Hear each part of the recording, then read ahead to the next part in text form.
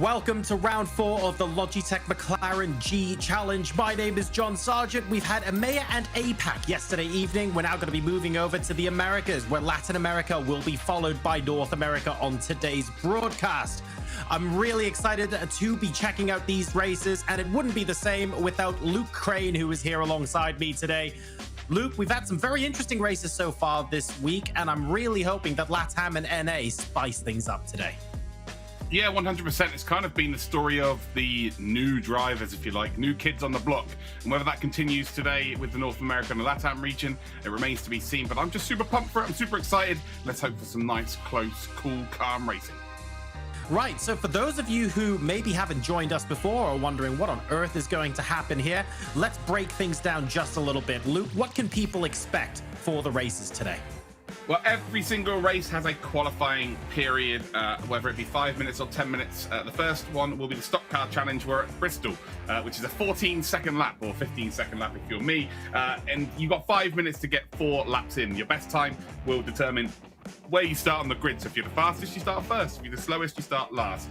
It's lone qualifying, which means they're out on circuit on their own. So there's no one else they're able to influence their lap in any shape or form. For the open wheel, it is lone qualifying for 10 minutes. They get the chance to put 4 laps in. The best lap, of course, starts them at the front end.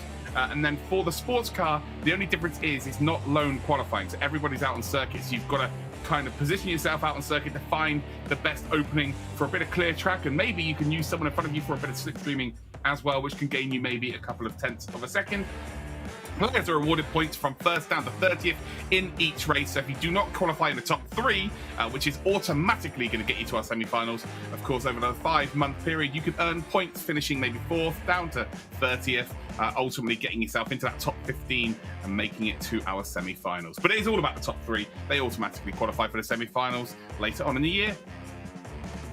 Exactly right, Luke, and you can compete too from the comfort of your home if you fancy. Here at the Logitech McLaren G Challenge, you've got the opportunity to qualify in your own time. I realize it's easier said than done, but all you have to do is be one of the top 30 drivers in your region to qualify for that particular track, and then you'll be invited to play in the monthly race, which is this one right here. If you accumulate enough points or finish in the top 3, you will be invited to the semi-final.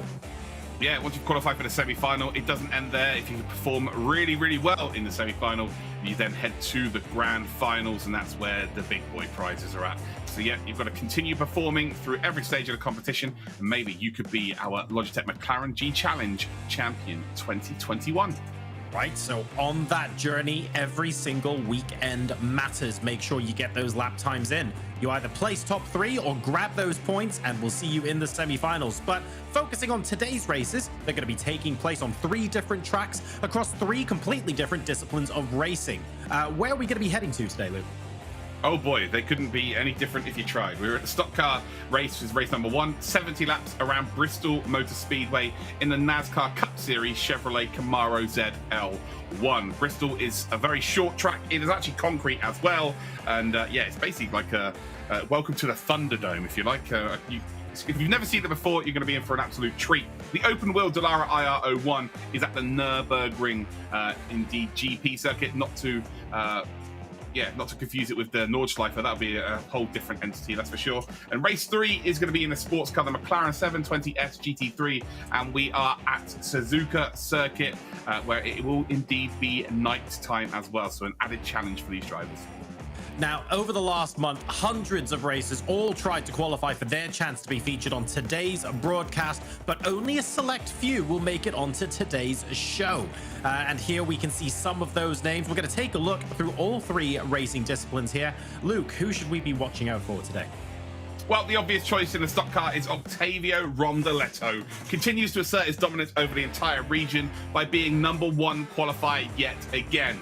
He has an 0.08 of a second advantage over fellow Argentine Lautaro Lamperti, which around a normal circuit is not really a big deal, but around a 14-second lap, that is a fair old margin. Lautaro making his G Challenge debut today as well, so could be a one-and-done passage to our semi-finals. Nahun Flores, Emmanuel Lopez join their fellow Argentine Rondeletto as already qualified for the semi-finals, but have re-qualified for this month's final alongside Brazilian Bruno Castro Alves. former global finalist Michael Velez, who made it to the Vegas finals in 2019. He makes it back once again. Can the Colombian book his tickets to the stock car semi-finals, as he's already done so in the open wheel challenge? We have one more brand new driver this month, and he is Brazilian driver Danilo Vaz. We are getting to the nitty-gritty now, so every position does indeed count. Moving on to the open wheel challenge. Gonzalo Perez was top of the timesheets this time round, a staggering half a second clear of everybody, so keep an eye out for Gonzalo. Second spot is occupied by one of the two new drivers from Brazil this month, Pedro Moura. He is joined by fourth seed Victor Miranda.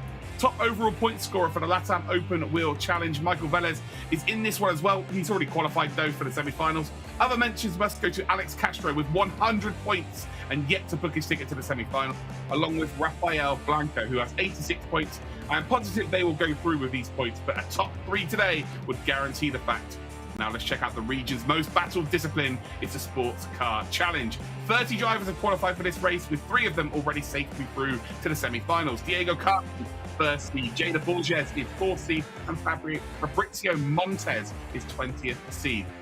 They all make it back for a shakedown at Suzuka. We have 9 entirely new drivers racing in today's monthly final, so this is as wide open as it gets. Can our featured driver, though, Renan Negrini, finally book a passage to the semi-finals? I feel like the field is probably the strongest we have had yet, so it is going to be a very tough ask indeed. Qualifying around this circuit on this game is going to be absolutely key. So there's your drivers. Oh, John, let's get involved with those races, shall we? Absolutely. We're going to start off moving into qualifying. We're going to be driving the NASCAR Cup Series Chevrolet Camaro ZL1. And the first thing you're going to notice, it's very, very concrete. It's very small. It's very loud. There's a lot of gray. But my God, a 14-second lap time. You think, oh, that's actually not very far. Well, it's still a full half mile. The speeds these guys are hitting is absolutely staggering. The tiniest mistake, as we saw in EMEA and APAC last night, can lead to some rather rough results. Yeah, for sure. And also we saw yesterday that the races with the more drivers in provides more opportunity for people outside of the top 3 to maybe catch up if the leaders get involved in any kind of shenanigans. So ultimately, it's great being fast and getting yourself at the front end, but the race is not necessarily all in your own hands around such a short circuit like this. If you're trying to figure out yourself how to get better, or if you just fancy maybe trying out the Bristol International Speedway for yourself, we put together a little bit of a video showcasing some of the more interesting aspects of the circuit. Let's take a look. Tennessee's Bristol Motor Speedway, billed as the world's fastest half mile, is one of the most popular NASCAR tracks in existence, and the venue of the Logitech McLaren G Challenge in October's stock car discipline. Let's get stuck in.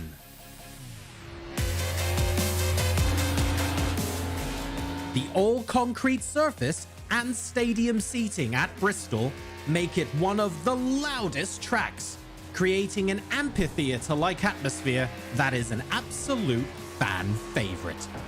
The banking makes the high line quite fast at Bristol, and combined with the short track, this can make it more difficult for drivers to pass. Qualifying performance and getting a good slot on the grid will be more important here.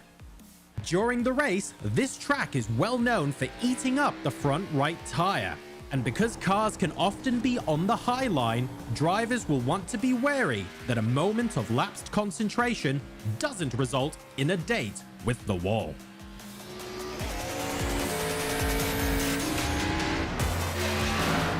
What are you waiting for? Visit LogitechGChallenge.com to enter and see you on track.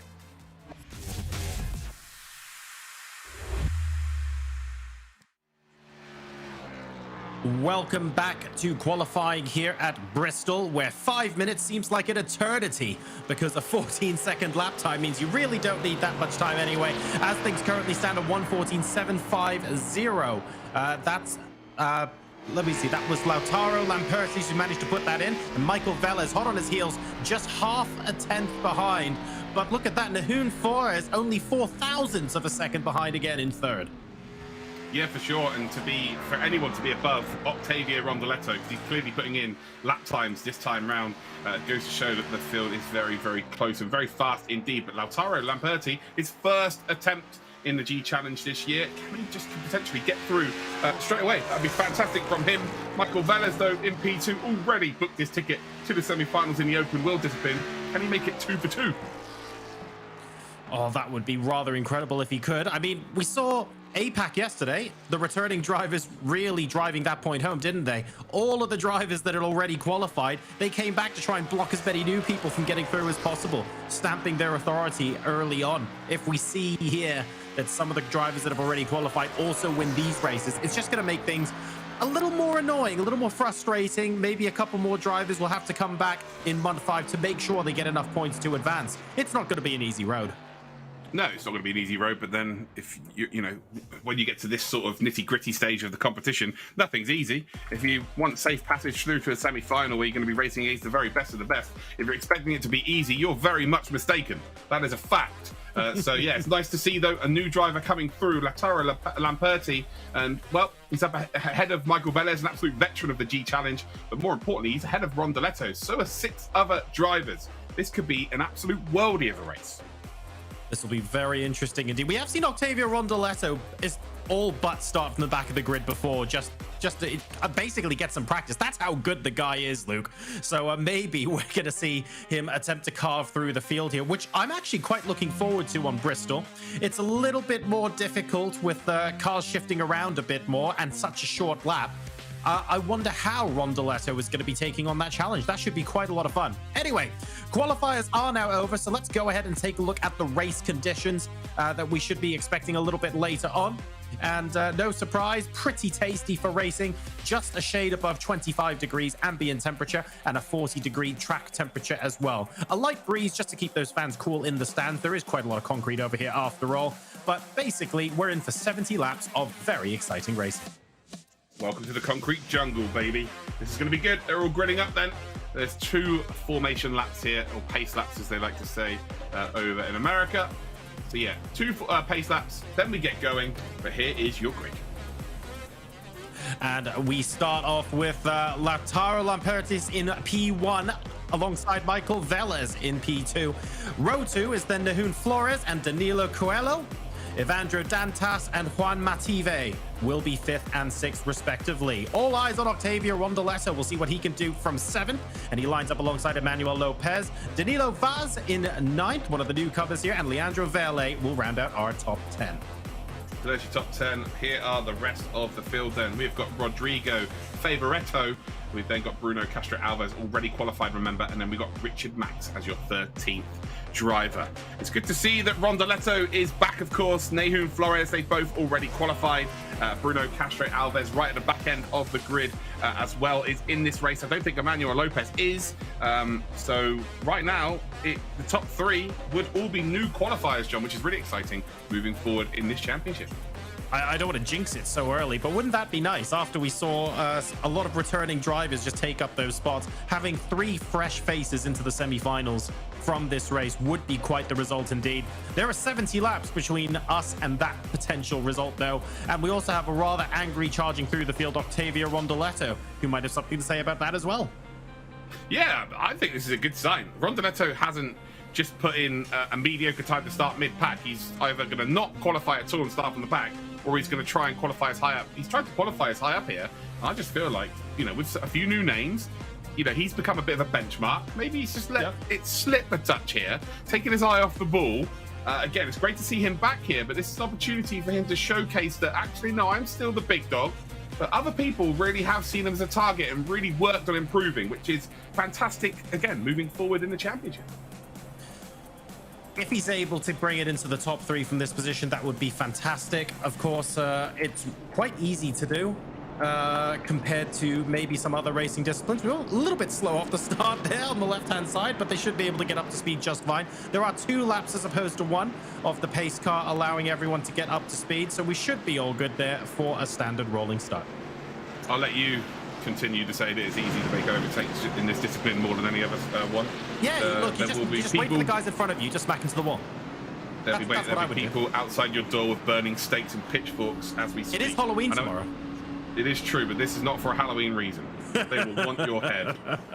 Should be interesting though. As you can see there, Favoretto is not on pole position. That will sort itself out once they do indeed cross the line. It is going to be Lautaro Lamperti that will take us away in the 188, which is super, super exciting. And Michael Velez then in that 219. His favourite number, always represented in the 219. His Discord has always got 219 in it as well. So yeah, he's always going to be representing his favourite number. Then my favourite number for racing is the 888. Nahum Flores will start in 3rd position. So whenever we do an endurance race, whenever we do an endurance race, we always use the 888 as our number, unless someone else chooses it before us. And if we do, we take them out. I mean, that's fair. I think once you take them out, you're allowed to inherit the 888. That's definitely how it works. Yeah, we try and scrape the number off the side of their car onto ours. That's kind of what I think it is. We're off with Greenlight Racing here in Bristol. It's the first race of the LATAM region monthly finals number 4. And we're here at Bristol on Lautaro Lamperti, as we've seen quite often in this discipline, specifically around this circuit.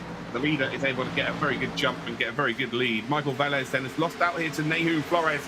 Flores in over racing with the pace car. P3 is actually sometimes a better position to be in than P2, because you can see the car in front of you, like in P1, directly go. So whereas in P2 you're kind of looking to your left opposed to looking straight forward. So sometimes P3 is actually a better position to be in, and it's proven to be the case here. As Nahum Flores is in P2. Everyone's got through nice and cleanly. I don't think anyone's been involved in any big one as of yet, as we're on board of Octavio Rondoletto, who has already made it up into P4, and well, it looks like he's going to try and put on a bit of a show for us. Danilo Coelho is on the tailpipe of Ottavio Rondoletto, but really just following him through at the moment. Starting P7, already up to P4 by lap 4.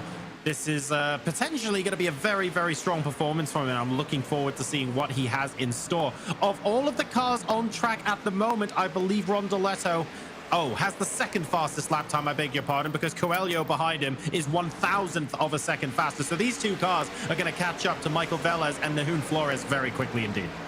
Yeah, it's all about really just sitting in behind now and just force a mistake. We saw it yesterday, where if you could take some different lines in behind another driver and force them to go very tight on entry into a corner, ultimately they're going to end up potentially driving into a wall next to it. Although Rondoletto had an absolute flyer there around the final corner, was closing up at a rate of knots, but ran out straight to work with. But yeah, he definitely looks a little bit faster than Michael Velez here. Velez, of course, looking to book himself that ticket into the semi-finals for a 2nd discipline, which is very rare. We're only going to have a few people that are managing to do that. But yeah, he's looking to do so. But while these are battling for position, and while Michael Velez is looking in his rearview mirror, it's giving Nahum Flores the opportunity to drive away here. So Lautaro Lamperti and Nahum Flores, they're looking very, very good here to book their tickets to the semi-finals very early on in this race. That would be rather delightful for them indeed. Remember as well, Bristol is reasonably well known for crunching up those tires like nobody's business. So the harder you go at the early portion of this race, everyone's going to get tire drop off, right? Everyone's going to be struggling. But the more you scrub now, the more likely it is going into the middle stages of the race. You're going to have to be coping with changing conditions a little bit faster than some of the other cars around you. I tell you what, yeah, I would worry about that for the time being. Rondoletto is trying to square Michael Velez up here, and the plan is working perfectly. Look at him trying to find a little gap around the outside, and now the top side is the faster line here around the final part of this circuit. He's got it done. That's brilliant. He set it up 5 laps ago. He continued to go high side on the exit of the final corner and kept forcing Michael Velez to be low side, and ultimately got the job done. But again, it's not a case of you make an overtake using one corner like you would in road. You've got to set a driver up. You've got to force them to continually make mistakes and then open yourself up. It looks like oh no, there's a back marker. Sorry there, Richard Max then is going to be there's a big one. That is a very, very big one here. The number 90 car looks like he's facing the wrong way. That's Juan Mativ. Looks like Danilo Vaz may be involved in that as well. And with it being such a short circuit, the leaders are going to catch that very, very quickly indeed. You can see the smoke there as a couple of cars are down low. The number 19 is being lapped. So Richard Max is being lapped now by Michael Velez. And this is what can happen here. The leaders have got to be wary that there will be incidents around this circuit. Michael Velez looking like he actually negotiated most of that traffic rather well, to be fair. Not 100% sure whether he got caught up in that earlier on. We do have a Quantum Pay replay of that crash and everything that went on there. We're going to have to pick this apart bit by bit, Luke, because quite a lot went on and several cars were involved. Absolutely. So Juan Mativ was mainly the driver involved there. So still just checking out Michael Velez here. He was just, here we go. So Juan Mativ goes down low here. And does he just, yeah, he runs up into the 23, just runs up high. Basically, he's just carrying too much speed there, carrying far too much speed, and ultimately causes a big one. There's sort of 5 or 6 cars involved in it, unfortunately. It looks like we've seen netcode work unfavorably for a driver this weekend twice, actually. But we've just seen it work very favorably as a car just ghosted through, ultimately. That's not supposed to happen. Sometimes it works in your favor. The netcode gods did there that time. You can see Nahum Flores now being caught here by Rondoletto as we're on board then with Michael Velez, although there we go, back on board with Rondoletto. I tell you what, the observers have been absolutely on their game this weekend.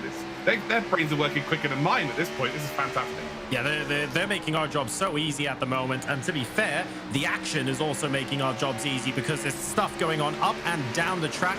Rondoletto maybe giving Flores just the tiniest bit of a tap as he shifts out to the right-hand side. And you were also absolutely correct before. The netcode gods did smile favorably on one particular car, Luke, and I believe that was Leandro Vela, who is currently running in P7. It was correct. Yeah, it wasn't Rondoletto. He's the only other blue car, so spot on there.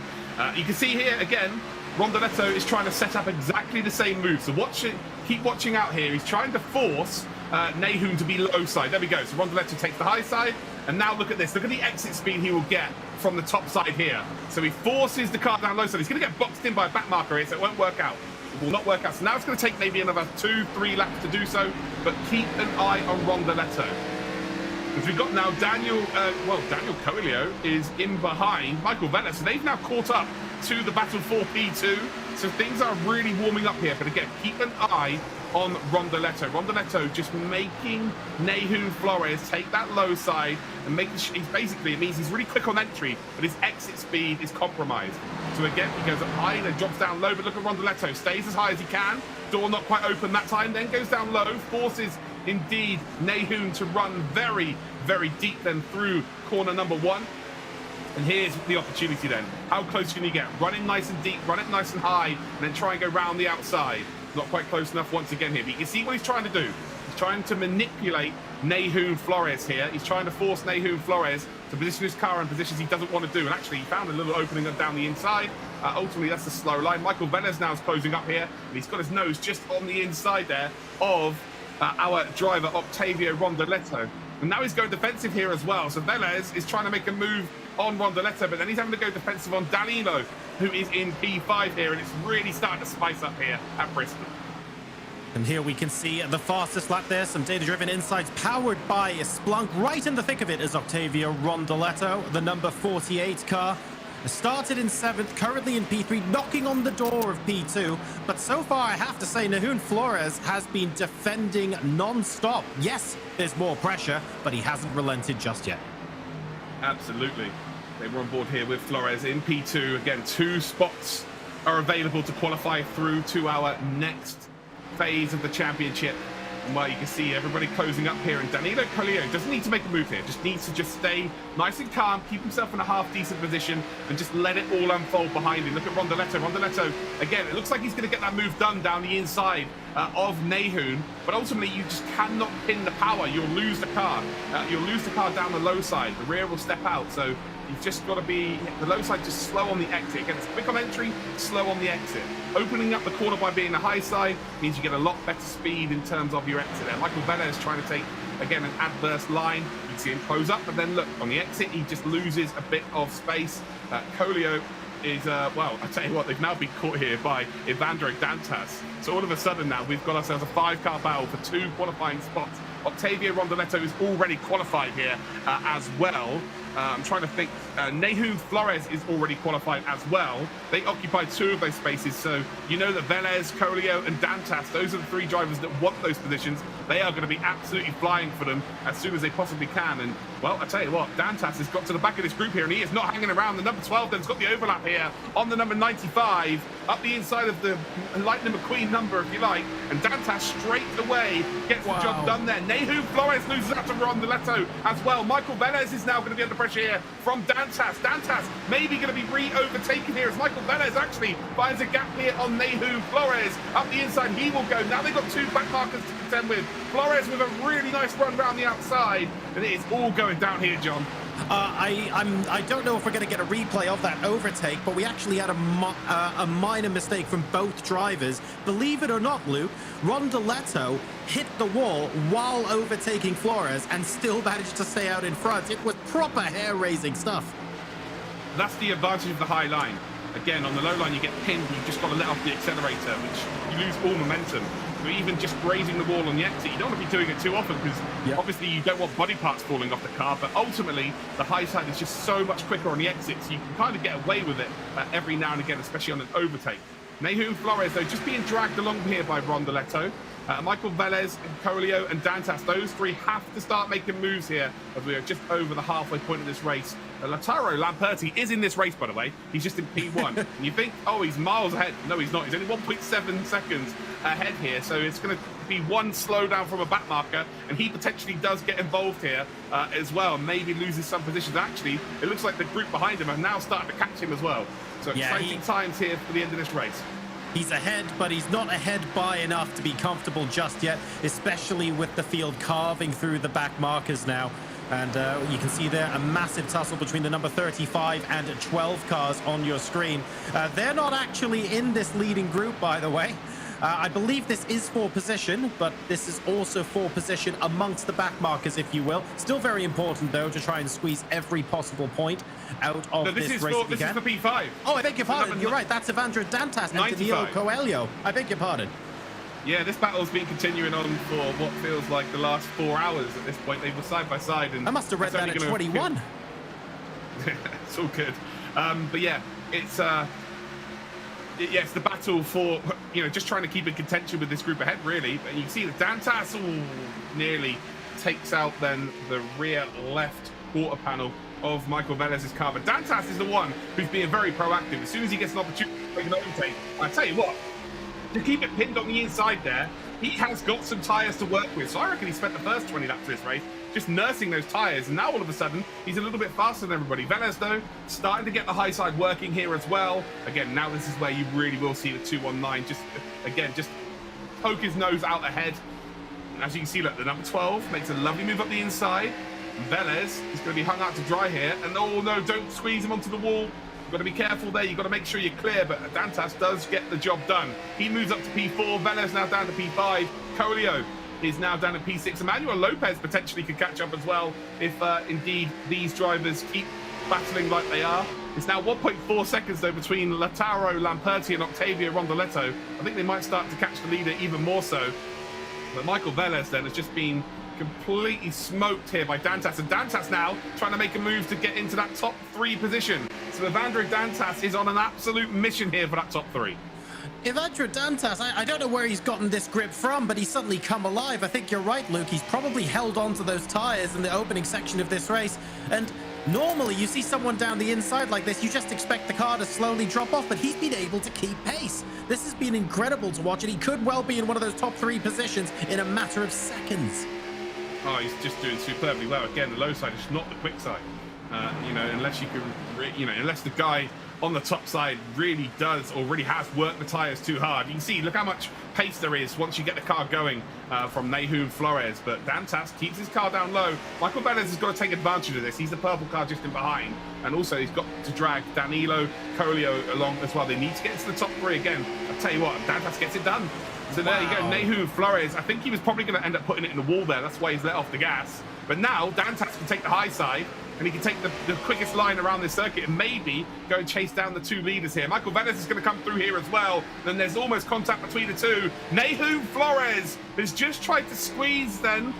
He's tried to squeeze Velez down onto the apron, or not onto the apron, but close to the apron. And ultimately, he wasn't able to keep his line. He runs up high side, hits the wall. Now he's under pressure from Colio, but they've now dropped away from the pack here. And as it stands then, Lamperti and Evandro Dantas, those 2 are going to be qualifying for the next stage of this competition. Octavio Rondoletto from P7 on the grid just wants to go out there and show everybody he can win races still.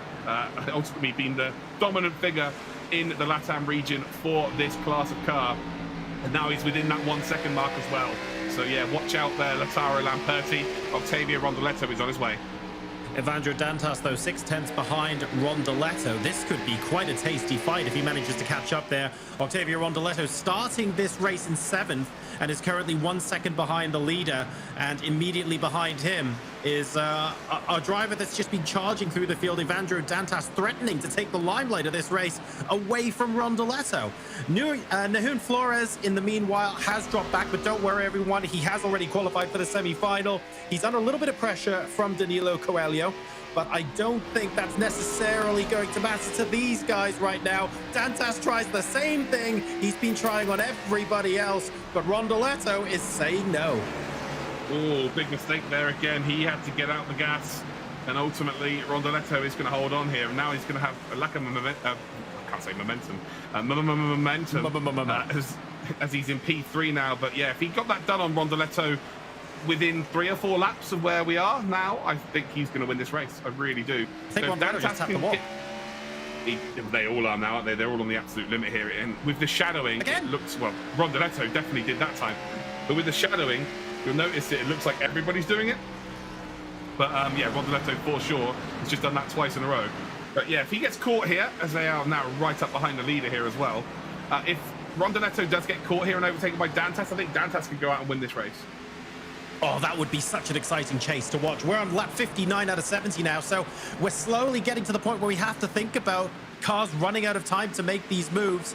Lautaro Lamperti out in front at the moment. Rondoletto basically on his tailgate right now. And then we've got Evandro Dantas trying, after that earlier mistake, to make it all the way back up. I think he'll make it up to the end of this tail of cars, but the question is, can he get any moves done? Yeah, trouble is, you know, 10 laps seems... Oh, he's struggling. No, yeah, Rondoletto is in very much struggle bus territory. He's like driving a bus here as well. And this is only really going to play... I think they both are. I think Lautaro is very much in real trouble here. I think his tyres have completely gone off here. Dantas has saved something for the end of this race. Dantas now becomes the favourite. And I think it might be like taking candy from a baby at this stage of the race. But is that Michael Velez just in behind them? I haven't got the official timing there. But has Michael Velez been able to catch up to the back of this pack? Is it now a 4-way battle for the lead? Rondoletto has made that mistake again into the wall. Up the inside then is Dantas. Now Michael Velez is not onto the back of this pack actually.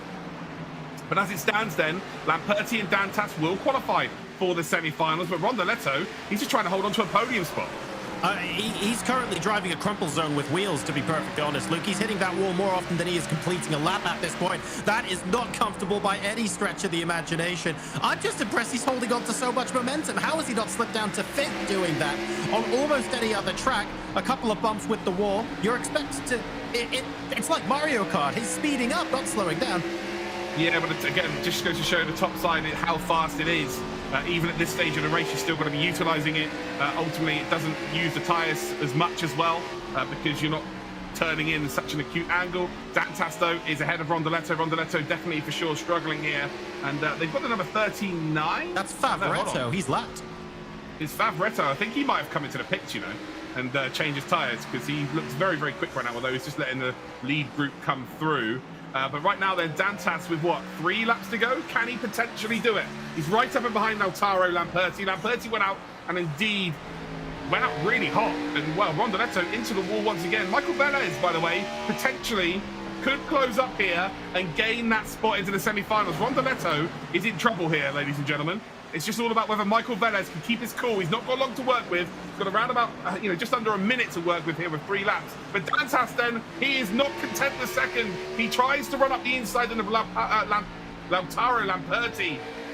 But as it stands, then, the Argentinian of Lamperti does hold on. Topside still king. 2 laps to go. With Evandro Dantas still trying to find that gap. He has gone pretty much through the whole pack during this race. He went out very timidly earlier on to save the tyres, and it looks like it's going to pay off here as his nose just about goes ahead. And well, it's going to come down to the final lap here. 2 corners to go. And can Dantas potentially take the whole field on and win? He's gone very slow there on the inside. He's trying to keep his foot in. And while the high side should be the fastest side, and they are going to be side by side. It is going to be a drag race here, almost sideways by Dantas there. But it is going to be Lautaro Lamperti who does take the victory. He did indeed play it to perfection with maybe thousandths of a second to play with. Rondoletto does hold on to that podium spot. And that means that Michael Velez is going to have to come back next month to try and get that automatic top 3. But I feel like he may have already got the points in terms of qualifying for the semi-finals. But new driver, the Argentinian Lautaro Lamperti, welcome to the G Challenge and welcome to the semi-finals.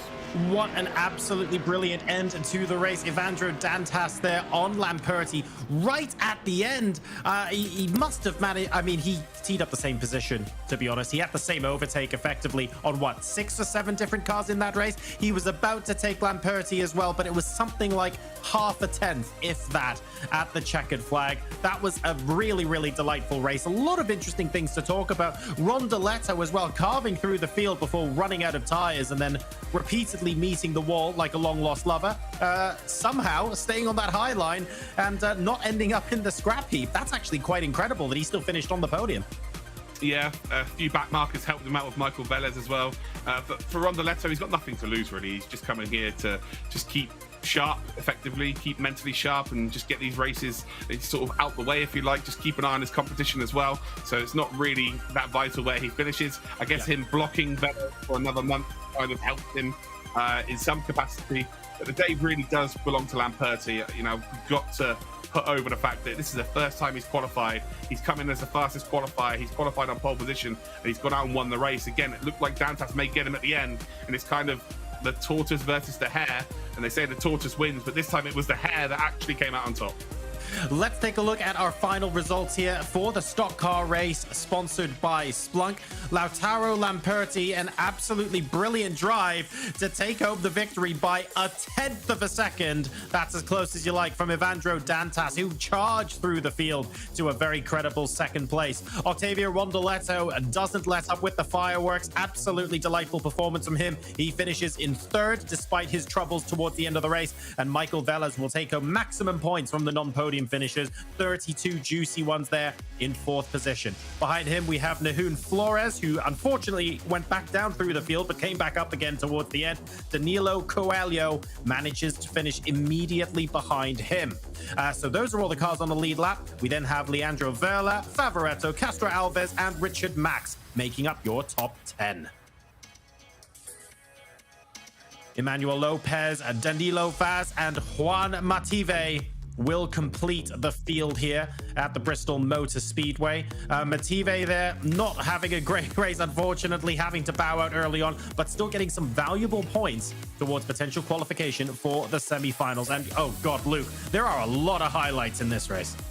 Yeah, whoever's in charge of sorting out all the highlights, congratulations. That must have been the hardest job we've had so far during the season. But again, try and pinpoint, 5 or 6 highlights in a race that was full of about 50 of them. Crazy stuff. This battle, 5 cars battling for second position, was absolutely mind-blowing there. And Rondoletto, actually, you can see there, the contact between Rondoletto and Nahum Flores. There's the overtake happened. I think Flores in the end. So you can see here, there's contact between the two.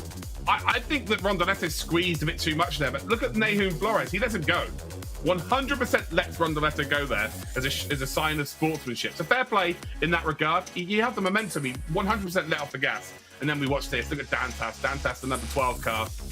Again, apart from Lamperti, who went out and won this race, he was the star of the show. An absolute privilege to get to watch him race today, coming through the pack like a knife through butter. It was beautiful to see. And wow, we see there Michael Velez and Nahum Flores having a little bit of netcode there, unfortunately. Didn't look like there was any particular contact.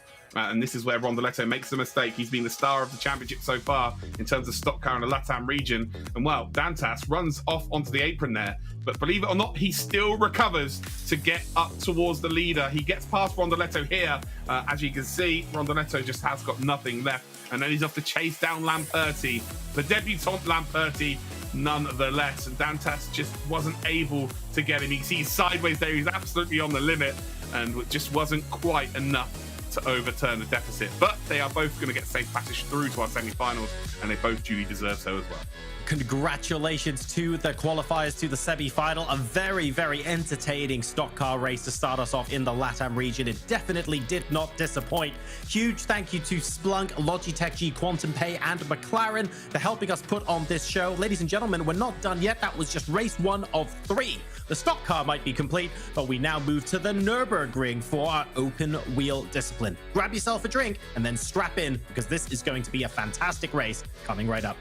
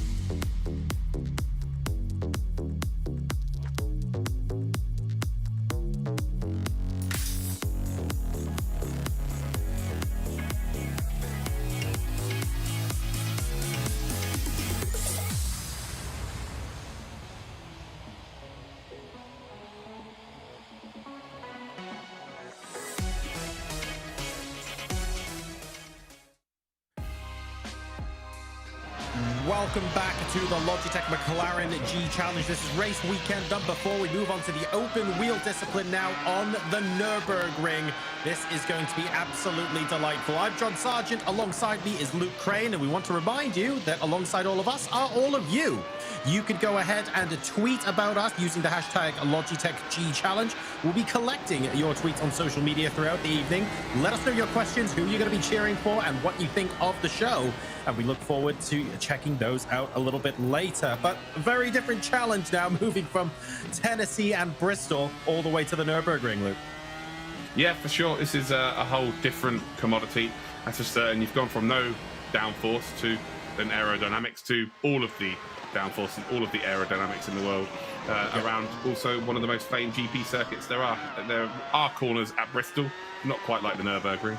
Again, we're not at the Green Hell, we're not at the Nordschleife, but we are on the GP variant here. Again, a very technical circuit, probably the most technical circuit we have this weekend. But these cars, makes absolute mincemeat of any circuit. They are that fast. Should be an interesting watch though, John, that's for sure. It absolutely should. And if you want to maybe shave a couple of tenths off your lap time at the Nürburgring, or really just have an excuse to check out some of the cars going around in all of their glory, then look no further. We prepared a little video for you to watch that we went ahead and recorded earlier. Have a look. The Nürburgring, home of the Nordschleife, the Green Hell. This historic Grand Prix circuit will be our open wheel battleground for the Logitech McLaren G Challenge this month. Let's get stuck into the lap. The downhill braking zone into turn 1 can catch drivers out, especially in racing conditions where your focus is partly on other cars. Running wide can cost valuable places in a tight race, so make sure you don't misjudge your braking point and get a good line into the infield.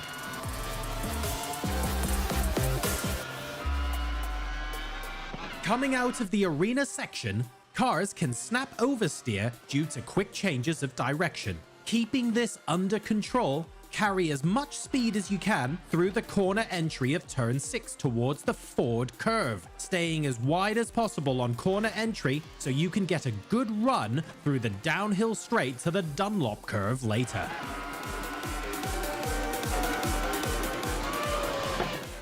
The uphill braking zone into the Vidal chicane later in the lap lets you steal a slightly later braking point, but don't be too greedy. The curbs on this corner can punish cars and lap times heavily, so a poorly judged line or braking point will compound your mistake through to the final corner.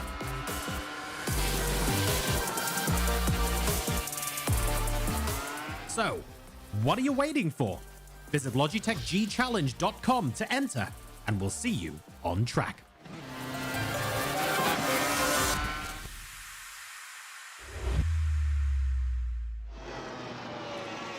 Just under 6 minutes left now in this qualifying session.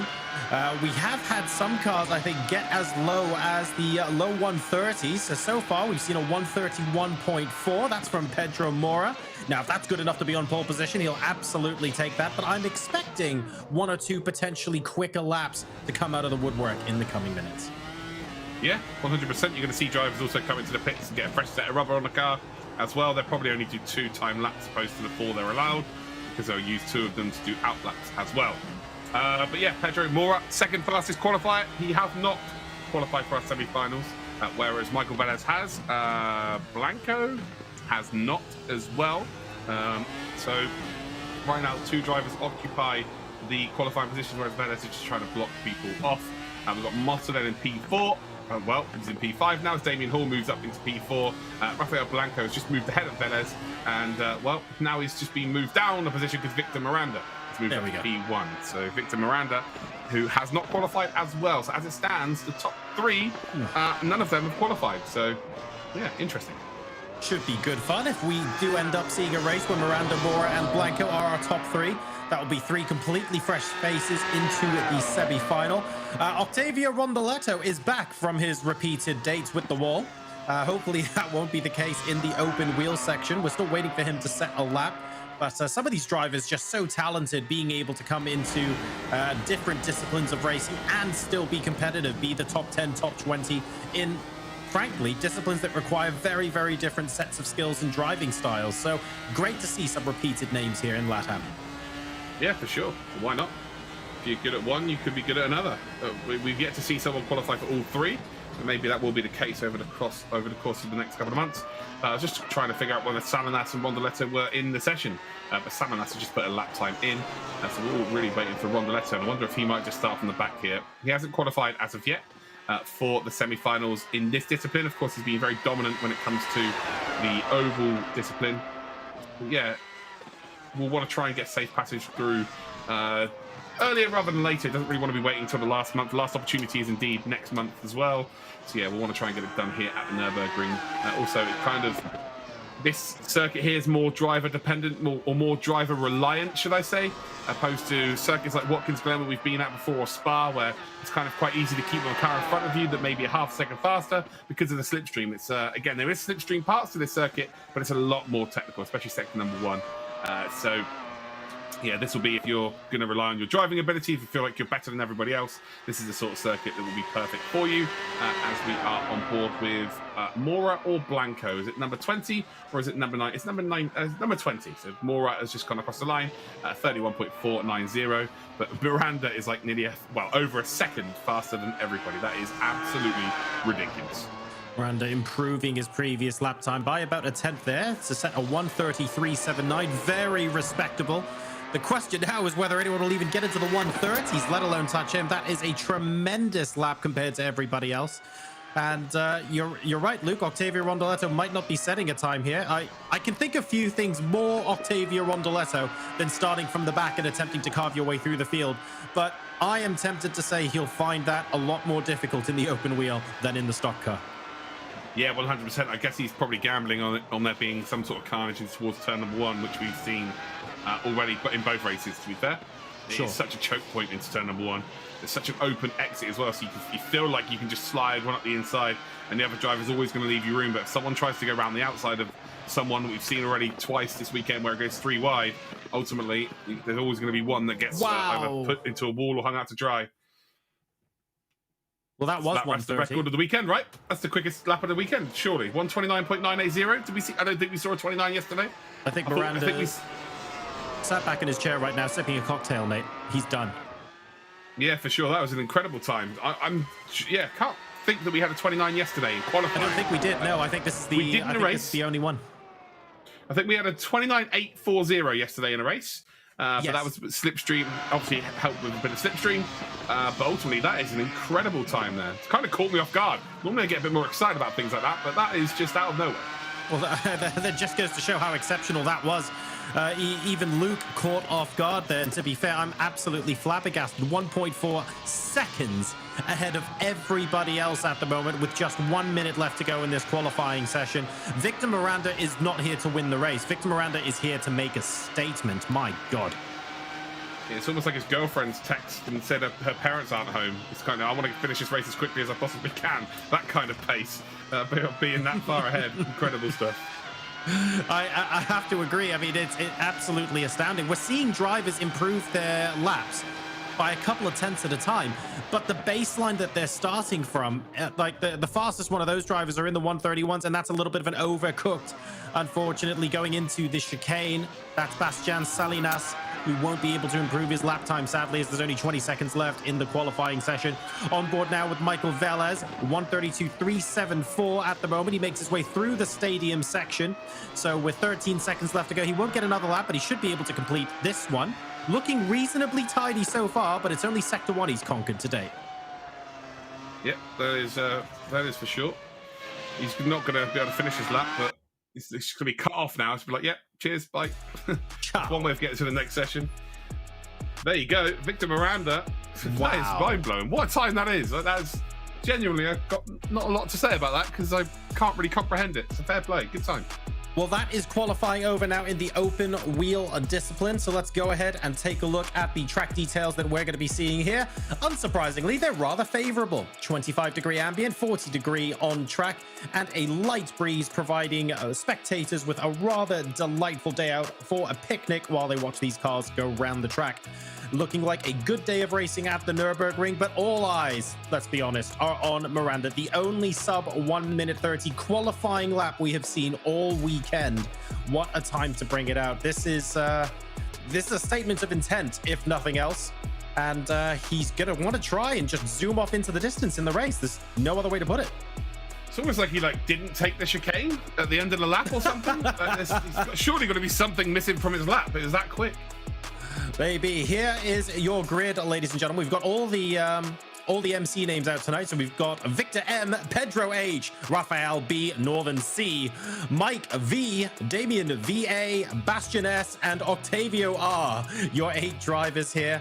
I've also got half an eye on Rondoletto. I do want to see if he's going to be able to make a feisty carve through the field, which I'm very tempted to say is almost Rondoletto's style. Every single race we see him in, that seems to be his preferred. It's almost like he's averse to being on pole. He can't win a race unless he passes 12,000 cars along the way, but he manages to find a way to do it. Yeah, absolutely. He's a superb talent. Also, I want to congratulate you, John. We did set you a challenge of learning the alphabet between last month and this month. And you successfully have done that, so well done. Woohoo! Next, we're going to do numbers. Oh, back to Kumon. So yeah, 8 drivers, not that many, but ultimately we've got 8 very good drivers. So this could provide a very entertaining race. We've got one of the faster drivers in the region in terms of stock car, right at the back of the grid. Did not set a lap time, so he probably feels he's got the pace to go through the pack. Are we going to see a nice clean turn number 1? Remains to be seen, but all in all, pretty excited for this one. I think the main questions I have are, where's Rondoletto going to be halfway through the race? And where's Miranda going to be halfway through the race? Are we going to see him more than 7 seconds ahead of the nearest competition? This is going to be absolutely insane. If there's anywhere, though, to catch Miranda, it will be off the start line. You have to really keep your eye on the ball here. Absolutely. Here we go. You can see you can hear the engines going, and well, it looks like everybody on the left has got a good start, and everyone on the right they're trying to get started in treacle. Anyway, down towards turn number 1 we go, and Victor Miranda takes a load of curb on the entry there and gets through nicely. Michael Velez has already moved up into the top 3 after qualifying in 5th position. Are we finally going to see a bit of luck with Damien Hall? He has been so unfortunate. I don't think he's actually finished a race as of yet, ultimately. But he was in P6 to start off with in this race, and I think he is still in P6, actually. Octavio Rondoletto, watch out for the yellow car. Where is he? Oh, okay, so he's not in the top 6 here. Looks like there might have been a coming together at the back end here. It might now already be a 6-car race, but everyone else got through nice and cleanly. The leaders, especially if you're on the left-hand side of the circuit, they got a very good start. They did indeed, and you immediately had, I think it was it? I want to say it was Blanco in P2, dropped down to P4 or P5 early on and is now fighting his way back. But either way, that's Michael Velez now in P3, trying to look for, it was either Mora or Blanco, I forget which, but a really poor start from one of them on the right-hand side of the grid. Michael Velez taking beautiful advantage of it. It's everybody on the right-hand side of the grid. None of them got off. It was everybody on the left-hand side just got, gained at least one position. Michael Velez there trying to make a move early in this race here on Mora. Mora runs a little bit wide. Ultimately, the door wasn't open wide enough for Velez. And Velez then is going to get, caught on the apex here. He might actually now end up being under pressure here from Rafael Blanco. So Blanco, so Blanco going to try and get ahead of Velez. Hopefully the timing screen will sort itself out. Now they're indeed through the line, but it is Miranda that leads here. And Velez goes up. Nice move there, actually. Blanco did help him by running wide, but Velez moves up to P2. So at the moment, Victor Miranda currently in the next postcode along on lap number 2, by the way. He's absolutely not giving anyone anything to latch onto here. We then have Rafael Blanco down to P3 because Michael Velez, after qualifying in P5, is now up to 2nd position, having a very, very good race indeed. Further behind, we're not 100% sure exactly what's going on with the back of the field. I'm still looking out for the yellow car, and I don't think I can see it. I think that's Damien Hall in the back of the screens, not Octavio Rondoletto. So I think you're right, Luke. There might have been an incident on the grid at the beginning. Yeah, I don't even think that's Rondoletto at the back end of the pack either. I think that might be Bastian Salama. So I don't think Rondoletto... we didn't see him, did we? I don't think he was ever... I think he might have joined us or accepted the invite, but I don't think we ever actually saw him in the session. Interesting. I thought I'm not sure. He was definitely in the... I feel like he was in the qualifying. Oh, no, there he is. So he's there Oh, somewhere. okay. God, I wish I know what actually happens, because I was about to say, I think I saw 8 cars lining up on the grid. Oh my God. Well, if that's anything to go by, I think I know exactly what's going on with him. He's taken, he started the open wheel where he left off in stock car. He's sort of magnetically attracted to every other bit of wall. He loves a challenge, doesn't he?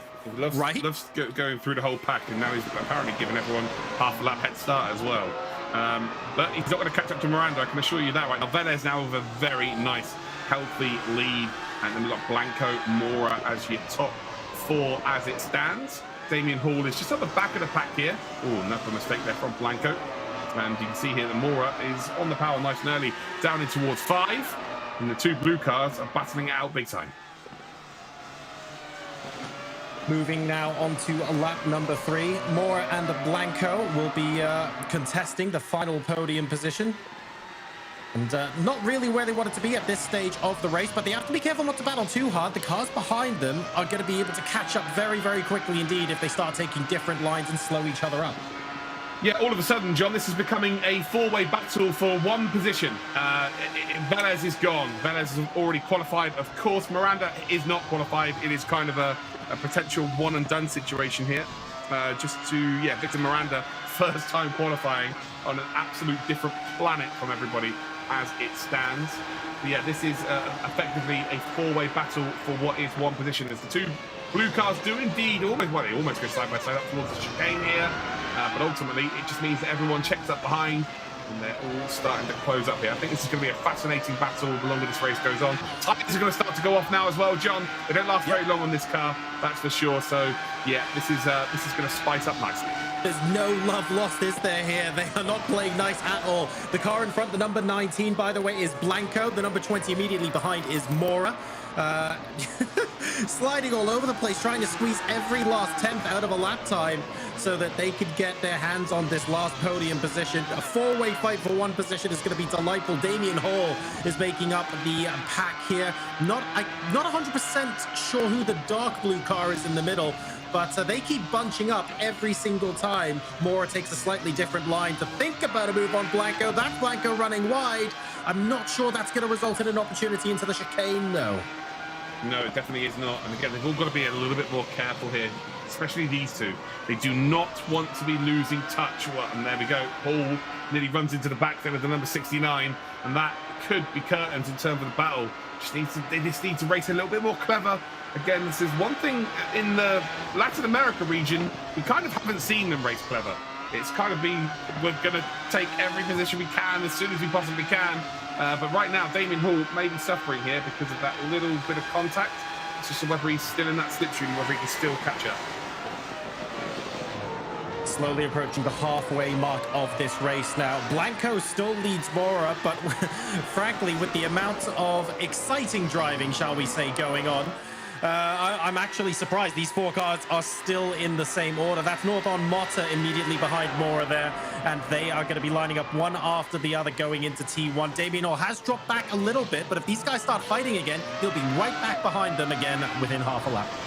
Yeah, 100%. He's going to be, in behind them, waiting with bated breath, just thinking, oh, please, please, please, can you just battle? And there's a mistake there made by Blanco.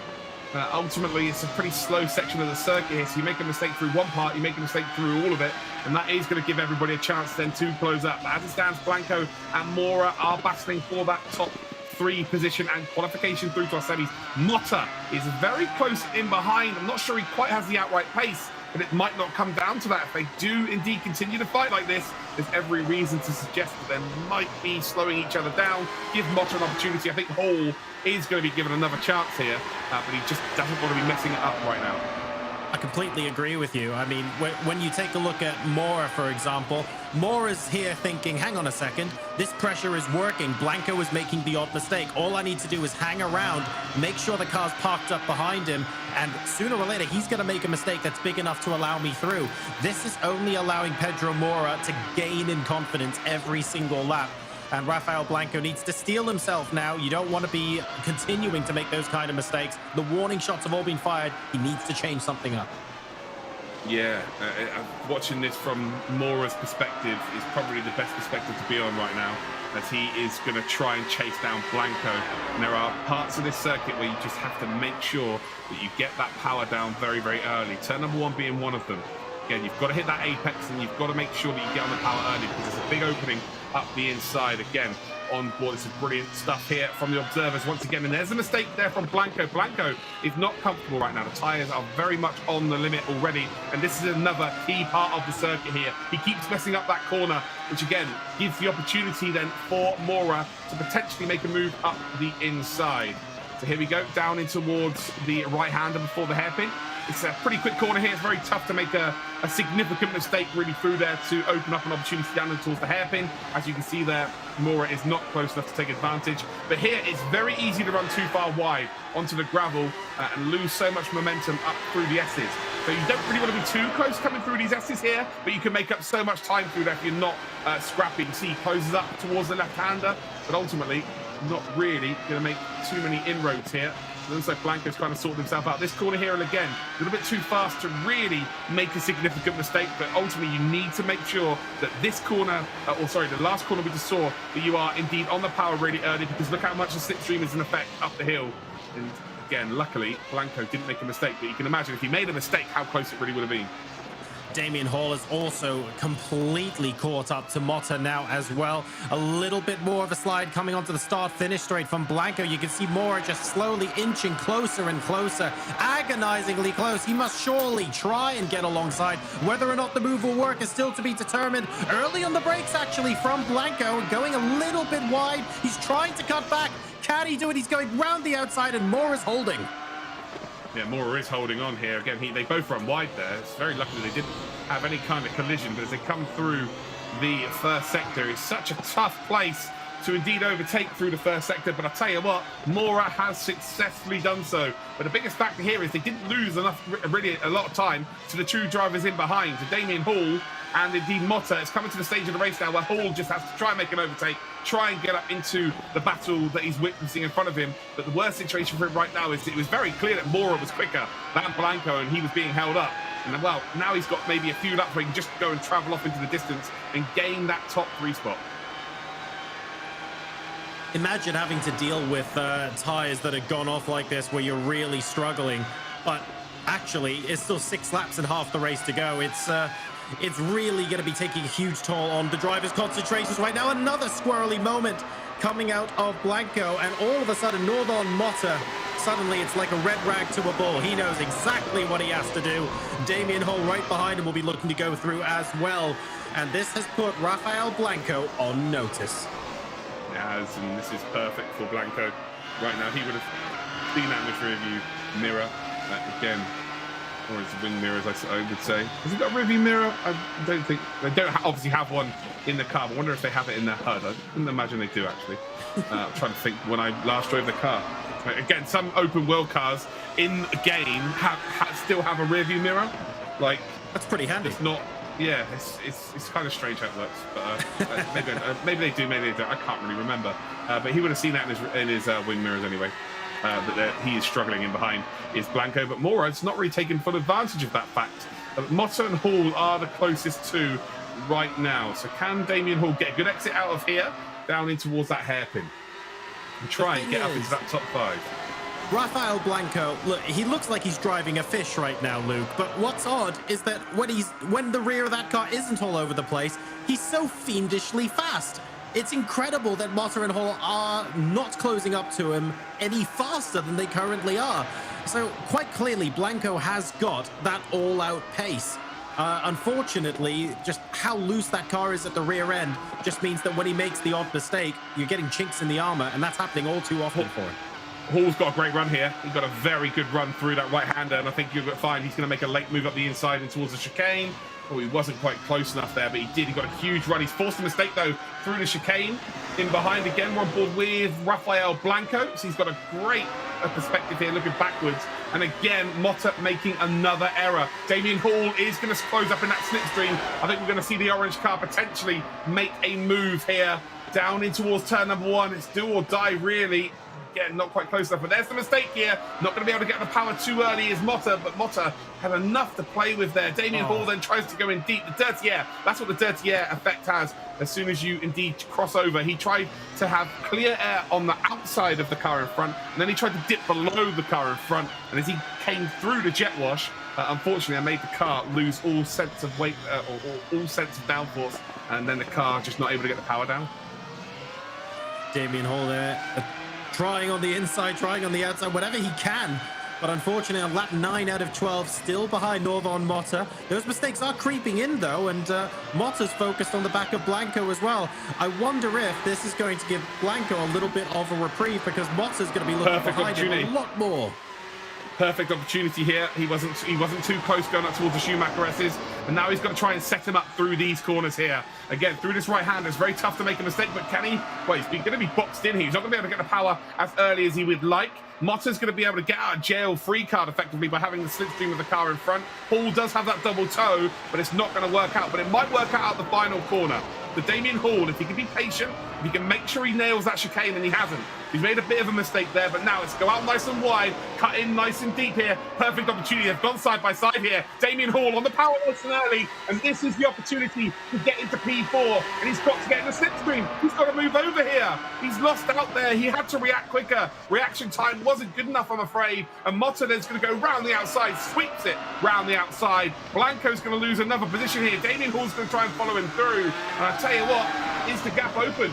Not sure it is, but these two again going side by side is going to give Damien Hall that opportunity. But how many golden tickets can you give him? How many tickets can you give him? Oh no! There's contact between him and Blanco. And for a meantime, his wheel fell off, but I think he's all good. But that is not going to be good for the front wing. He's finally got the overtake, but it's not how he would have wanted to have get it done. And there's the mistake. Yeah, he's lost all downforce now. That is potentially raised over a small bit of damage on these cars, especially on the front wing. And you are toast, unfortunately. So this is great news for Mora, who's currently in P3.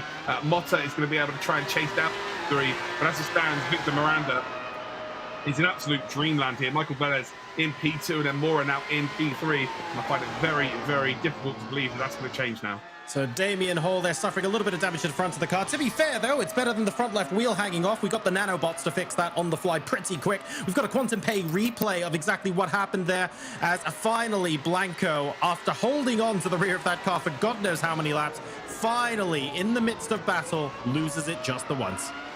So there you go. He made him a little bit of a mistake, and then he goes through that right hand, very acute angle, which means that you've got to try and get the car rotated, but also try and maintain your speed. And then the wheels, because you're turning at such an angle, your rear wheels just start lighting up, start spinning faster than the car is actually going. And then the rear becomes like a happy dog and wants to chase its tail, and just spins all the way around. And unfortunately, Damien Hall was too close there to avoid it.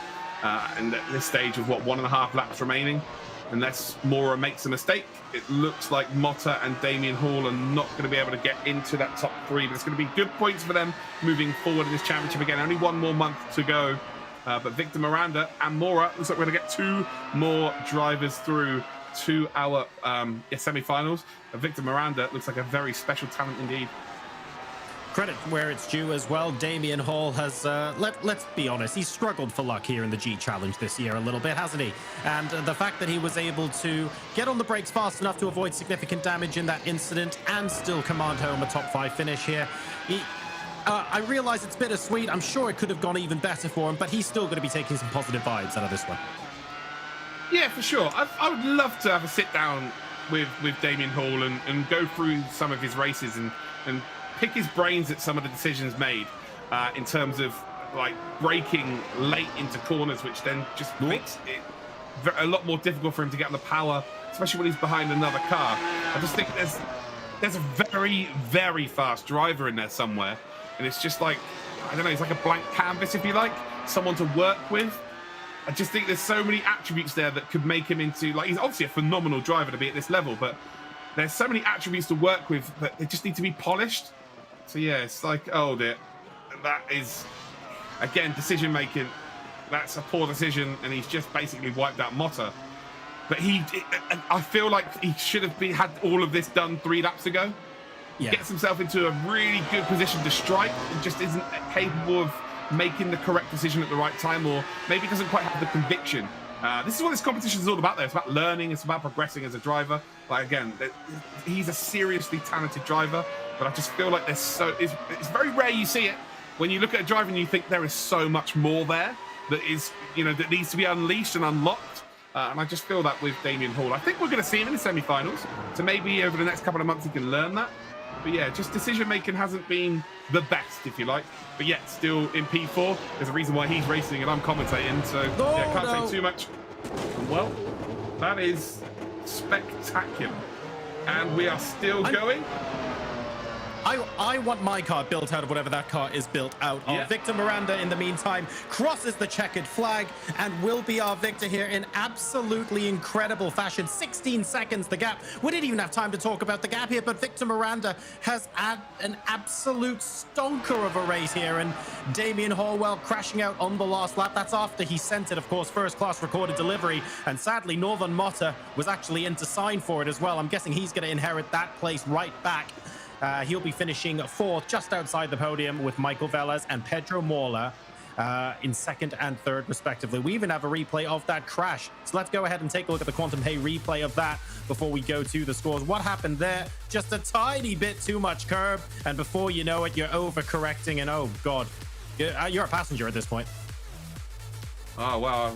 It looks like we've got a new Tony Hawk Pro Skater coming out here. This is like the demo for it. But this is absolutely ridiculous. That's 20,000 points on that trick. Yeah, more than that. You got a 7,000 times combo. Lands it on all four wheels as well. And, well, with a little bit of a curb grind at the end there as well. Perfect dismount. Unfortunate. Wasn't really in a position to qualify outright anyway. But that is probably one of the most spectacular crashes I have ever seen.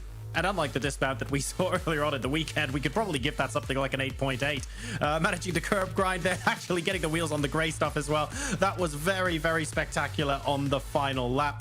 What an entertaining open wheel race. We might not have a full grid of 30 drivers or anything like that, but who says that's even required? Stock car, amazing, open wheel, full of action. I've got no idea what to expect next, and the sports car is going to be very, very competitive indeed. Let's take a look now at the final results powered by Splunk. Here are, oh no, beg your pardon, we're just going to get those in a moment. The sports car discipline coming up, Luke, is going to be amazing, but right now it's all about the open wheel. From lap 1 to all the way through to the final lap, we had action up and down the field. Yeah, you were talking about, only having 8 drivers. I don't think it matters if we had 80 drivers. No one was keeping up with Miranda today. Like, that is the quickest driver we've seen with this car, which is absolutely ridiculous because some of the very fastest drivers, not only in this competition, but the world, who are actually racing in the World Championships with the Dallara car, are from North America and EMEA. They are in the competition. They've already qualified for the semi-finals, and then to have someone come in and be the fastest this weekend from the LATAM region, they should be very, very excited by that representative. They should indeed. We now have, of course, the final results of the open wheel race. Let's go ahead and take a look at those for you. An absolutely delightful victory there for Victor Miranda, and we'll be seeing him in the semi-finals. Michael Velez, though, managing to carve his way up the field to a very credible second position. Already qualified, of course, but grabbing another podium. And then Pedro Mora in third, with Northern Motta right behind him, and Rafael Blanco inheriting that 5th spot. Bastian Salinas also making it through, with Damien Hall officially classified in 7th place, and Octavio Rondoletto in 8th. So he did start the race, but sadly didn't last that long. And here are some of the highlights from that race. Great start, I have to say. That was possibly the one place where someone might have tried to get the jump on Miranda. He gave no one the opportunity. Yeah, well, everyone on the left-hand side of the grid decided to start, whereas everyone on the right-hand side of the grid were like, now we'll give you a head start down towards turn number 1. It was very strange there. But yeah, this was, it very quickly formed into a battle for P2. Then it very quickly formed into a battle for P3. And then, well, we see this. This is where Damien Hall was. That really is there where he needs to have a bit more conviction. He had to have got the overtake done in sector number 1 of that lap, and he didn't. So he lost a mistake. He lost time to these two, who then went side by side. And this is where Hall should be with them, right in behind them here, really, based on his ability, I would say. These two then battled out, and there was the mistake from Mora after Blanco had indeed got the overtake done.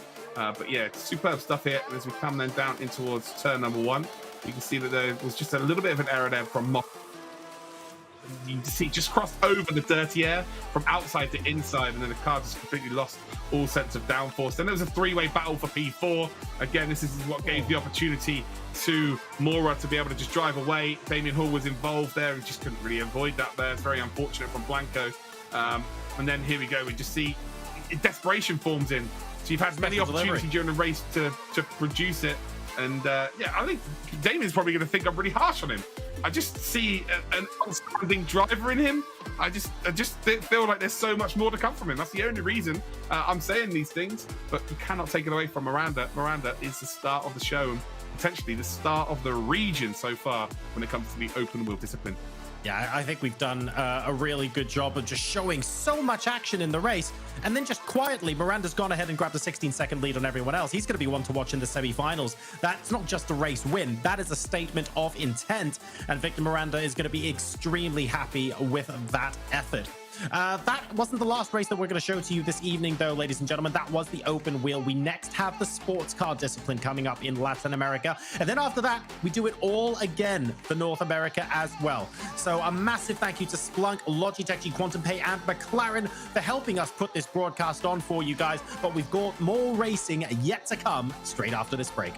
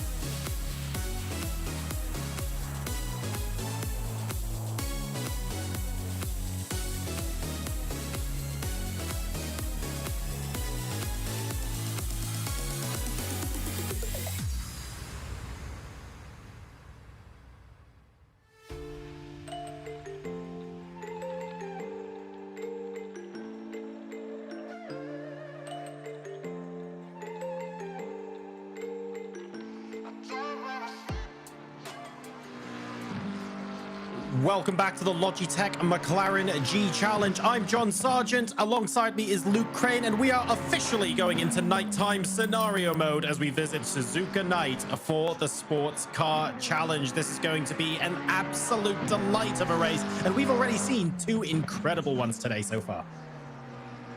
Absolutely. Love a bit of nighttime scenario mode. It's almost like we need to get some night vision goggles at 35. And how old are you, John? You 35 as well? A similar age, I'm a right? month older than you, mate. It's not hard to remember. I did. I always forget that. We're together at the hip, my friend. I was calling you Gary earlier on this weekend, so I can't even remember your name. I respond to most things. Don't worry about it. You've got no choice. Rubelar then, new name.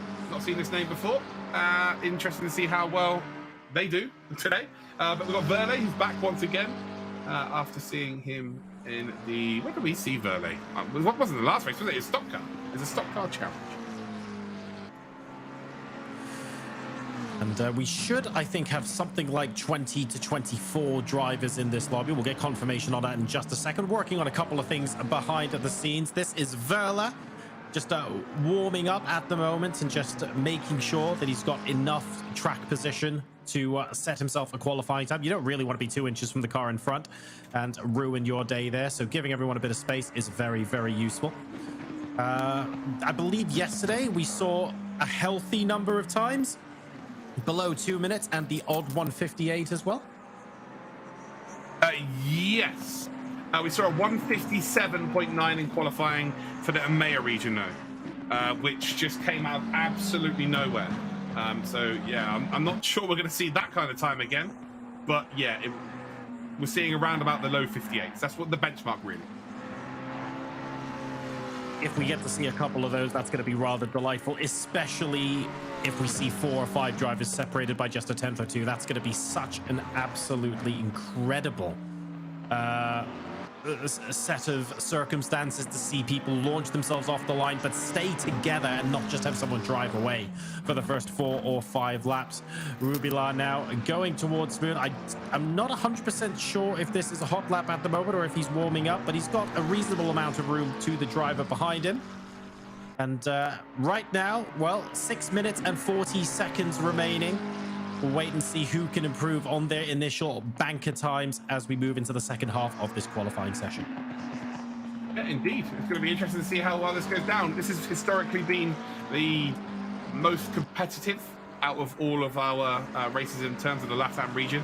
But they've got some going to beat the 2 races we've already had, John, especially the stock car. That's come out of nowhere. And I'm still, like, got a smile from ear to ear from that one. So hopefully we're going to follow up nicely with this as well. Fingers crossed, that would be lovely. Rubilar currently on pole in the provisional leaderboard here. Not 100% sure exactly how far in front of the other drivers he is. You've got 2 drivers immediately on track behind him. Also quite easy to get distracted, frankly, on Suzuka night. It's just beautiful. I really, really love coming here and watching these races. It's gorgeous, but presumably for the drivers, they don't care. They just want to get racing. They don't mind what time of day it is, with the possible exception of it a cooler track temperature, maybe going easier on their tires. Yeah, 100%. Ayrton Stefano, who we've had the father and son duo so far. Stefano not here this weekend, but Ayrton Stefano is here and takes provisional pole, 58.9, expecting himself to go faster than that. There's probably going to be a few other people, especially someone like Kargnin, who has been very, very quick over the course of the G Challenge thus far. He actually did a 59.0 in terms of his qualifying time to get to this stage, but it does tend to be around about half a second faster in terms, yeah, so he's still be about half a second faster when they come into the qualifying session. Reason being, the track's rubbered in. There's more cars putting rubber down on the circuit.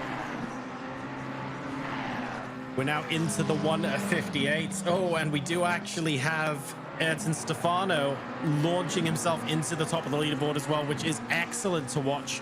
It's a pity that we only have one of the father and son participating. I'd love to see Ayrton and Sebastian both in the same lobby. Maybe that can happen in the future. Really quite a touching story, to be honest, and really lovely to follow their races and just watch how their story unfolds. Great champion as well in Sebastian. Just all in all, just very, very happy to see them here. Yeah, for sure. Again, I was always under the impression they only have one rig, so to see them, they're both on a regular circuit at the same time, fair play to them. That was yeah, really, really cool to see, and I'm sure Dad is going to be watching Ayrton right now and cheering him on, and probably right behind him, actually, to be fair. Probably be watching him, maybe distracting him. Stop it, Dad! Stop doing this, Dad! I'm trying to race. Stop embarrassing me, Dad! Screaming over his shoulder, what was that line? What are you doing? Dad, I'm in P2, leave me alone. All right, ladies and gentlemen, we've lined up a video for you taken on Suzuka Night, just to take a look at some of the beautiful corners in this iconic motor racing circuit, and also as an excuse to see some cars go round it at night, because frankly, it does look that fantastic. Have a look. The first racing track to ever be built in Japan, Suzuka is one of the most recognizable racing circuits in the world. Known for its figure-of-8 layout, but also as one of the world's favorite drivers' circuits. Let's get stuck in.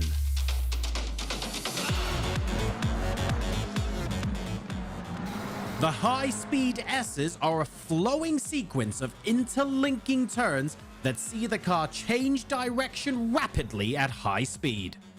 You'll need to master changes of direction and perfect your racing line to carry maximum speed through the complex.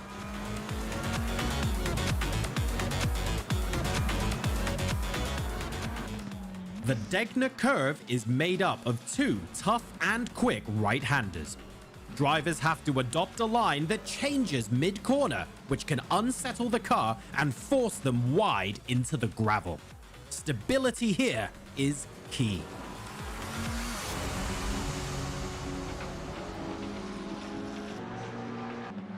Spoon curve is all about keeping the rhythm going. If you're too aggressive on the throttle, you will lose time through turn 14 and carry this deficit all the way through 130R. Be too slow on the throttle, and you'll lose valuable tenths on entry and into the apex. The awesome 130R corner is actually a straight in engine terms, with the driver at full throttle throughout. This corner has been the site of famous high-speed overtakes at the highest levels of racing. What are you waiting for? Visit LogitechGChallenge.com to enter and see you on track.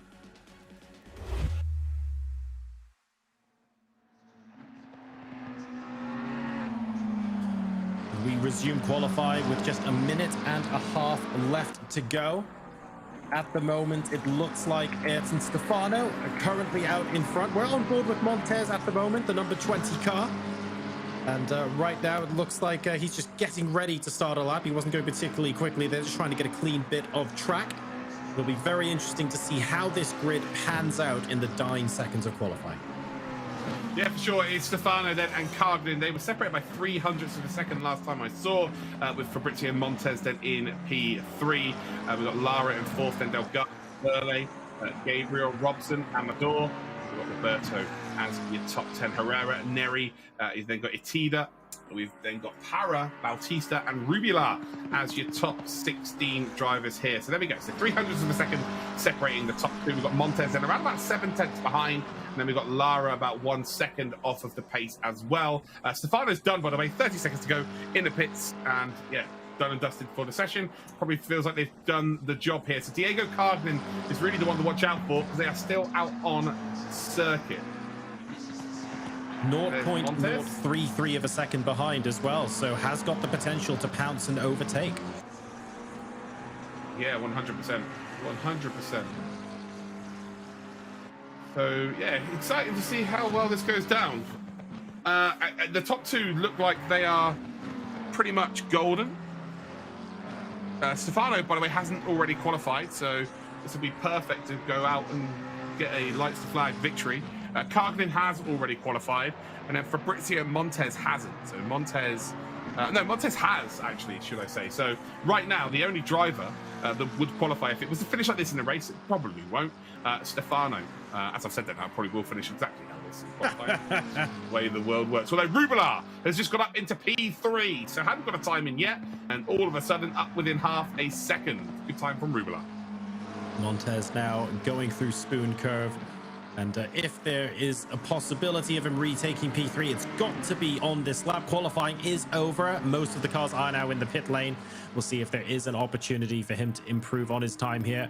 Currently sat at just shy of 7 tenths of a second behind Ayrton Stefano. And Diego Cognin, just a fraction of a tenth immediately behind in P2 right now. All the possibility now rests on Montez. We'll see if he's able to improve his time. And if he does, whether he can make his way into the top 3. Ooh, a little bit of a wobble coming out there. Not 100% sure this is going to be an improvement. Let's see as he crosses the line. Remember, he's currently 0.693. And no, it's not going to be an improvement. So the top 5 stay as they are. Yeah, they do indeed. And yeah, it was hotly contested. There's Etida about to come across the line as well, currently in P11, and no, not going to be any quicker. Para has just crossed the line as well, and really strangely, John, the first start-finish line that you see by the Pirelli bridge, or actually a little bit further up the circuit, is the qualifying end to the race, but then the start-finish line, or the finish line, sorry, for the race is a bit further ahead at the end of the grid, just to let you know. It's very strange. Since working in the real world of motorsport, I realized that there are so many different lines in terms of qualifying, the race start, race finish. It's actually quite ridiculous. And in IndyCar, it's bananas. Like, they have the qualifying, so using Laguna Seca as an example, in qualifying, like 3 corners from the end is the finish line for qualifying laps. They can go straight to the pits. Mind blowing. I guess it's time saving, I suppose. You don't need to do another in-lap, so why not? Love Laguna Seca as a track, and good that they're being efficient with it as well. But here, very, very different territory, of course. Suzuka night. Funnily enough, it's around 10:06 p.m. based on what I can see from the stars there. I learned that one from you, Luke. Let's go ahead and take a look at those track conditions now as qualifying is over, and we get ready to head into the race. A decent qualifying session. We now know that Ayrton Stefano is going to be on pole position, but like you said earlier, Cognin in P2 is going to be right alongside, and that's going to be really, really entertaining, that battle. Yeah, I can confirm to you it's actually 10:13, so you're a few minutes out there, John, I'm afraid. But yeah, those two at the front end is going to be incredible to indeed see.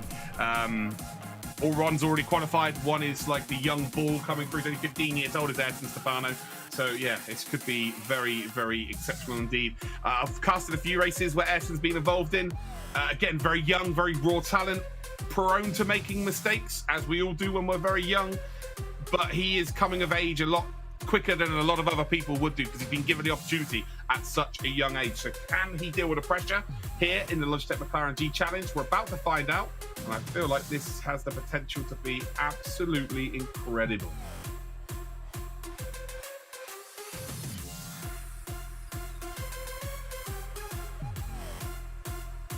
So we go Stefano, Cognin, Rubila, Montez, and then we got Lara, Delgado, Verle, Amador, Gabriel, and Roberto as your top 10.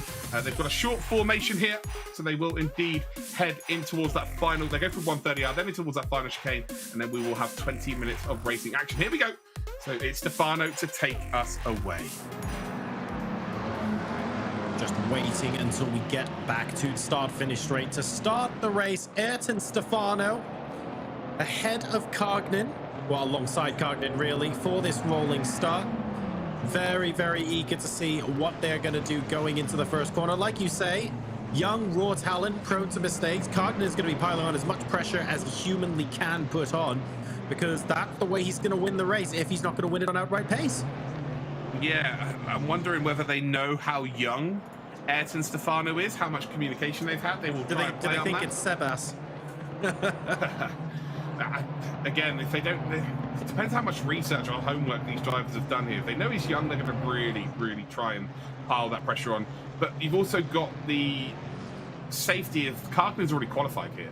That could either be safety, the Cognin's not going to try and push, or it's a case of he's got absolutely zero to lose. He's already through, and he could go for it here. So anyway, we're waiting for the green lights to appear for our 20-minute race here at Suzuka in nighttime scenario mode. It is green light racing. Stefano then gets an absolute flyer of a start, and Lara in behind does not get a start that he would have desired, that's for sure. And Cognin sweeps it round the outside into turn number 1, and first blow goes to Diego Cognin. Great move from him. Montez then is now in P3. And Rubila is nowhere to be seen. Cognin then showing Stefano, guess what? You're going to have to work for this space. We've got Vela there. Looks like he dropped a position or two. Stefano Now struggling to maintain, actually, because we can see Cogden already opening up 5 or 6 car lengths. Quite surprised at that. We'll see what Ayrton can do moving into the second half of the lap, but a lot of action up and down the field. I don't think we've had any incidents. I think overall it's been a clean start. Yeah, Rubilar's right down the back end of the order here, so he's obviously either not got off the line well here at all, or he has been involved in something.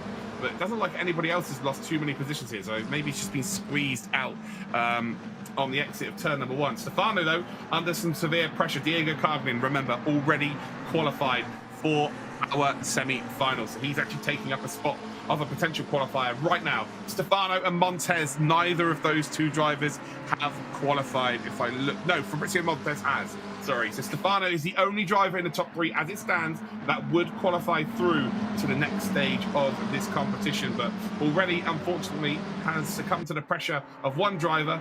Can Montez potentially try and get ahead as well? We need Stefano now to sort of settle down into a rhythm, not panic too much, and just focus on outright pace. We saw him start the race Lara into 130R. Sorry, John. So in P3 and P4, they did go through side by side. Lara was on the inside, and I'm wondering as to whether he managed to get that move done. Oh, Verne and Lara have had contact together here as well. And Amador then is going to gain a few positions here, but the front 3 have been able to drive away. But I'm pretty sure that Verle and Lara were side by side, or it might be Delgado and Lara were side by side through 130R, and it continued down towards that final chicane. And it looks like Lara has come out worse off there, that is for sure. Cargin, Stefano, Montez still lead. Delgado now is quite far off the pace now, considering what has just gone down. Very interesting developments in this race.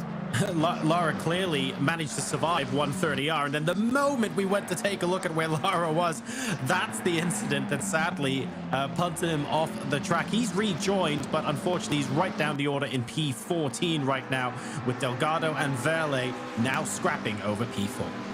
Yeah, for sure. And you know, how much do you want to scrap here? If you're Verle, you're thinking, I can get ahead here, I'm quicker. If you're Delgado, you're thinking, please don't try and overtake me. Let's work together. Let's try and catch up to the front 3. But all of a sudden, it becomes very, very difficult for any of these to qualify. It's a hard game to overtake on. This game is really built for endurance. The 20-minute races becomes super, super difficult to make any potential inroads or overtakes. But right now, we've got to try and do something here. Verle gets a very good run out of Kobayashi as they head then through this right-hander up towards Spoon Curve. You can see him closing up here. And would he take the outside line? Would he force, indeed, Delgado to take a defensive line? Well, he has taken a little bit of a defensive line, but then changed the line through the braking. But Verle then loses the car sideways. Delgado gets caught up ever so slightly. This is still going to continue here, though, onto the curb for Verle. He's underneath that rear wing, and maybe we're going to see the potential for a live overtake into 130R. Yes, Verle is right up and behind him. He's going to be forced to go around the outside. Can he get this move done? And Delgado's let him go. Delgado here is just let him go. Fair play. I think he realizes that actually it might be a good idea to be dragged along by Verle up towards the leaders. Very clever driving by Delgado. See if that'll work out more towards the end of this race and whether it was a good decision. Let's see if Verle and Delgado will be able to reach that pack in front indeed. In the meantime, we have got a replay of what happened in that crash. Let's go ahead and take a look at what happened earlier, Luke. So this was off camera before. We're watching Verle on the outside, Lara on the inside there. Oh, and it's actually Verle that punts Lara a little bit by the looks of things. They weren't side by side when that happened. So this was after when they were side by side going into 130R. Yeah, I really would love to see what happened through 130R. Unfortunately, we're only going to see that. Verle hits the car behind. It's his responsibility. 100% his responsibility there. And I am sure that Lara is going to be absolutely furious. He might get his cricket bat out to that car. That's not Brian Lara, my bad. It's just, it's our Lara. But yeah, Lara's got every reason to be pretty annoyed with that situation.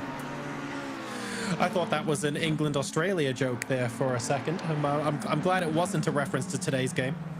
I've quietly forgotten that any cricket happened today at the moment. Yeah. We'll keep it to a minimum, John. Don't worry. Thank you. I appreciate that. Verle into Spoon, grabbing the inside line against Herrera there. And I think Herrera is actually lapped and is allowing him by. Yes, he is. Okay. That looked very clean and clinical. And I thought, oh, he's just letting him by. That would explain it. Yeah, for sure. Make it as easy as possible for Verle. Verle is now going to be off to chase down the front 3, but probably will receive a penalty for that if it's reported, I would imagine. Like, it was pretty scrappy from him. It's really silly, actually. But, you know, this is what happens when it's a 20-minute race and you're trying to make it up as much time as you possibly can.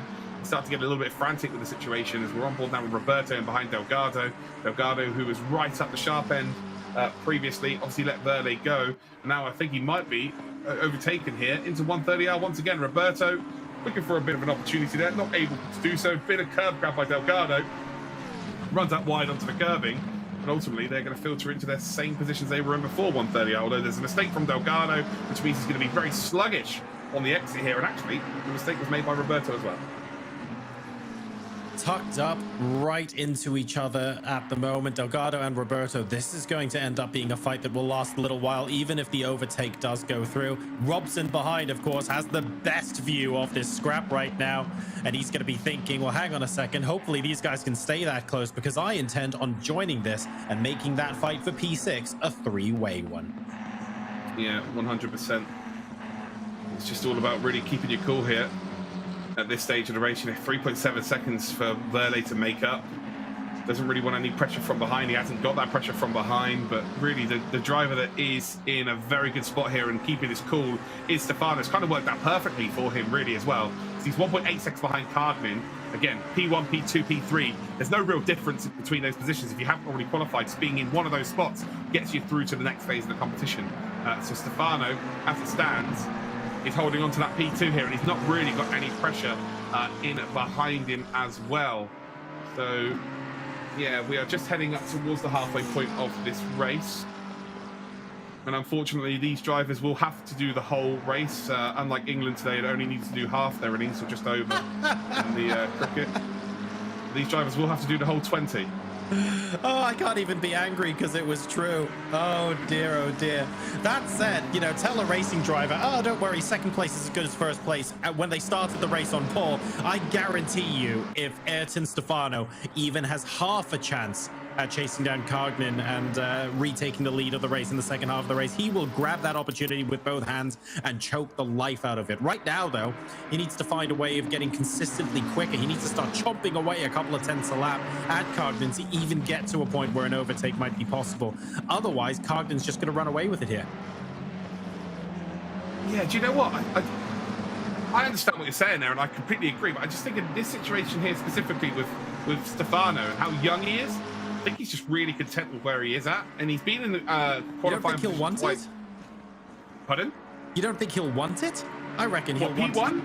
Oh, if someone makes a mistake, but he's been in this position twice before this season so far, and both times he's overdriven the car and made mistakes or got involved in something that he didn't need to get involved in.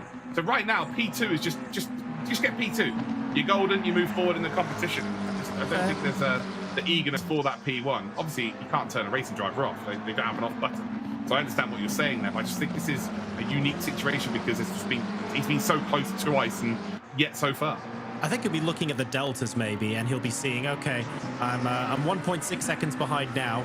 Let's see if I put in a couple of, you know, decent laps, but driving within myself. Let's see if that gap comes down to 1.2, 1.3. And if it doesn't, he'll be content to settle for P2. But I'd like to see one or two hot laps coming out of Stefano just to see if it's even possible for him to apply a little bit of pressure. Speaking of pressure, though, like Cognan, he's driving like he has none. Yeah, Cognan's in I would say a world of his own, because Stefano's lapping a very similar pace to him, actually, but those two are very, very quick. He's almost like he's done the hard work early in this race, and now he's just able to chill out here again. He's got a lot of experience, already qualified. He's got the most points in the region apart from Jada Borges, and Borges not racing this week, so Cognan actually will end up with more points. He's currently on 130 as to the dominance that him and Borges have been indeed throwing out on everybody else in this championship. Well, that's a line through there. That was slow, short. Stefano would have caught up a little bit there, but you can see Stefano lost a couple of tenths in the final sector, or the middle sector, should I say, in the final sector. Did he catch up through that final chicane?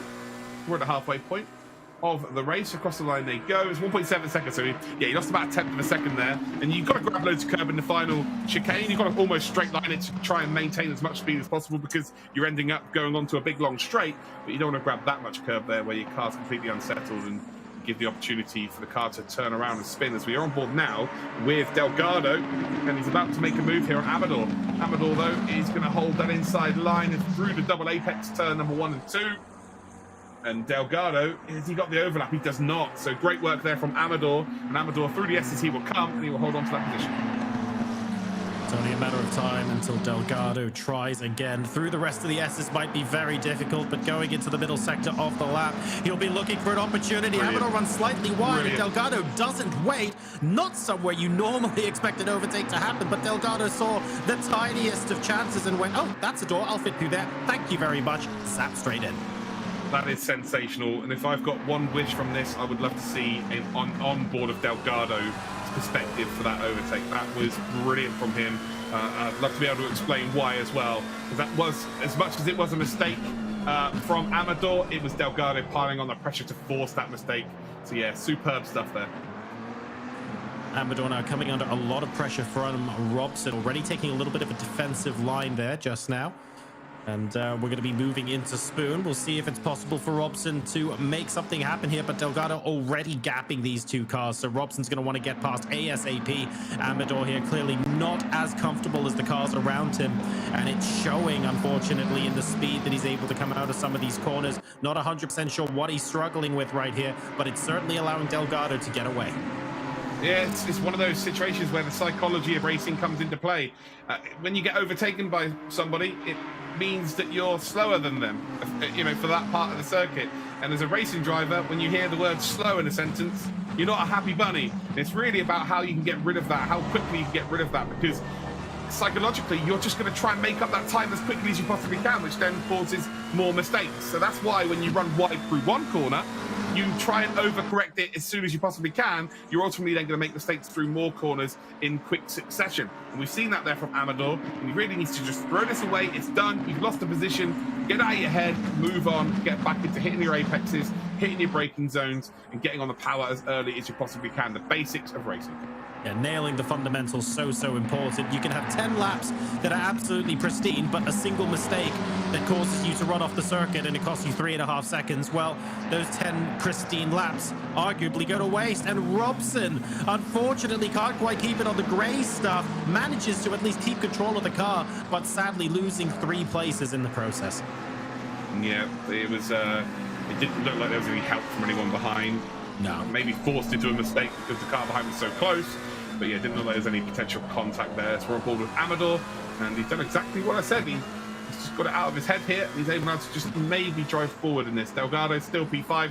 Verle is in P4. Montez now 5.2 seconds behind Stefano. Stefano's still around about 1.8 behind Cardnin. Cardnin is doing a sensational job here. Again, 6 minutes, 30 seconds to go. Not long to go at all. And yeah, it looks like it's going to be another victory for Cardnin as it stands. Amador, can he potentially go and catch back up to Delgado? Delgado, again, not really in a top 3 qualifying position, so it will be in vain here. But again, it's all about trying to earn as many points as you possibly can moving forward in this championship. So, as it currently stands, 6 minutes left to go in this race. We've got Cardnin in first, Stefano then in second, 1.8 seconds behind. They've got a comfortable gap to Montez in third, who's a further 5.4 behind.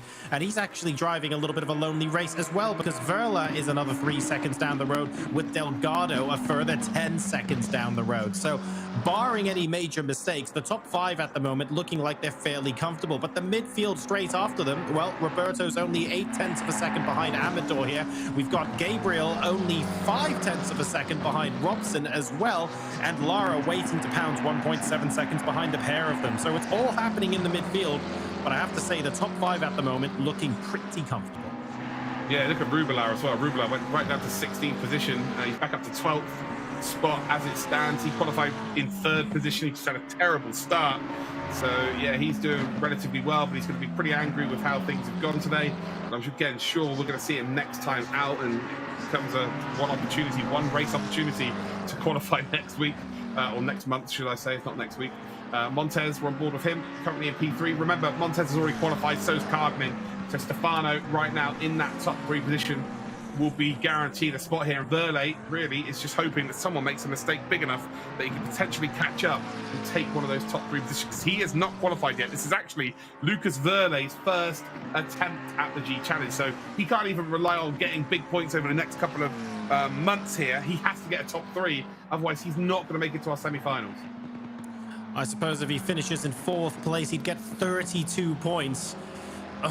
Would 64 be enough maybe by the end of month number 5 to get into the top 15? Verlet doesn't want to have to do those calculations. He wants to just get that golden ticket.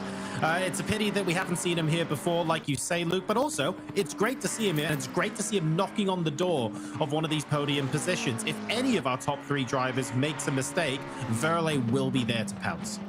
Yeah, Verlet needs 37 points to be in the top 15, but obviously there's a few drivers in the top 15 that will be scoring points as well, so that will indeed increase. But there's also going to be Stefano, who's P10. If he stays in the positions he's in right now, he will qualify through to the next phase of the competition.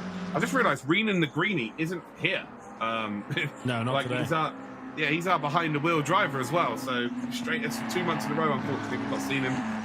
Hopefully we'll see him in the final race of the competition next month. Yeah, it's a good point, actually. It'd be interesting to catch up with him and see where things are at. It's a pity that we haven't been able to see him on track today. I'm sure he would have spiced up this race a little bit for sure.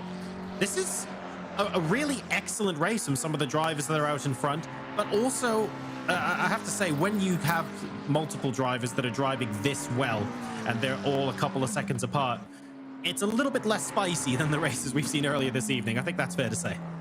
Yeah, apart from Verlet cleaning out Lara, Sure. Again, I haven't seen what's happened leading up to that, but it just looks scrappy. You've always got to put the blame on the car that's behind. When you get rear-ended, you're not the car who gets your insurance claims all taken off, are you? It's the car from behind that's taking you out on the normal road. And it's no different in racing. So apart from that, it's been relatively good. We saw Robson make a bit of a mistake. We saw Amador make a mistake, but that's only because Delgado was right up his chuff pipe and forced a mistake. So ultimately, yeah, we've seen a very, very clean set of races here, and especially the stock car. LATAM has blown me away this weekend. Very, very pleasant. Oh, it was so much fun. I mean, I think then the stock car and the open wheel both really were just action-packed from start to finish. It was really, really good fun. Here we are still seeing some action, to be fair. It's interesting to note, by the way, Rubilar is still in P12, so still fighting with Para. I imagine that's quite the scrap if it's gone on this long. Yeah, absolutely. It's been going on for the entirety of the race. Rubilar he's probably the furthest he's been behind him, actually, over the last 4 laps, because he's now half a second behind him. He's 1/10 behind for a couple of laps in a row. We're on board, though, with the battle between Amador and Roberto. And here we go. Rubilar does try and make the move here, squeezes Para out wide, and that is a beautiful. Again, it takes 2 to tango there. You've got to give the respect to Para as well. Para has to leave the room, and very respectful driver for both of them. But Rubilar makes it up into P11, Para down into P12. That was delicious. Really good stuff. 130R can be the stuff of nightmares for so many drivers, and Rubilar seizing that opportunity with both hands. Places up and down the grid where we could be expecting something similar. Lara is half a second behind Robson right now. That's in the battle for P9. We've also got Roberto 3/10 behind Amador. That's the battle for P6. Both of those spaces very much up for grabs, and the gap between those cars have been below 6/10 for, frankly, most of this race. But there's now not very much time to do it. 50 seconds remaining, after which, when Cognan next crosses the line, the race is over. Oh, it might be over this lap, though, as well. So it's a lottery. It could be this lap. It could be the next lap. We have no idea. It's going to be literally a second in it, I think. So we're coming through Spoon Curve with 36 seconds to go. And Diego Cognan then merely a few corners to negotiate and potentially is going to win this race. Or it could be a few corners to negotiate plus 1 lap. This is now the most exciting part of the race so far. Is this the final lap, or is it the next one?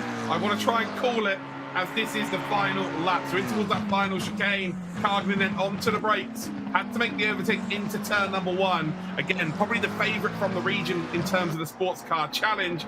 Cognan then is rounding that final corner. 3 seconds left on the clock. It is going to be the final lap of today's race, or is it not? Lights flashing.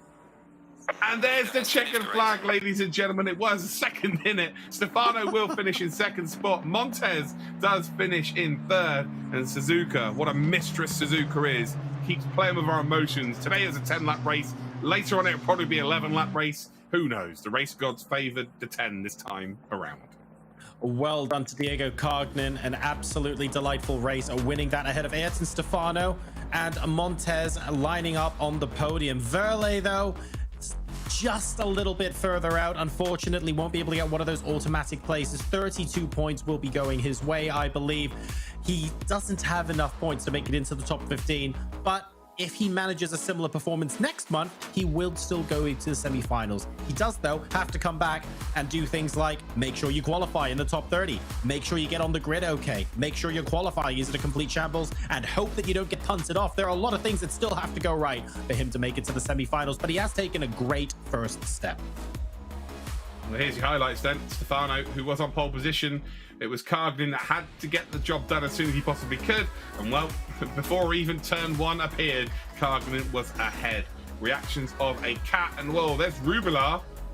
Well, there we go. That's not ideal as they come through Spoon Curve. And I think Rubelar has waited there. So he's made a mistake, but he's also let the position go as well. Here's Verle and Lara. So Lara...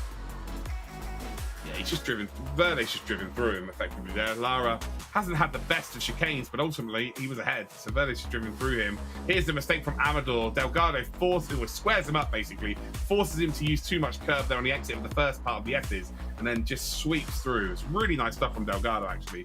Again, he was the one who forced that move there by forcing the mistake there. Para then and Rubelar both going side by side through 130R. A sensational overtake then from Rubelar. So we've seen the good, the bad, and the ugly from Rubelar, but also we've seen the sportsmanship level as well.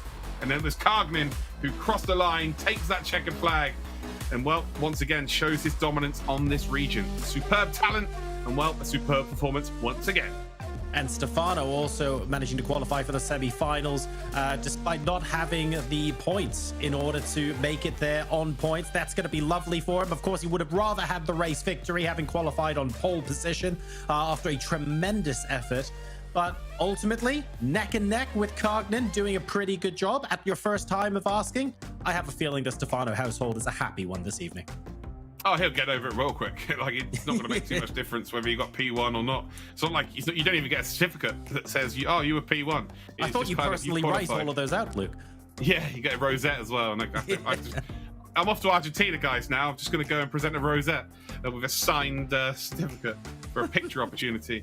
But yeah, it doesn't matter if you're P1, P2, and P3. But at this stage of the competition, like, you can't really be that picky because there's so many drivers that have already qualified who are trying to block you from qualifying. Like, if you get offered P2 and you're going to get safe passage through to the semi-finals before the race starts, you're probably going to snap someone's hand off for sure.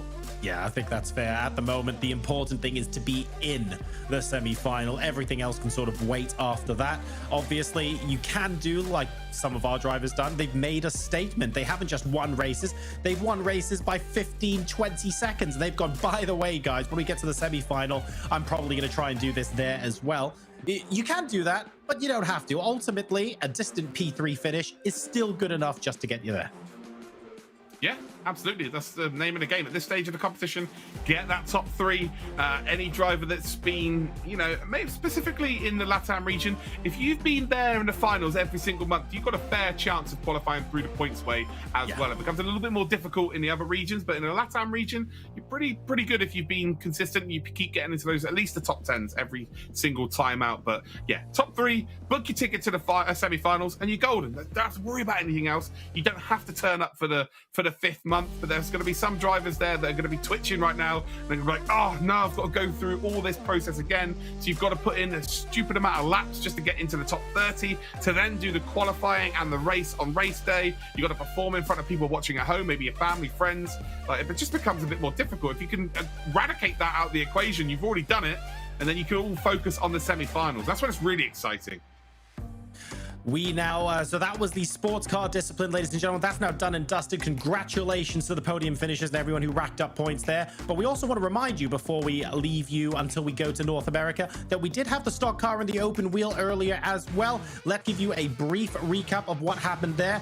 These were the final standings in the stock car. We had Lamperti, Dantas, and Rondoletto taking up those top 3 positions. And behind them, we had Velez, Flores, Coelho, Verle, Favoretto, Castro Alves, Richard Max, Lopez, Baz, and Mative, who will take home 17 points for coming in 13th. Very important to show up and at least be able to put a wheel on the track. Those are valuable points that could see some of these drivers go through to the semi-final at the end of next month.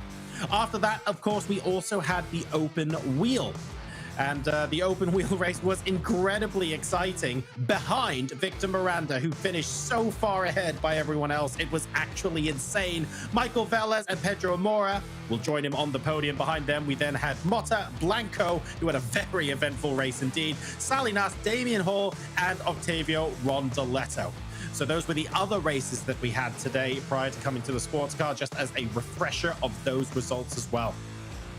A huge thank you to Splunk, Logitech G, Quantum Pay, and McLaren for helping us put this together. As always, those were the 3 races from Latin America. Boom, they went by so unbelievably quickly. Really, really exciting to see all of that action on track as well.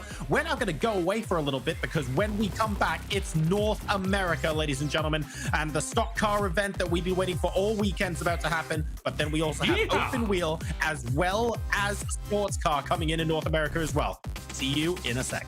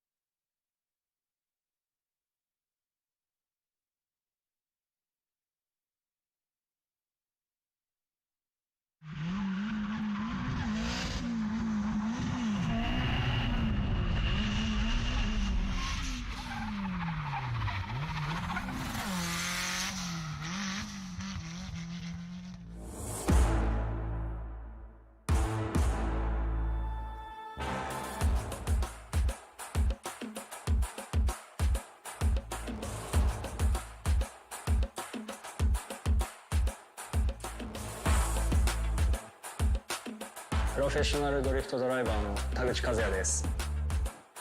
ドリフトって非日常的な車の動きをしているので、見ているお客様を楽しませられるっていうのがドリフトの魅力だと思っています。決して安全ではない、一歩間違えばクラッシュになってしまうっていう危険と隣り合わせの興奮っていうのが非常に自分自身で運転している中では魅力でありますね。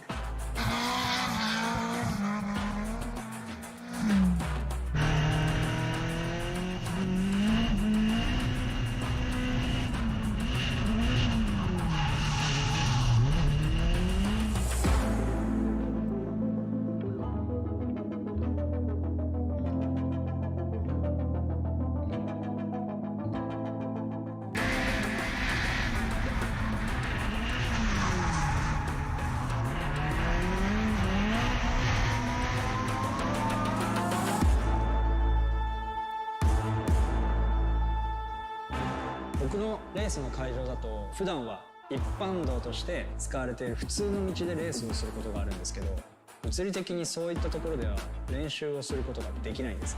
なので僕は事前にシミュレーターでトレーニングをしてます。いかに自分が掴んでいるステアリング、そしてペダル、さらにはシフトが今車がどのような動きをしているかをどのくらい伝えてくれるかっていうのが非常に重要なんですけど、 G923 はステアリングを通して車の動きのフィードバックをリアルに伝えてくれるのでトレーニングに重宝しています。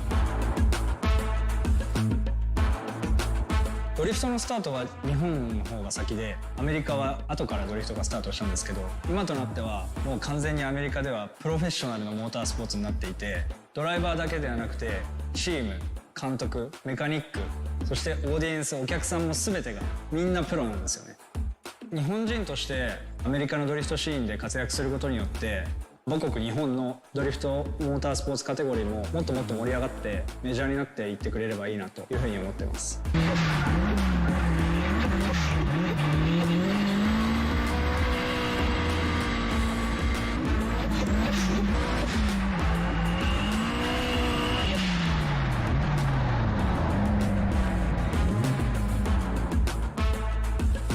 G923 は僕にとっては欠かせない存在ですね。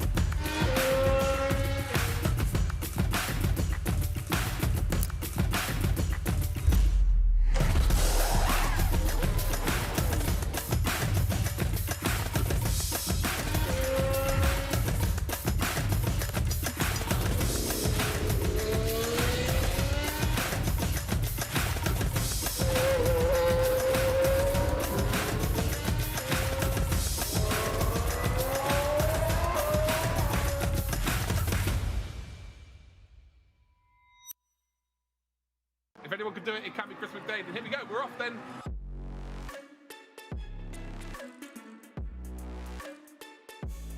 So since round 3 of the G Challenge, I've been keeping myself busy. I've been racing in other series, like the Virtual Le Mans series, where I race for GL Wolves. I also raced at the Sim Expo at the Nürburgring, and also watched touring cars at Silverstone.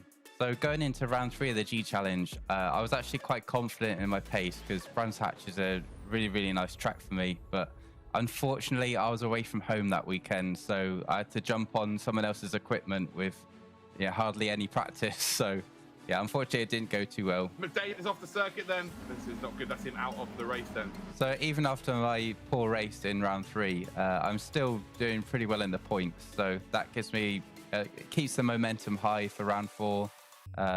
There's not a lot of pressure to finish in the points again really high because it's the top 15 that go through. My name's Dave. I've known Chris at least 13 years. We went to school together. We used to go to the gym together, play video games. We lived right next to each other, so whenever we had free time, I'd go to his house or he'd come to mine. We'll play video games, whether it be Call of Duty, Dirt 3, things like this, as well as going to the gym and playing tennis and other sports as well. Well, all of our things revolve around the sun, basically, apart from gaming. So, yeah, in the summer, we're always outside. Like Dave said, playing football on the green. We got lots of beaches near us. So, yeah, there's plenty of options for that. Our hobby is just completely crossover. I think, like, every single hobby of mine is a hobby of Dave's as well. Yeah, I think it started with Call of Duty. Then as we got older, then we were starting to get our car licenses and things like that. We started getting into cars more. Remember, you had the Nissan Slam. Yes. And yes. Started off the wagon. Yeah. Then we started playing other games. Like since I used to race with him just on Dirt 3 when it was just console, Now, like with his full gaming rig with the steering wheel and stuff like that.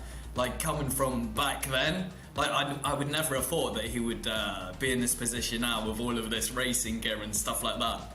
I think it's really cool, and the fact that he gets to travel and do it as well, it's really nice. I should have kept it up. So Dave, do you still watch all of my racing? I wouldn't say all of them.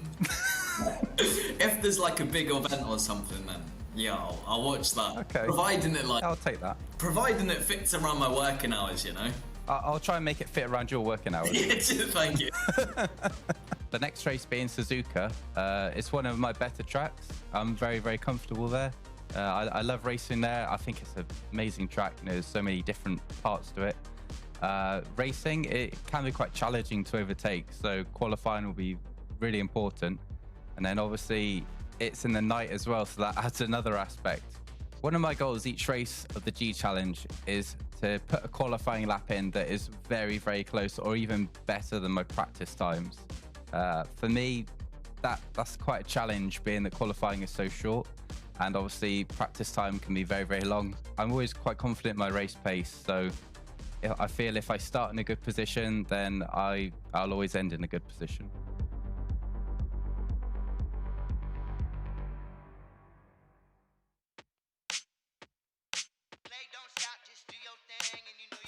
On top. I'm ready to go.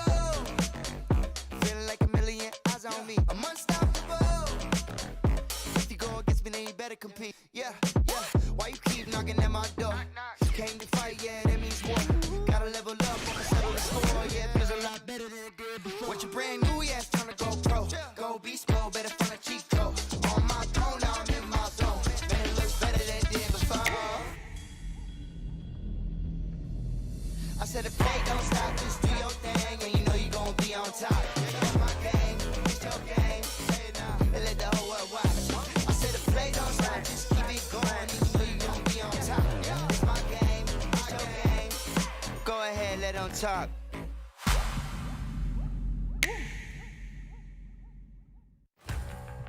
Am I allowed in here? Normally I'm behind the wheel.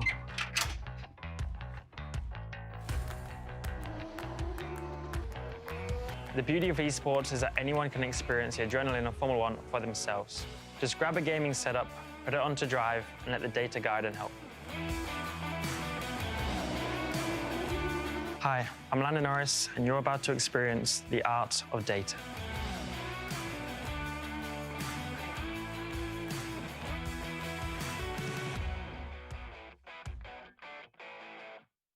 Okita, though, has got the overlap. Yes, we have. Up the hill we come, through the right-hander. We'll grab a load of curb there, and oh, no love lost.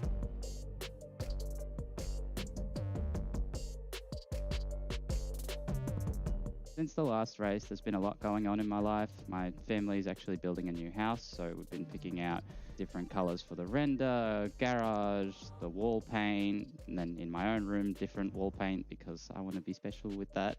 I recently built a new rig. I was a bit over the rolly chair and having to death grip the steering wheel just to keep myself in place. The rig is a 80/20 aluminium extrusion rig. It's much stiffer than just a wheel stand, and it's really nice when you press the brakes and you don't roll backwards. That's really great.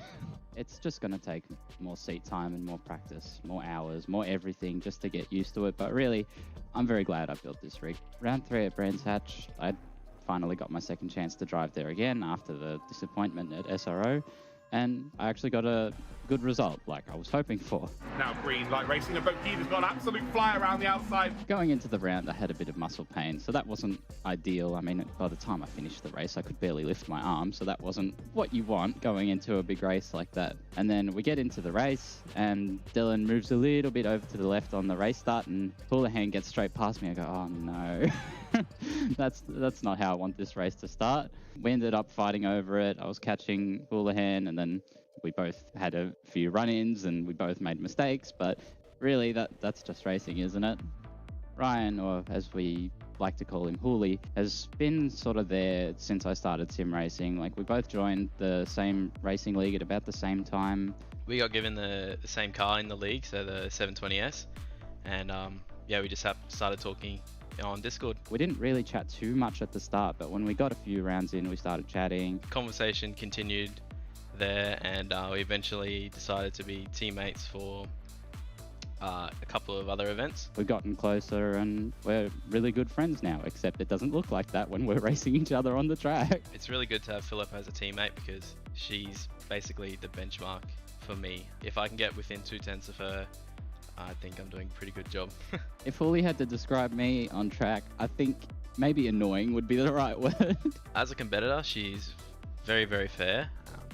She understands on the track other people's behaviors and what they're going to do next. So she can plan ahead on the fly, basically, in the races, in the car, while she's driving.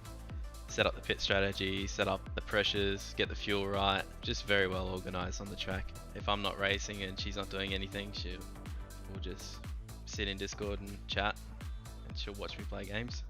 Hooli really likes playing City Skylines, and we all just sit there watching him on a Discord stream because he's really, really good at it. So I'm always having fun when I'm racing with Houlihan. We know each other really well, and it's just fun. We can race hard, and I know that she won't take me out. and hopefully vice versa.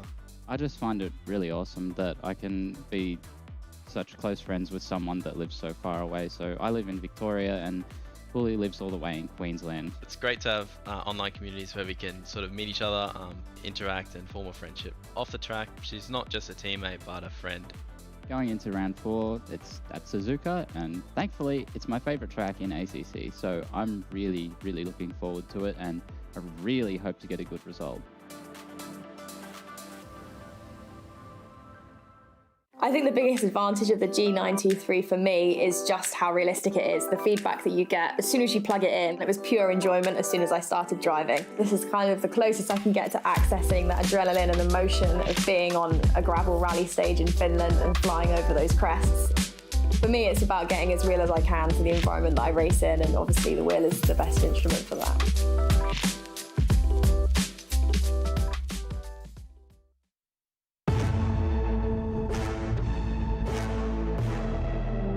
If you seek greatness, let nothing stand between you and the win. Zero distraction. Zero doubt. Zero opposition.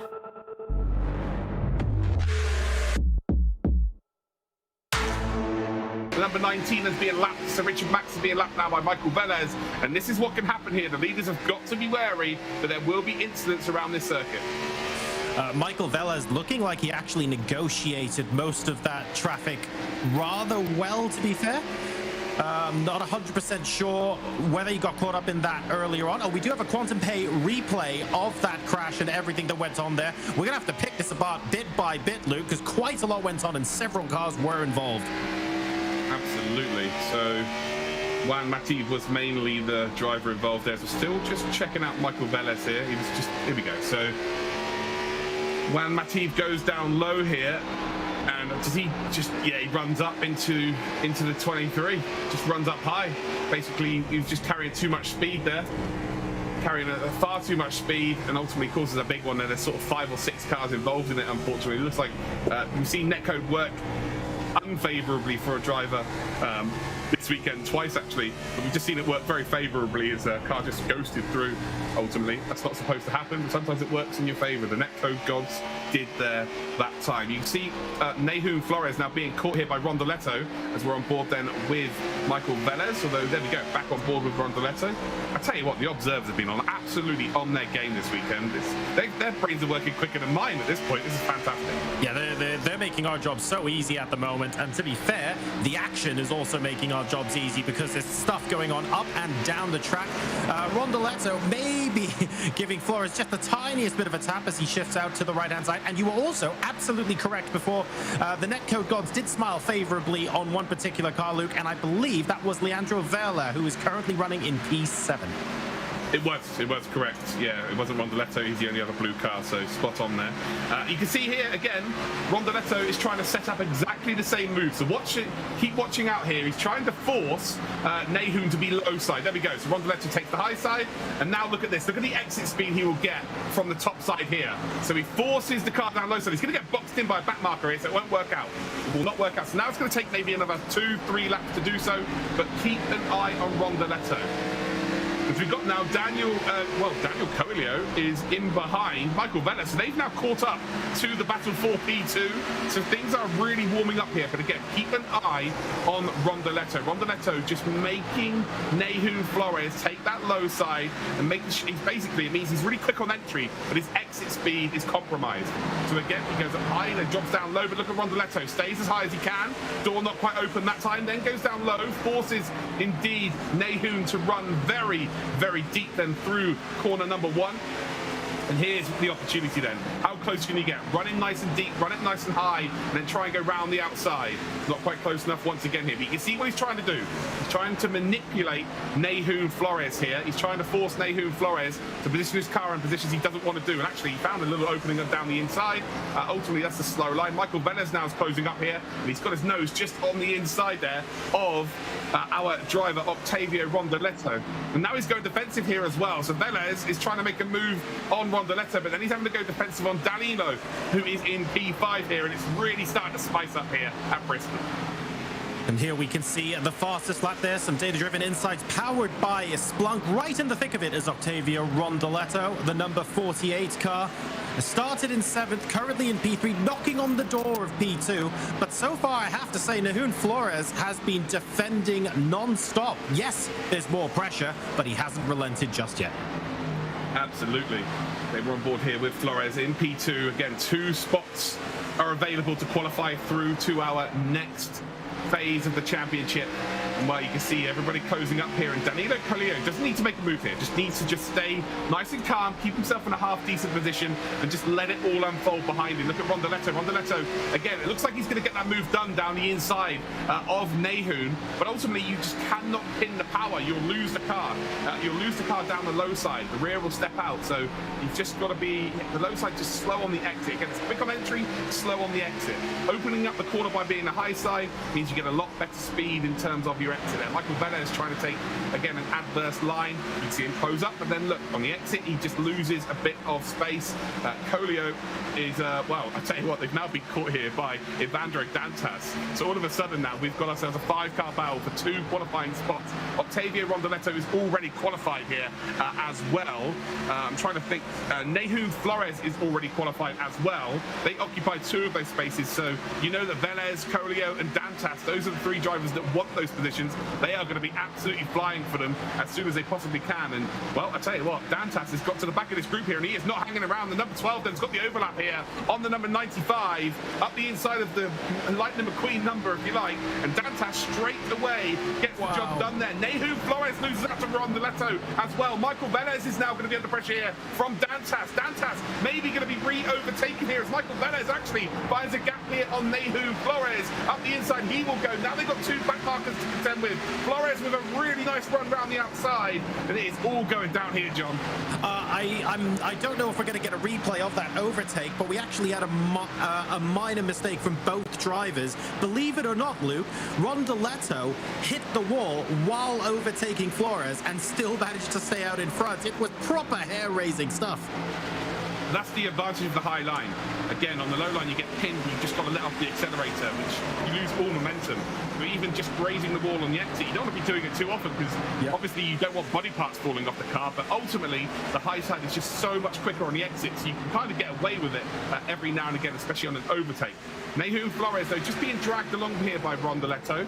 Michael Velez, and Colio, and Dantas, those 3 have to start making moves here as we are just over the halfway point of this race. Lautaro Lamperti is in this race, by the way. He's just in P1. And you think, oh, he's miles ahead. No, he's not. He's only 1.7 seconds ahead here. So it's going to be 1 slowdown from a back marker, and he potentially does get involved here as well. Maybe loses some positions. Actually, it looks like the group behind him are now starting to catch him as well. So exciting times here for the end of this race. He's ahead, but he's not ahead by enough to be comfortable just yet, especially with the field carving through the back markers now. And you can see there a massive tussle between the number 35 and 12 cars on your screen. They're not actually in this leading group, by the way. I believe this is for position, but this is also for position amongst the back markers, if you will. Still very important, though, to try and squeeze every possible point out of this race. This is for P5. Oh, I beg your pardon. You're right. That's Evandro Dantas and Danilo Coelho. I beg your pardon. Yeah, this battle's been continuing on for what feels like the last 4 hours at this point. They were side by side. And I must have read that at 21. It's all good. But yeah, it's it's the battle for, just trying to keep in contention with this group ahead, really. But you can see that Dantas nearly takes out then the rear left quarter panel of Michael Velez's car. But Dantas is the one who's being very proactive. As soon as he gets an opportunity to make an overtake, I tell you what, to keep it pinned on the inside there, he has got some tyres to work with. So I reckon he spent the first 20 laps of this race just nursing those tyres. And now all of a sudden, he's a little bit faster than everybody. Velez, though, starting to get the high side working here as well. Again, now this is where you really will see the 219 just poke his nose out ahead. And as you can see, look, the number 12 makes a lovely move up the inside. Velez is going to be hung out to dry here. And oh no, don't squeeze him onto the wall. You've got to be careful there. You've got to make sure you're clear. But Dantas does get the job done. He moves up to P4. Velez now down to P5. Colio is now down to P6. Emmanuel Lopez potentially could catch up as well if indeed these drivers keep battling battling like they are. It's now 1.4 seconds though between Lautaro Lamperti and Octavio Rondoletto. I think they might start to catch the leader even more so. But Michael Velez then has just been completely smoked here by Dantas, and Dantas now trying to make a move to get into that top 3 position. So Evandro Dantas is on an absolute mission here for that top 3. Evandro Dantas, I don't know where he's gotten this grip from, but he's suddenly come alive. I think you're right, Luke. He's probably held on to those tires in the opening section of this race. And normally you see someone down the inside like this, you just expect the car to slowly drop off, but he's been able to keep pace. This has been incredible to watch, and he could well be in one of those top 3 positions in a matter of seconds. Oh, he's just doing superbly well. Again, the low side is not the quick side. You know, unless you can, unless the guy on the top side really does or really has worked the tires too hard. You can see, look how much pace there is once you get the car going from Nahum Flores. But Dantas keeps his car down low. Michael Velez has got to take advantage of this. He's the purple car just in behind. And also he's got to drag Danilo Colio along as well. They need to get into the top 3 again. I'll tell you what, Dantas gets it done. So there you go, Nahum Flores. I think he was probably going to end up putting it in the wall there. That's why he's let off the gas. But now Dantas can take the high side and he can take the quickest line around this circuit and maybe go and chase down the 2 leaders here. Michael Velez is going to come through here as well. Then there's almost contact between the 2. Nahum Flores has just tried to squeeze he's tried to squeeze Velez down onto the apron, or not onto the apron, but to close to the apron. And ultimately, he wasn't able to keep his line. He runs up high side, hits the wall. Now he's under pressure from Colio, but they've now dropped away from the pack here. And as it stands then, Lamperti and Evandro Dantas, those 2 are going to be qualifying for the next stage of this competition. Octavio Rondoletto from P7 on the grid just wants to go out there and show everybody he could win races still. Ultimately being the dominant figure in the LATAM region for this class of car. And now he's within that 1 second mark as well. So yeah, watch out there, Lautaro Lamperti. Octavio Rondoletto is on his way. Evandro Dantas, though, 6/10 behind Rondoletto. This could be quite a tasty fight if he manages to catch up there. Octavio Rondoletto starting this race in 7th and is currently 1 second behind the leader. And immediately behind him is a driver that's just been charging through the field, Evandro Dantas, threatening to take the limelight of this race away from Rondoletto. Nahum Flores, in the meanwhile, has dropped back, but don't worry, everyone. He has already qualified for the semi-final. He's under a little bit of pressure from Danilo Coelho, but I don't think that's necessarily going to matter to these guys right now. Dantas tries the same thing he's been trying on everybody else, but Rondoletto is saying no. Oh, big mistake there again. He had to get out the gas, and ultimately Rondoletto is going to hold on here. Now he's going to have a lack of momentum. I can't say momentum. As he's in P3 now. But yeah, if he got that done on Rondoletto within 3 or 4 laps of where we are now, I think he's going to win this race. I really do. I think Rondoletto just tapped the wall. They all are now, aren't they? They're all on the absolute limit here. And with the shadowing, it looks, well, Rondoletto definitely did that time. But with the shadowing, you'll notice it looks like everybody's doing it. But yeah, Rondoletto for sure has just done that twice in a row. But yeah, if he gets caught here, as they are now right up behind the leader here as well, if Rondoletto does get caught here and overtaken by Dantas, I think Dantas can go out and win this race. Oh, that would be such an exciting chase to watch. We're on lap 59 out of 70 now, so we're slowly getting to the point where we have to think about cars running out of time to make these moves.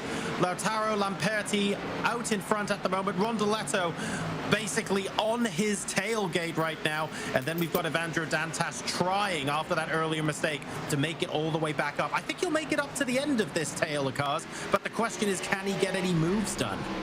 Yeah, trouble is, you know, 10 laps seems... Oh, he's struggling. No, yeah, Rondoletto is in very much struggle bus territory. He's like driving a bus here as well. And this is only really going to play... I think they both are. I think Lautaro is very much in real trouble here. I think his tires have completely gone off here. Dantas has saved something for the end of this race. Dantas now becomes the favourite. And I think it might be like taking candy from a baby at this stage of the race. But is that Michael Velez just in behind them? I haven't got the official timing there, but has Michael Velez been able to catch up to the back of this pack? Is it now a 4-way battle for the lead? Rondoletto has made that mistake again, into the wall. Up the inside then is Dantas. Now, Michael Velez is not onto the back of this pack, actually. But as it stands then, Lamperti and Dantas will qualify for the semi-finals, but Rondoletto, he's just trying to hold on to a podium spot. He's currently driving a crumple zone with wheels, to be perfectly honest, Luke. He's hitting that wall more often than he is completing a lap at this point. That is not comfortable unstoppable by any stretch of the imagination. I'm just impressed he's holding on to so much momentum. How has he not slipped down to 5th doing that? On almost any other track, a couple of bumps with the wall, you're expected to... It's like Mario Kart. He's speeding up, not slowing down. Yeah, but again, just goes to show the top side how fast it is. Even at this stage of the race, you're still going to be utilising it. Ultimately, it doesn't use the tyres as much as well because you're not turning in such an acute angle. Dantas, though, is ahead of Rondoletto. Rondoletto definitely for sure struggling here. And they've got the number 39. That's Favoretto. He's lapped. Is Favoretto. I think he might have come into the picture, and changed his tyres because he looks very, very quick right now, although he's just letting the lead group come through. But right now, they're Dantas with, 3 laps to go? Can he potentially do it? He's right up and behind Lautaro Lamperti. Lamperti went out and indeed went up really hot. And, well, Rondoletto into the wall once again. Michael Velez, by the way, potentially could close up here and gain that spot into the semi-finals. Rondoletto is in trouble here, ladies and gentlemen.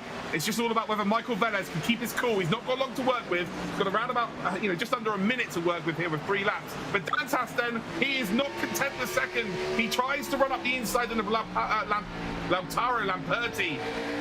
But as it stands then, the Argentinian of Lamperti does hold on. Topside still king. 2 laps to go with Evandro Dantas still trying to find that gap. He has gone pretty much through the whole pack during this race. He went out very timidly earlier on to save the tyres, and it looks like it's going to pay off here as his nose just about goes ahead. And well, it's going to come down to the final lap here. 2 corners to go. And can Dantas potentially take the whole field on and win? He's gone very slow there on the inside. He's trying to keep his foot in, and while the high side should be the fastest side, they are going to be side by side. It is going to be a drag race here, almost sideways by Dantas there, but it is going to be Lautaro Lamperti who does take the victory. He did indeed play it to perfection with maybe thousandths of a second to play with. Rondoletto does hold on to that podium spot, and that means that Michael Velez is going to have to come back next month to try and get that automatic top 3, but I feel like he may have already got the points in terms of qualifying for the semi-finals. But new driver, the Argentinian Lautaro Lamperti, welcome to the G Challenge and welcome to the semi-finals. What an absolutely brilliant end. Absolutely. Here we go. You can see you can hear the engines going, and well, it looks like everybody on the left has got a good start, and everyone on the right they're trying to get started in treacle.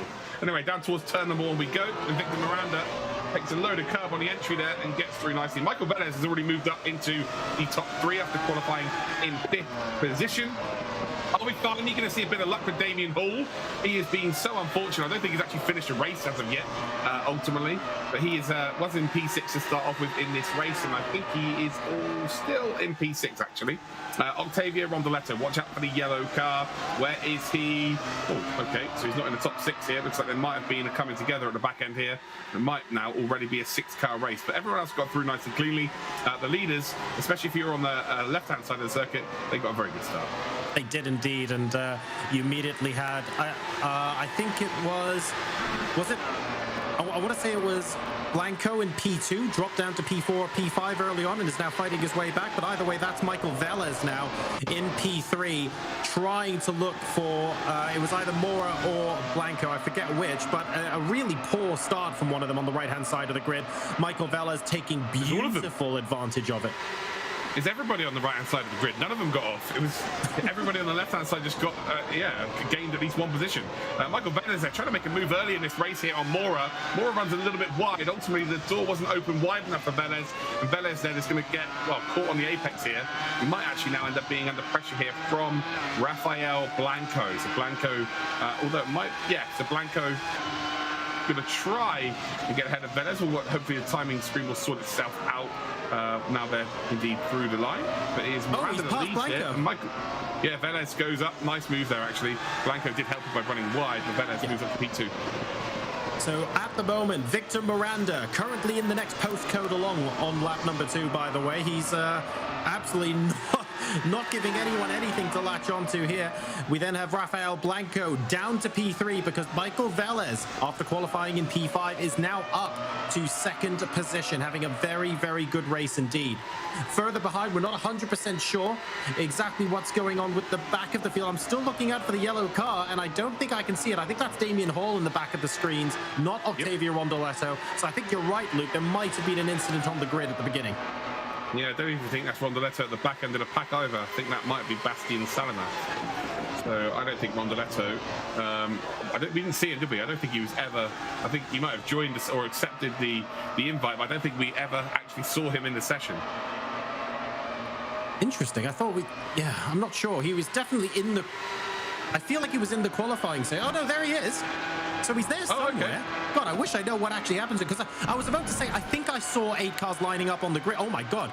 Well, if that's anything to go by, I think I know exactly what's going on with him. He's taken, he started the open wheel where he left off in stock car. He's sort of magnetically attracted to every other bit of wall. He loves a challenge, doesn't he? He loves going through the whole pack, and now he's apparently giving everyone half a lap head start as well. But he's not going to catch up to Miranda, I can assure you that right now. Velez now with a very nice, healthy lead, and then we've got Blanco, Mora as your top 4 as it stands. Damien Hall is just at the back of the pack here. Oh, another mistake there from Blanco. And you can see here that Mora is on the power nice and early, down in towards 5, and the 2 blue cars are battling it out big time. Moving now on to lap number 3. Mora and Blanco will be contesting the final podium position. And not really where they wanted to be at this stage of the race, but they have to be careful not to battle too hard. The cars behind them are going to be able to catch up very, very quickly indeed if they start taking different lines and slow each other up. Yeah, all of a sudden, John, this is becoming a 4-way battle for one position.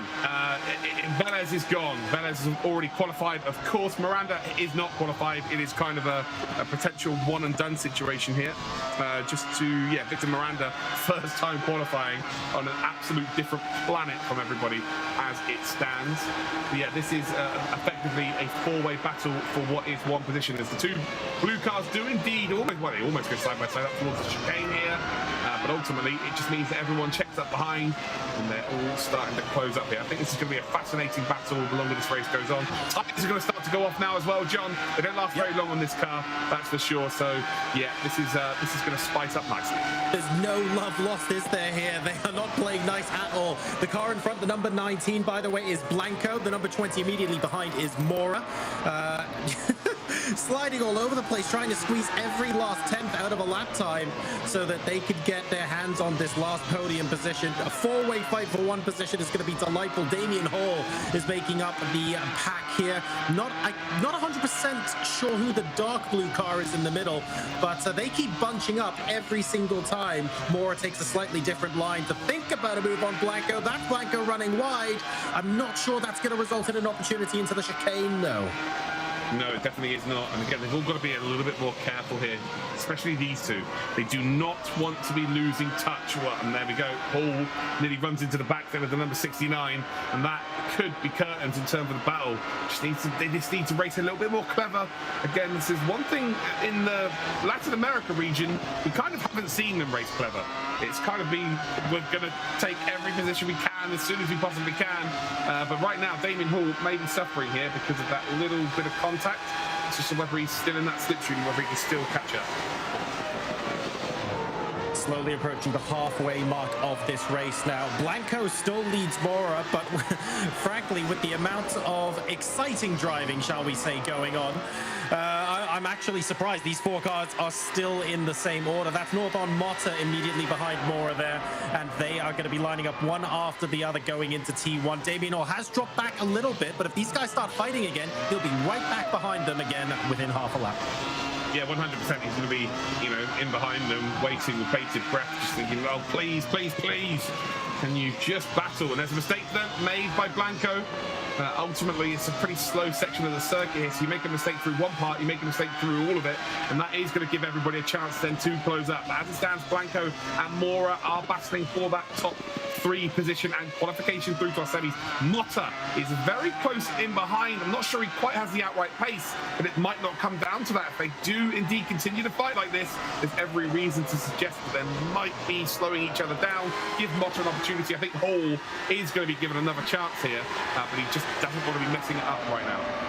I completely agree with you. I mean, when you take a look at Mora, for example, Mora's here thinking, hang on a second, this pressure is working. Blanco is making the odd mistake. All I need to do is hang around, make sure the car's parked up behind him, and sooner or later, he's going to make a mistake that's big enough to allow me through.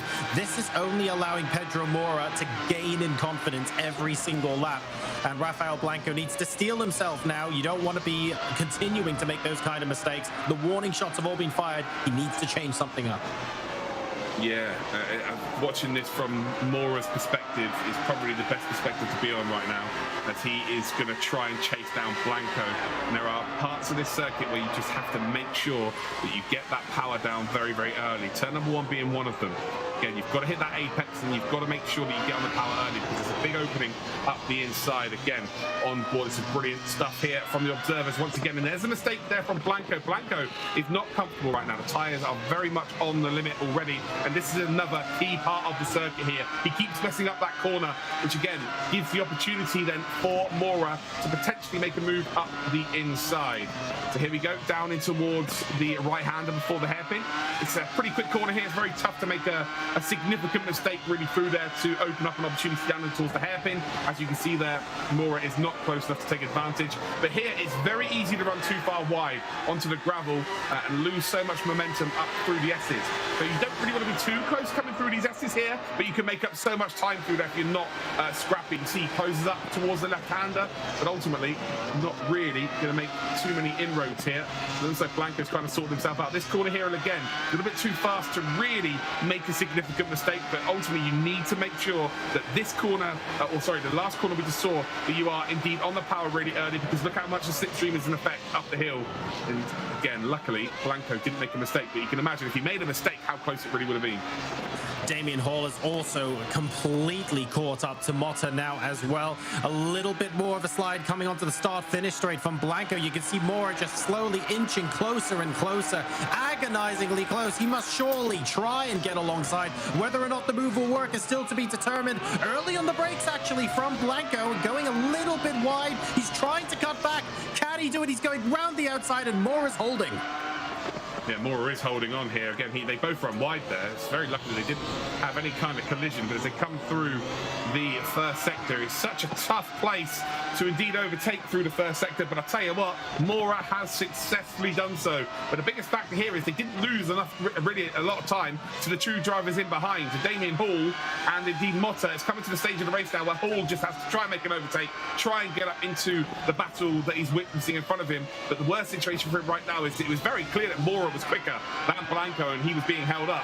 And well, now he's got maybe a few laps where he can just go and travel off into the distance and gain that top 3 spot. Imagine having to deal with tires that have gone off like this, where you're really struggling, but actually it's still 6 laps and half the race to go. It's really going to be taking a huge toll on the driver's concentrations right now. Another squirrely moment coming out of Blanco, and all of a sudden Northern Motta, suddenly it's like a red rag to a bull. He knows exactly what he has to do. Damien Hall right behind him will be looking to go through as well, and this has put Rafael Blanco on notice. And this is perfect for Blanco right now. He would have seen that in the rear view mirror again, or his wing mirror, as I would say. Has he got a rear view mirror? I don't think they don't obviously have one in the car. I wonder if they have it in their HUD. I couldn't imagine they do, actually. I'm trying to think when I last drove the car. Again, some open world cars in a game still have a rear view mirror. Like, that's pretty handy. It's not. Yeah, it's kind of strange how it works, but maybe they do, maybe they don't. I can't really remember. But he would have seen that in his wing mirrors anyway. That he is struggling in behind is Blanco, but Mora's not really taking full advantage of that fact. Motta and Hall are the closest to right now. So can Damien Hall get a good exit out of here, down in towards that hairpin, and try and get up into that top 5? Rafael Blanco, look, he looks like he's driving a fish right now, Luke, but what's odd is that when the rear of that car isn't all over the place, he's so fiendishly fast. It's incredible that Motta and Hall are not closing up to him any faster than they currently are. So quite clearly, Blanco has got that all-out pace. Unfortunately, just how loose that car is at the rear end just means that when he makes the odd mistake, you're getting chinks in the armor, and that's happening all too often for him. Hall's got a great run here. He got a very good run through that right-hander, and I think you'll find he's going to make a late move up the inside and towards the chicane. Oh, he wasn't quite close enough there, but he did. He got a huge run. He's forced a mistake, though, through the chicane. In behind again, we're on board with Rafael Blanco. So he's got a great perspective here, looking backwards. And again, Motta making another error. Damien Hall is going to close up in that slipstream. I think we're going to see the orange car potentially make a move here down in towards turn number 1. It's do or die, really. Again, not quite close enough, but there's the mistake here. Not going to be able to get the power too early is Motta, but Motta had enough to play with there. Damien Hall then tries to go in deep. The dirty air, that's what the dirty air effect has. As soon as you indeed cross over, he tried to have clear air on the outside of the car in front, and then he tried to dip below the car in front, and as he came through the jet wash, unfortunately I made the car lose all sense of weight or all sense of downforce, and then the car just not able to get the power down. Damien Hall there, trying on the inside, trying on the outside, whatever he can. But unfortunately, on lap 9 out of 12, still behind Northern Motta. Those mistakes are creeping in, though, and Motta's focused on the back of Blanco as well. I wonder if this is going to give Blanco a little bit of a reprieve, because Motta's going to be looking behind him a lot more. Perfect opportunity here. He wasn't too close going up towards the Schumacher S's, and now he's got to try and set him up through these corners here. Again, through this right hand, it's very tough to make a mistake, but can he? Well, he's going to be boxed in here. He's not going to be able to get the power as early as he would like. Motta's going to be able to get out of jail free card effectively by having the slipstream of the car in front. Hall does have that double toe, but it's not going to work out. But it might work out at the final corner. The Damien Hall, if he can be patient, if he can make sure he nails that chicane, and he hasn't. He's made a bit of a mistake there, but now it's go out nice and wide, cut in nice and deep here. Perfect opportunity. They've gone side by side here. Damien Hall on the power Wilson early, and this is the opportunity to get into P4, and he's got to get in the slipstream. He's got to move over here. He's lost out there. He had to react quicker. Reaction time wasn't good enough, I'm afraid, and Motta then's going to go round the outside, sweeps it round the outside. Blanco's going to lose another position here. Damien Hall's going to try and follow him through, and I tell you what, is the gap open? Not sure it is, but these two again going side by side is going to give Damien Hall that opportunity. But how many golden tickets can you give him? How many tickets can you give him? Oh no! There's contact between him and Blanco, and for a meantime his wheel fell off, but I think he's all good. But that is not going to be good for the front wing. He's finally got the overtake, but it's not how he would have wanted to have get it done. And there's the mistake. Yeah, he's lost all downforce now. That is potentially raised over a small bit of damage on these cars, especially on the front wing, and you are toast, unfortunately. So this is great news for Mora, who's currently in P3. Motta is going to be able to try and chase down P3, but as it stands, Victor Miranda is an absolute dreamland here. Michael Velez in P2, and then Mora now in P3. And I find it very, very difficult to believe that that's going to change now. So Damien Hall, they're suffering a little bit of damage to the front of the car. To be fair, though, it's better than the front left wheel hanging off. We got the nanobots to fix that on the fly pretty quick. We've got a Quantum Pay replay of exactly what happened there, as finally Blanco, after holding on to the rear of that car for God knows how many laps, finally, in the midst of battle, loses it just the once. So there you go. He made him a little bit of a mistake, and then he goes through that right hand, very acute angle, which means that you've got to try and get the car rotated, but also try and maintain your speed. And then the wheels, because you're turning at such an angle, your rear wheels just start lighting up, start spinning faster than the car is actually going, and then the rear becomes like a happy dog and wants to chase its tail, and it just spins all the way around. And unfortunately, Damien Hall was too close there to avoid it. And at this stage of, 1.5 laps remaining, unless Mora makes a mistake, it looks like Motta and Damien Hall are not going to be able to get into that top 3, but it's going to be good points for them moving forward in this championship. Again, only one more month to go, but Victor Miranda and Mora, looks like we're going to get 2 more drivers through to our semi-finals. Victor Miranda looks like a very special talent indeed. Credit where it's due as well. Damien Hall has, let's be honest, he's struggled for luck here in the G Challenge this year a little bit, hasn't he? And the fact that he was able to get on the brakes fast enough to avoid significant damage in that incident and still command home a top 5 finish here. I realize it's bittersweet. I'm sure it could have gone even better for him, but he's still going to be taking some positive vibes out of this one. Yeah, for sure. I would love to have a sit down with Damien Hall and go through some of his races and pick his brains at some of the decisions made in terms of like braking late into corners, which then just makes it a lot more difficult for him to get on the power, especially when he's behind another car. I just think there's a very, very fast driver in there somewhere, and it's just like, I don't know, it's like a blank canvas, if you like, someone to work with. I just think there's so many attributes there that could make him into, like, he's obviously a phenomenal driver to be at this level, but there's so many attributes to work with that they just need to be polished. So yeah, it's like, oh dear, that is, again, decision making. That's a poor decision, and he's just basically wiped out Motta. But I feel like he should have had all of this done 3 laps ago. Yeah. Gets himself into a really good position to strike and just isn't capable of making the correct decision at the right time, or maybe doesn't quite have the conviction. This is what this competition is all about though. It's about learning, it's about progressing as a driver. But again, he's a seriously talented driver, but I just feel like it's very rare you see it. When you look at a driver and you think there is so much more there that is, that needs to be unleashed and unlocked. And I just feel that with Damien Hall. I think we're going to see him in the semi-finals. So maybe over the next couple of months he can learn that. But yeah, just decision-making hasn't been the best, if you like. But yet, still in P4. There's a reason why he's racing and I'm commentating. So yeah, can't say too much. Well, that is spectacular. And we are still going. I want my car built out of whatever that car is built out of. Yeah. Victor Miranda, in the meantime, crosses the checkered flag and will be our victor here in absolutely... Suzuka in nighttime scenario mode. It is green light racing. Stefano then gets an absolute flyer of a start, and Lara in behind does not get a start that he would have desired, that's for sure. Carglin sweeps it round the outside into turn number 1, and first blow goes to Diego Carglin. Great move from him. Montez then is now in P3, and Rubelar is nowhere to be seen. Cognan then showing Stefano, guess what, you're going to have to work for this space. We've got Vela there, looks like he dropped a position or 2. Stefano now struggling to maintain, actually, because we can see Cognan already opening up 5 or 6 car lengths. Quite surprised at that. We'll see what Ayrton can do moving into the second half of the lap, but a lot of action up and down the field. I don't think we've had any incidents. I think overall it's been a clean start. Yeah, Rubelar's right down the back end of the order here, so he's obviously either not got off the line well here at all, or he has been involved in something.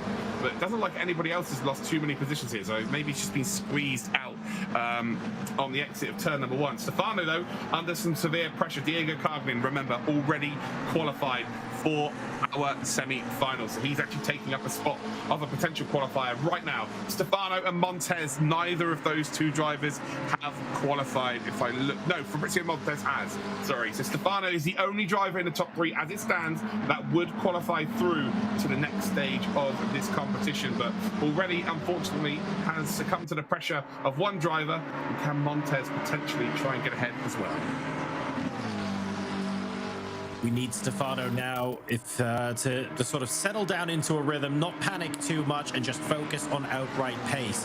We saw him start the race Lara into 130R. Sorry, John. So in P3 and P4, they did go through side by side. Lara was on the inside, and I'm wondering as to whether he managed to get that move done. Oh, Verle and Lara have had contact together here as well, and Amador then is going to gain a few positions here, but the front 3 have been able to drive away. But I'm pretty sure that Verle and Lara were side by side, or it might be Delgado and Lara were side by side through 130R, and it continued down towards that final chicane, and it looks like Lara has come out worse off there, that is for sure. Carglin, Stefano, Montez still lead. Delgado now is quite far off the pace now, considering what has just gone down. Very interesting development in this race.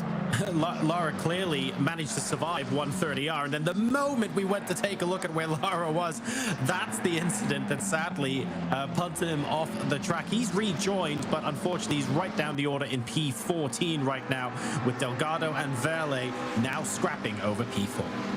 Yeah, for sure. And how much do you want to scrap here? If you're Verle, you're thinking I can get ahead here, I'm quicker.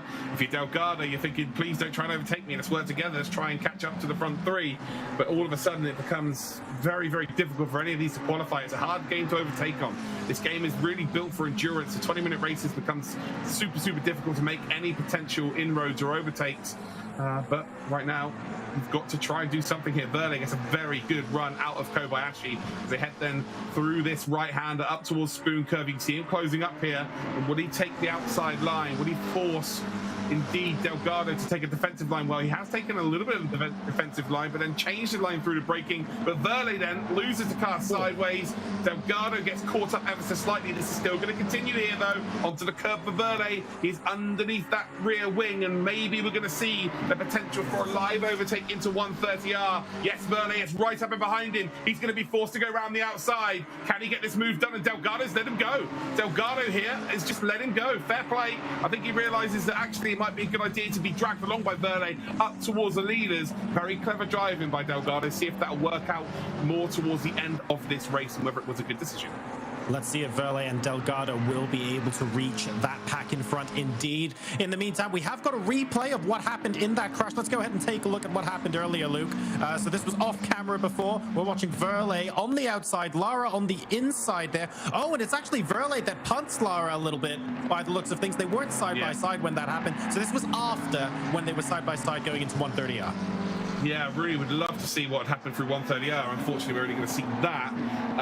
Verlet hits the car behind. It's his responsibility, 100% his responsibility there. And I am sure that Lara is going to be absolutely furious. He might get his cricket bat out to that car. That's not Brian Lara, my bad. It's just it's our Lara. But yeah, Lara's got every reason to be pretty annoyed with that situation. I thought that was an England-Australia joke there for a second. I'm glad it wasn't a reference to today's game. I've quietly forgotten that any cricket happened today at the moment. Yeah. We'll keep it to a minimum, John. Don't worry. Thank you. I appreciate that. Verlet into Spoon, grabbing the inside line against Herrera there. And I think Herrera is actually lapped and is allowing him by. Yes, he is. Okay. That looked very clean and clinical. And I thought, oh, he's just letting him by. That would explain it. Yeah, for sure. Make it as easy as possible for Verlet. Verlet is now going to be off to chase down the front three, but it probably will receive a penalty for that if it's reported, I would imagine. Like, it was pretty scrappy from him. It's really silly, actually. But, you know, this is what happens when it's a 20-minute race and you're trying to make it up as much time as you possibly can. You start to get a little bit frantic with the situation as we're on board now with Roberto and behind Delgado. Delgado, who was right up the sharp end previously, obviously let Verlet go. And now I think he might be overtaken here into 130R once again. Roberto looking for a bit of an opportunity there, not able to do so. Bit of curb grab by Delgado. Runs out wide onto the curbing. And ultimately, they're going to filter into their same positions they were in before 130, although there's a mistake from Delgado, which means he's going to be very sluggish on the exit here. And actually, the mistake was made by Roberto as well. Tucked up right into each other at the moment. Delgado and Roberto, this is going to end up being a fight that will last a little while, even if the overtake does go through. Robson behind, of course, has the best view of this scrap right now, and he's going to be thinking, well, hang on a second, hopefully these guys can stay that close, because I intend on joining this and making that fight for P6 a three-way one. Yeah, 100%. It's just all about really keeping your cool here. At this stage of the race, 3.7 seconds for Verlet to make up. Doesn't really want any pressure from behind. He hasn't got that pressure from behind, but really the driver that is in a very good spot here and keeping his cool is Stefano. It's kind of worked out perfectly for him, really, as well. He's 1.8 seconds behind Cardman. Again, P1, P2, P3. There's no real difference between those positions. If you haven't already qualified, just being in one of those spots gets you through to the next phase of the competition. So Stefano, as it stands, is holding on to that P2 here, and he's not really got any pressure in behind him as well. So, yeah, we are just heading up towards the halfway point of this race. And unfortunately, these drivers will have to do the whole race. Unlike England today, it only needs to do half their innings, or just over in the cricket. These drivers will have to do the whole 20. Oh, I can't even be angry because it was true. Oh dear, oh dear. That said, tell a racing driver, oh, don't worry, second place is as good as first place. When they started the race on pole, I guarantee you, if Ayrton Stefano even has half a chance at chasing down Cognan and retaking the lead of the race in the second half of the race, he will grab that opportunity with both hands and choke the life out of it. Right now, though, he needs to find a way of getting consistently quicker. He needs to start chomping away a couple of tenths a lap at Cognan to even get to a point where an overtake might be possible. Otherwise, Cogden's just going to run away with it here. Yeah, do you know what? I understand what you're saying there, and I completely agree, but I just think in this situation here, specifically with Stefano and how young he is, I think he's just really content with where he is at, and he's been in the qualifying... You don't think he'll want it? Pardon? You don't think he'll want it? I reckon he'll want P1? Oh, if someone makes a mistake, but he's been in this position twice before this season so far, and both times he's overdriven the car and made mistakes or got involved in something that he didn't need to get involved in. So right now, P2 is just get P2. You're golden, you move forward in the competition. I don't think there's the eagerness for that P1. Obviously, you can't turn a racing driver off. They don't have an off button. So I understand what you're saying there, but I just think this is a unique situation because he's been so close twice and yet so far. I think he'll be looking at the deltas maybe, and he'll be seeing, okay, I'm 1.6 seconds behind now. Let's see if I put in a couple of decent laps, but driving within myself. Let's see if that gap comes down to 1.2, 1.3, and if it doesn't, he'll be content to settle for P2. But I'd like to see 1 or 2 hot laps coming out of Stefano just to see if it's even possible for him to apply a little bit of pressure. Speaking of pressure, though, like Cogden, he's driving like he has none. Yeah, Cogden's in.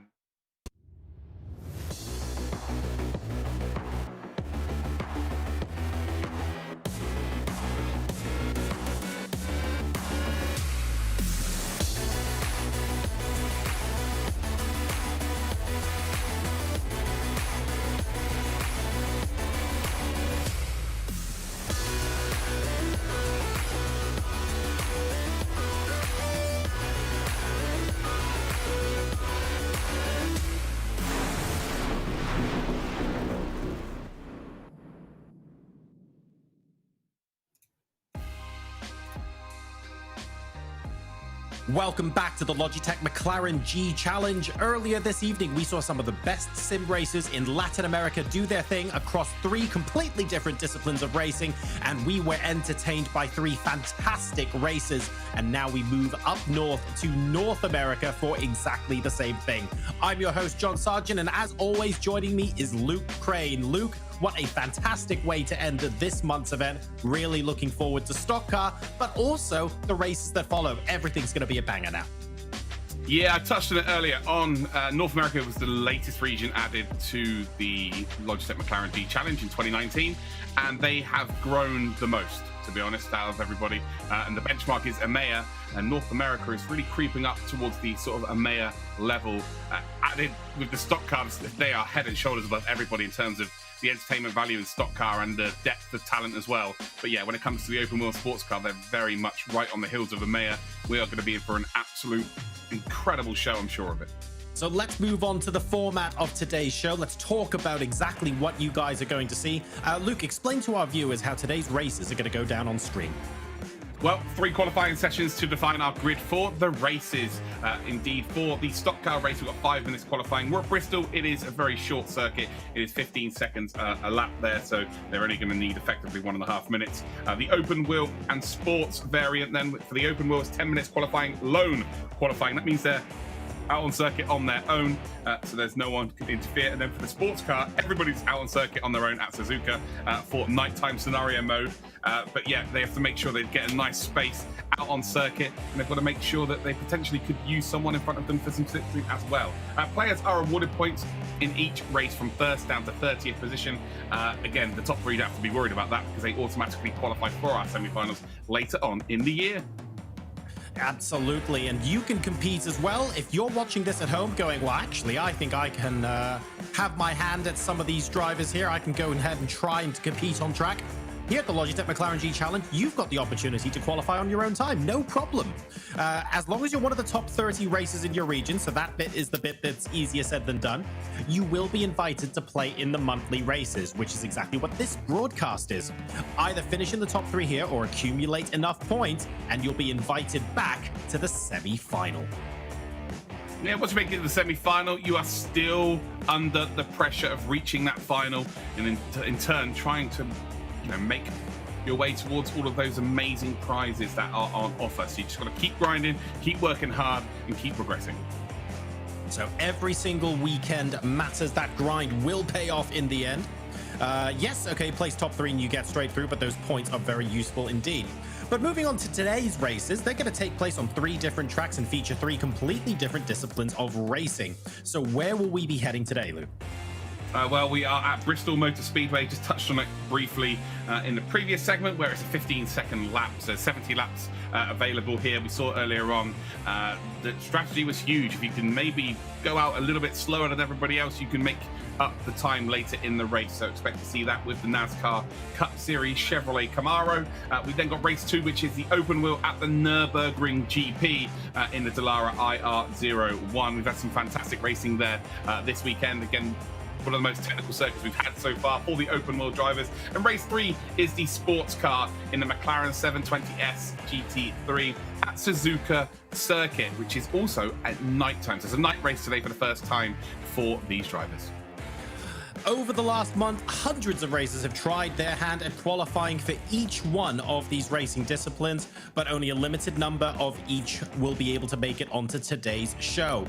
This is North America, of course, so I'm expecting a borderline full house, if not a full house in the stock car. But what are some of the names, and there are quite a lot of them, we should be watching out for today? Well, by this point, we know what to expect from North America when it comes to the oval racing, and today we will be no different. This is the hardest category to qualify for the semi-finals for sure. 4 drivers make it back who have already qualified, though. Brian Wang in 8th seed, Matt Bean 16th seed, we've got Michael Wright in 19th seed, and Kevin Fraze in 23rd. A personal hero of mine, Tony Kanaan, who won the IndyCar Championship in 2004, becoming the first ever driver to complete every single lap in a season. It was 3,305 laps in total. He also won the biggest race in motorsports by clinching the Indy 500 in 2013. He would have thought he had reached a pinnacle at that point, but yet here we are in 2021, and he has made it to the monthly finals of the Logitech McLaren G Challenge. Dreams do come true, ladies and gentlemen. Fun fact though, David Brown and Cody Smith both got the fastest times with a 14.678, and the whole field of 30 is covered by 0.2 of a second. Ridiculous. If we have recovered from this potential worldie of a race, we will then head to the Open Wheel Challenge. Here are your notable drivers to look out for. Top 2 in the timesheets this month are Canadian driver Matt Adams in P1 and Dane Verano from America in P2. Ridiculously, neither have yet qualified for the finals as of yet, which is crazy to me. A big reason for that, though, is Brandon Hawkin, who keeps coming back, dominating races and blocking one position at least every month to those semi-finals. And they say Canadians are nice. Todd Aitchison and David Porcelli and Marshall Stanley joined Brandon in already being qualified for the semi-finals. But yet have yet again qualified for the monthly final. Tony Kanaan has already been gassed up to the moon by me, so just a small mention that he has already qualified for this as well. I don't think we're going to see him race, unfortunately, though, although we could be surprised. Who knows? I think a few drivers have figured out that Brandon is the fastest because of his name, only because Brandon Ageric and Brandon Hyde have also qualified, formerly known as John and Derek. If those 2 sets of drivers was not enough, we head then into the Sports Car Challenge. Erie Riley again tops the timesheets for this month's finals, followed by Caleb Lavender. Lavender is the only driver in the top 4 yet to book his ticket to the semi-finals. Ryan Woodrow and 80s pop sensation Eric DeBon are already qualified. Surprisingly, Tony Kanaan has not qualified for this one. A little mention on the region in general. Historically, EMEA has the biggest player base and the competitiveness. And with North America being the newest region to the G Challenge as of 2019, it has really surprised me the growth in the region. Comfortably the second, if not pushing EMEA for entertainment value alone. But the pace each and every month is getting faster and faster, so let the fireworks flow. And this should be an absolute cracker. Yeehaw! I'm looking forward to all 3 of tonight's races. I'm a little surprised that Tony Kanaan isn't just sort of waltzing in here and stomping all over all 3 of them. We basically have racing royalty with us here this evening. We mustn't let that get us carried away too much, though, Luke. But I'm afraid there's no hiding my excitement either. This is going to be one cracker of a race. 4.5 minutes to go now in qualifying for the Bristol International Speedway. Yeah, absolutely. Again, I don't think we're seeing Tony race tonight, which is a bit of a shame, but just to see him qualify and giving it a go just shows that the blurred lines between real racing and sim racing is now a genuine reality between both. You know, some of the top drivers in the world are coming down to sim racing, and some of the world's best sim racers are making it into real world racing as well. So yeah, it is an incredible space to be in right now. But you're right, 4 minutes left of qualifying right now. We've got 21 of the best oval racers on the planet in this race here at the very short circuit of Bristol. John, this is going to be incredible. It absolutely is. Let's talk a little bit more about Bristol now. It's fairly unique as far as ovals are concerned. An awful lot of concrete, an awful lot of noise, and a very, very entertained crowd with the shortest lap time of all of the tracks in the Logitech McLaren G Challenge. Here's a video we prepared earlier to give you a little bit of a flavor about what this circuit is all about. Tennessee's Bristol Motor Speedway, billed as the world's fastest half mile, is one of the most popular NASCAR tracks in existence and the venue of the Logitech McLaren G Challenge in October's stock car discipline. Let's get stuck in.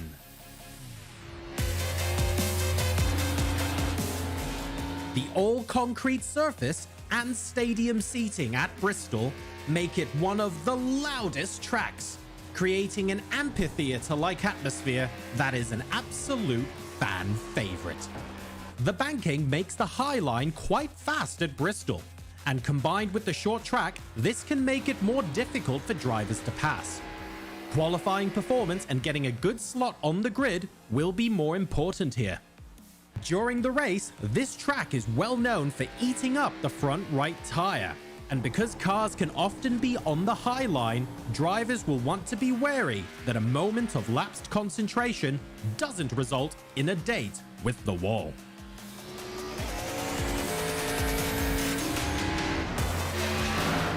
What are you waiting for?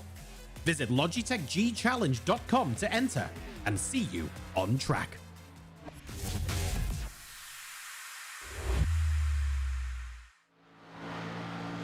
Every qualifier separated by 0.2 of a second. Now we find out what happens as they work out what their position is going to be on the grid. 14.672 by Cody Smith so far. And if we go all the way down to 15th, well, guess what? We're still in the 14s. In fact, we have to go all the way down to 17th place to see a single driver in the 15s right now. This is hella competitive, Luke. Yeah, it certainly is, and some of these drivers will actually have gone out a little bit later in the session as well. So again, with 1 minute 30 seconds, they will get all of their lap times in ridiculously. So yeah, don't be surprised to see there being some big changes right up until it goes to 0 on the time. David Brown and Cody Smith are actually the opposite way around, considering they're qualifying into this. Cody Smith was the second seed, David Brown was the first seed. As you can see in qualifying, Cody Smith is number 1 right now in qualifying, and David Brown is indeed number 2. 0.003 of a second between them. Super, super close. And if LATAM's anything to go by earlier on, this is going to be incredible. I think it's all going to come down to racecraft and how they negotiate their way through back markers and stuff like that, because if even with 70 laps, Luke, if we watch them peel away from each other at 0.002 of a second a lap, there's going to be nothing to tell them apart. So I'm looking forward to how the race unfolds, how each driver chooses to pick their lines when other drivers are nearby, and probably even more importantly, how they negotiate back markers and who's going to lose the least amount of time. I feel like this is going to be a war of attrition, looking at everything other than their baseline speed. Yeah, for sure. Again, we saw earlier on drivers going out a little bit slower than the leaders, let's say, and then they had a little bit more to work with in terms of the latter stage of the race. I don't think you're going to be able to afford to do that with 21 drivers here. You know, if you fall, you know, making 2 or 3, 4, what we saw earlier on, 6 overtakes in a race, that is pretty much you're on the limit of how many you can be able to make, because it's not a case of you make the move through one corner. You've got to work at it. It's sort of 3, 4, 5 laps to make one overtake. It becomes very difficult if you're outside that sort of top 10. So expect to see these drivers gun it from start to finish. And well, it should prove to be a sensational spectacle at the very least. Qualifying is now over. Just a quick reminder about track conditions there while the rest of the crowd watches a couple of stock cars do real donuts. See, guys, that's what you should be doing later on. 25-degree ambient temperature and a 40-degree track temperature here for today's race. A nice little breeze just so that you feel comfortable, and it's cloudy as well so you won't get sunburned. So all of those spectators in the stands will be gearing themselves up for an absolutely fantastic race. And we should have our grid ready for you momentarily as well. You can see the cars getting getting ready to line up. Very excited to see how this race is going to unfold. Remember, it's over 70 laps, right? So it is absolutely in for the long haul. We have Cody Smith, and we've got the MC names out here. We've got David L lining up alongside in second. Second row of the grid, of course, is Ian Lane and Zachary Robinson. And then Malachi Drake, a familiar face to us, will be joined by Jack Dolan on the third row of the grid. Trey McCrickard and Brian Wang will be 7th and 8th, respectively. And then Ryan P and Alex L round out our top 10. There's your top 10. We head then to the second set of 10, and it's Alexander Kerfan and Ched Martin as your 6th row. On the 7th row, then, it is Miles Morse and Matthew Dinkle. We've then got Raymond Rittenor and Shane Hensley as your 8th row. Then we've got Matt Bean and Christopher Jordan in 17th and 18th. Rounding out in 10th row, then, we've got Max Swaringen and we've got Connor Anton. And that's your top 20, but we still have Andy Glazik making up the rear of the field. And to be fair, he's actually going to have an excellent position to take advantage over any cars that basically get involved with each other further up ahead. So while he does start in 21st, he also starts in a potentially very opportunistic position. We're just waiting for one car by the looks of things. You can see that gap on the left-hand side before we take away before we move on to the formation lap and then take away the pace car after that to allow this race to go ahead. 70 laps, we're in it for the long haul, but remember, at 14 seconds a lap, they can go by mighty quick. Yeah, you say it's maybe a good position to be at the back end of the grid. I wouldn't want to be there, not around this kind of circuit. If you're at Daytona or whatnot, you can avoid incidents because there's a massive infield that you can utilize, but there is just walls left and right around the circuit. Such as this, qualifying is a big factor, but ultimately you've got to try and utilize what you can. If you haven't got a lap time in, then you maybe can dodge, dive and dodge, then absolutely do so and get yourself up the order. As long as all of these drivers remember the 5Ds, of course, that's going to be critical. Historically, we've always been waiting for the sort of big first lap pile-ups, and to be fair, the US stock car discipline has broadly shown us masterclasses in how to get off the start line. We have seen our fair share of incidents, sure, but never a 10-car pile-up on the first lap or something like that. Generally speaking, these drivers are both professional and disciplined. Ladies and gentlemen, congratulations. You're about to witness a massive pile-up on lap 1. Maybe. I mean, I have to put the caster curse to work somehow, right? And as long as it involves more entertainment, as long as the viewer at home gets what they want out of it, then I guess I've done a service. Yeah, we're going to see the start scene from Cars back from 2006 about to happen, aren't we? Here at Bristol, the pace car will come in with one corner to go. That was released in 2006. I'm so old. Yeah, it was. I try and use my son as an excuse as to why I was watching it in 2006. My first child was born in 2007, so yeah, that doesn't work. It is what it is. Oh god, here we go. On to the start of this race then, and it is up to our pace or our leader to go, and we are off and running here then. So Cody Smith takes us away. David Brown is in second position, and instantly you can see actually normally the leaders have been taking the inside line at the start of this race, but yeah, Cody Smith has been taking the higher line straight off the bat. So he's opted for the higher line, and you're going to see a lot of too wide here, a lot of snaking left and right. It's all really about making sure that you keep into a decent groove, also find yourself a decent position on track, and don't get involved in anyone else's mistakes. Cody Smith trying to settle in to what will hopefully be the fastest possible line, just pretending no one else is on track and absolutely keeping that foot down. So far, I have to say, he's doing quite all right. David Brown just behind him, trying to dip down significantly lower, and at the moment, he's actually being harassed a little bit by, that's a green car. Is that Jack Dolan behind him? Jack Dolan, yeah, I think it might be Jack Dolan. Again, he's the lead of the car there. I don't think the API is working perfectly here. I guess it will figure itself out sooner rather than later. But yeah, the front two are as they qualified right now. There's Jack Dolan down to P6, so I guess it is working correctly then. Fair enough. It'll be interesting to see whether P2 gets caught here. I guess that must be Zachary Robinson then, but I'm pretty sure that car is anything but purple. In the meantime, something like 6 different cars behind that lead pack, everyone's scrapping for position. Yeah, it's Ian Lane trying to make his way up here, actually. Jack Dolan then holding on to P5. The front three have kind of got themselves a little bit of a gap to work with here. And none of the front three have already qualified. It's the hardest discipline out of all of the regions to qualify stock car in North America. Like, if you can get to the top 3, you don't want to be relying on getting into the points, that's for sure. You want to be just getting to that top 3 and guaranteeing your passage to the semi-finals, as we have got the 14 then trying to get past Lane as well. That is indeed Trey McCrickard, and with that high side is going to nicely get through. There's number 24 is absolutely bottled it there. And they're going to be very, very slow indeed. That is indeed Alexander Russell. So Russell moves down into the apron, tags the wall, and anyone who's behind him is going to lose all sense of momentum, unfortunately. But the lead still between Cody Smith and David Brown. Fair play to those two drivers. They got a very good start here. Ian Lane, by the way, just dropping further and further back as this race does indeed go on. There's Dolan again in P3 as it stands. P4, I think. I'm wondering now, is that green car in P? Is that Zachary Robinson in a green car, but it's coming up as purple on our timesheets? That's what's confusing. That's what I'm thinking. That's what I think is happening right now. I get the feeling that Zachary Robinson appears to us as green, even though on the key we think he might be in purple. I think that's that was the car that was giving David Brown a little bit of a run for his money earlier on. I think David Brown's managed to comfortably hold on to second place, but he's right behind him. That's the number 48 car, and the number, was that 23 in front? So we'll be able to find out in just a moment. But these guys have been bumper to exhaust pretty much the entire race so far, and this is indeed Zachary Robinson. This is a new age sort of, the kids are raving about this metallic shade of purple on the number 48 car. What all the kids are into these days. All were both colorblind, one of the two. Maybe.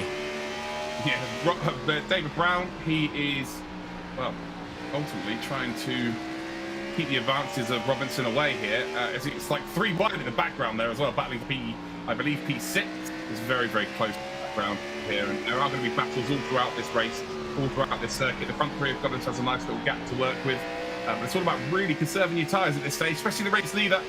Now you can just kind of you know, not relax, but take the best lines there, keep your tyres in a decent range, and then, you know, have something to potentially fight with later on in this race when inevitably people who have been really looking after their tyres will come and attack. Look at the difference in lines here between Brown and Robinson. Brown going so unbelievably low compared to Zachary Robinson at both ends of the circuit as well.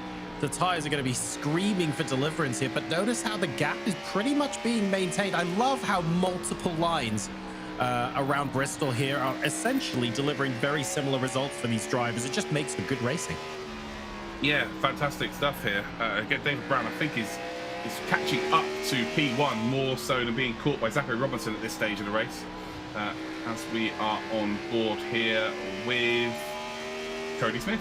Cody Smith leading out, doing a sensational job as it stands. You can see how close the rear gets to the wall, and it's weird. He just feels that. He's not like turning the wheel significantly left or right to avoid the wall. He's just feeling it right now. He knows he's not going to hit the wall as he enters the corner. Like, that's the kind of zone you're in right now. And it's a very difficult position to get yourself in. But ultimately, around a circuit like this, if you can get into that stage, you're going to be feeling pretty good about yourself, as we've still got battles all over the circuit. There's a little bit of a tag of the wall there, which I believe that might be Dolan. Yeah, there's McCrickard in the number 14, Ian Lane, who's lost a few positions here. Again, he's just trying to get something to work down the low side. But unfortunately, at every exit, the 2 cars in front just are able to peel away ever so slightly. Although, for the first time here, McCrickard has made a bit of an error here. Lane has got, again, he got alongside, but ultimately, he's just got to keep working on this position. He's not going to be able to stay alongside here through that corner, but this is the one now. It's all about just trying to have your nose up there as McCrickard there runs into the wall and makes a bit of a mistake himself. But ultimately, it's a bit of a stalemate here, and these 3 really do need to get a move on if they want to catch up to the front 3. The front 3 are off into the distance, and they're all pretty excited about potentially qualifying for our semi-finals. I like that Trey McCrickard isn't being tempted down onto the low line to try and cover off Ian Lane here, but at the same time, he's tagging the wall once or twice. You can tell that the pressure is getting to him a little bit. So as much as he's doing the right thing by focusing on his own race and just making sure he's as fast as possible, at the same time, Ian Lane here, at least psychologically, having a big effect on the number 14 car. And now we've got the number 24 car potentially coming in to join him on the low line as well. Yeah, he's been able to catch up as these 2 are going side by side. And you can see exactly what Ian Lane wants to do. He wants to be clear, and he wants to be able to chop up in front of the bonnet of the number 14. But ultimately, he's made an opening for the number 24. Alexander Russell is maybe going to get a free opportunity to indeed move forward in this race, as we now have a battle for the lead of this race then. And David Brown has caught up to Cody Smith. I thought he was looking pretty quick. And these two who were separated by absolutely nothing in the qualifying phase for this month's finals. They both got exactly the same time of 14.678. They are separated by absolutely nothing right now in the race as well. Oh, getting so close to the wall there is Cody Smith. You can see on corner entry, they're right up alongside each other, but Cody Smith, with the highlight, has got just a little bit more of a burst of speed coming out of each corner. David Brown could basically get alongside and even poke his car ahead, but just for a few precious meters until Cody Smith manages to restore the lead thanks to that larger speed differential. One tag of the wall, though, for Cody, and that all changes very quick.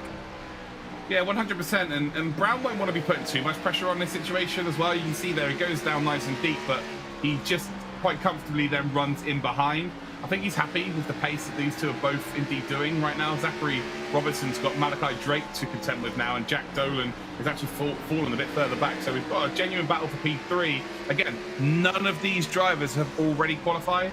So the real key battle is 3 and 4. We've got a close battle between 1 and 2 as well. Like, this is ridiculously close. But again, the key factor is that they all are battling for qualifying positions.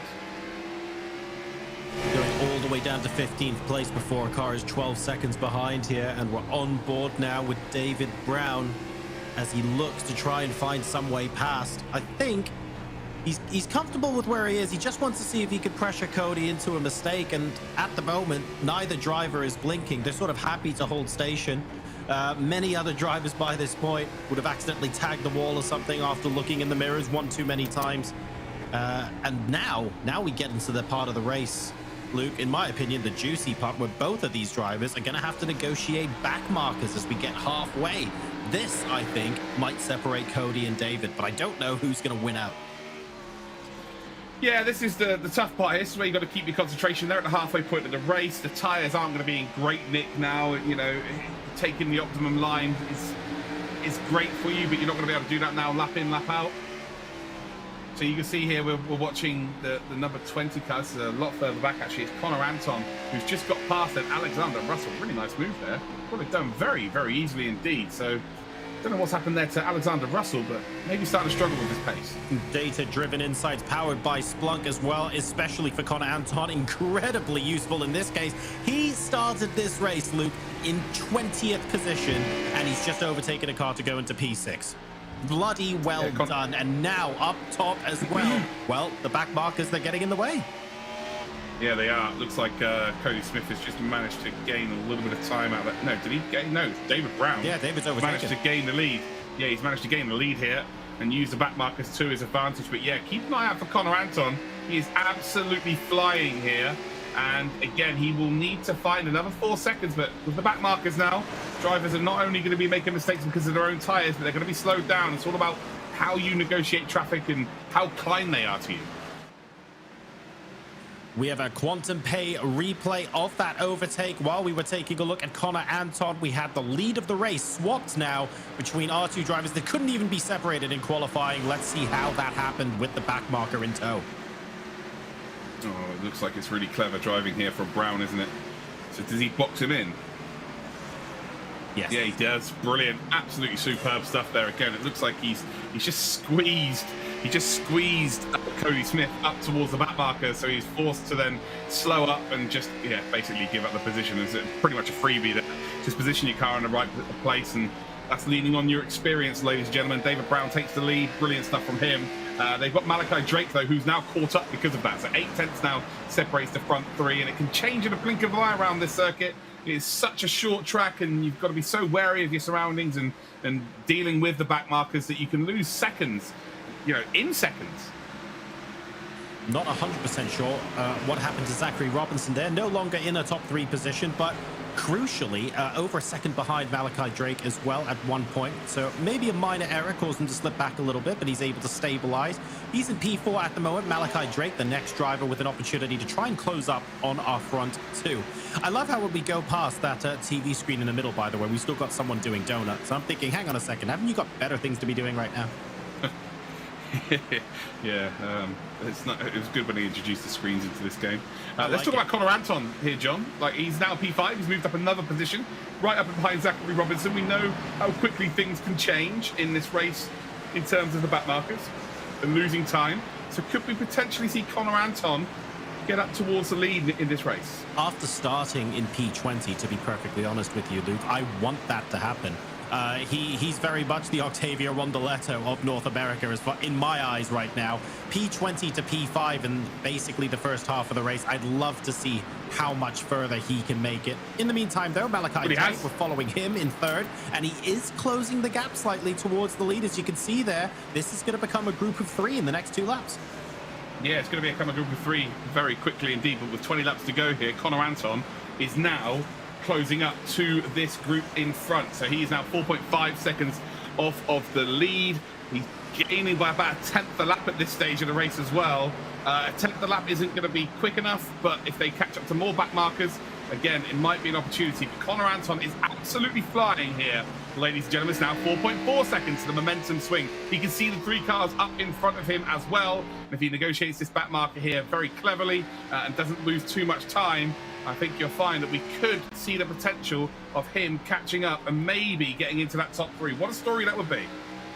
Connor Anton has had an insane race so far, up to P4 from P20. That's honestly beyond what I thought was going to happen going into the start of this race. Given how competitive this field is, it's an absolutely incredible story. A sensational drive, but at the same time, he's still got 18 laps remaining. He can't bin it all now. It's a tenth of a second every single lap, John. So, again, he's going to need a little bit of help if he wants to really close that gap, but he is absolutely flying. Oh, it's now 2 tenths, so here we go. So a back marker is causing the group in the front to, for sure, lose time. And, yeah, if you were on board with Connor Anton, you would visibly see that gap getting smaller and smaller, and ultimately, if him dealing with traffic, it becomes very easy for him because he could just negotiate it on his own. When you're in a group of 3 cars, it becomes a very, very difficult commodity. You're a lot wider as a group, and ultimately trying to find a bit of room on the circuit is almost impossible. That is Connor Anton, isn't it? He's not green. No.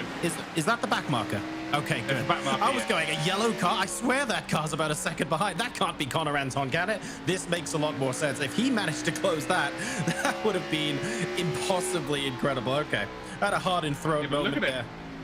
Look at the gap, though. It's coming down hugely. And that was indeed Hensley, Shane Hensley in P14. Connor Anton, this is not over. This is definitely not over. Malachi Drake here needs to be clever, needs to not get involved here. Don't run side by side. Don't do what he's doing right there.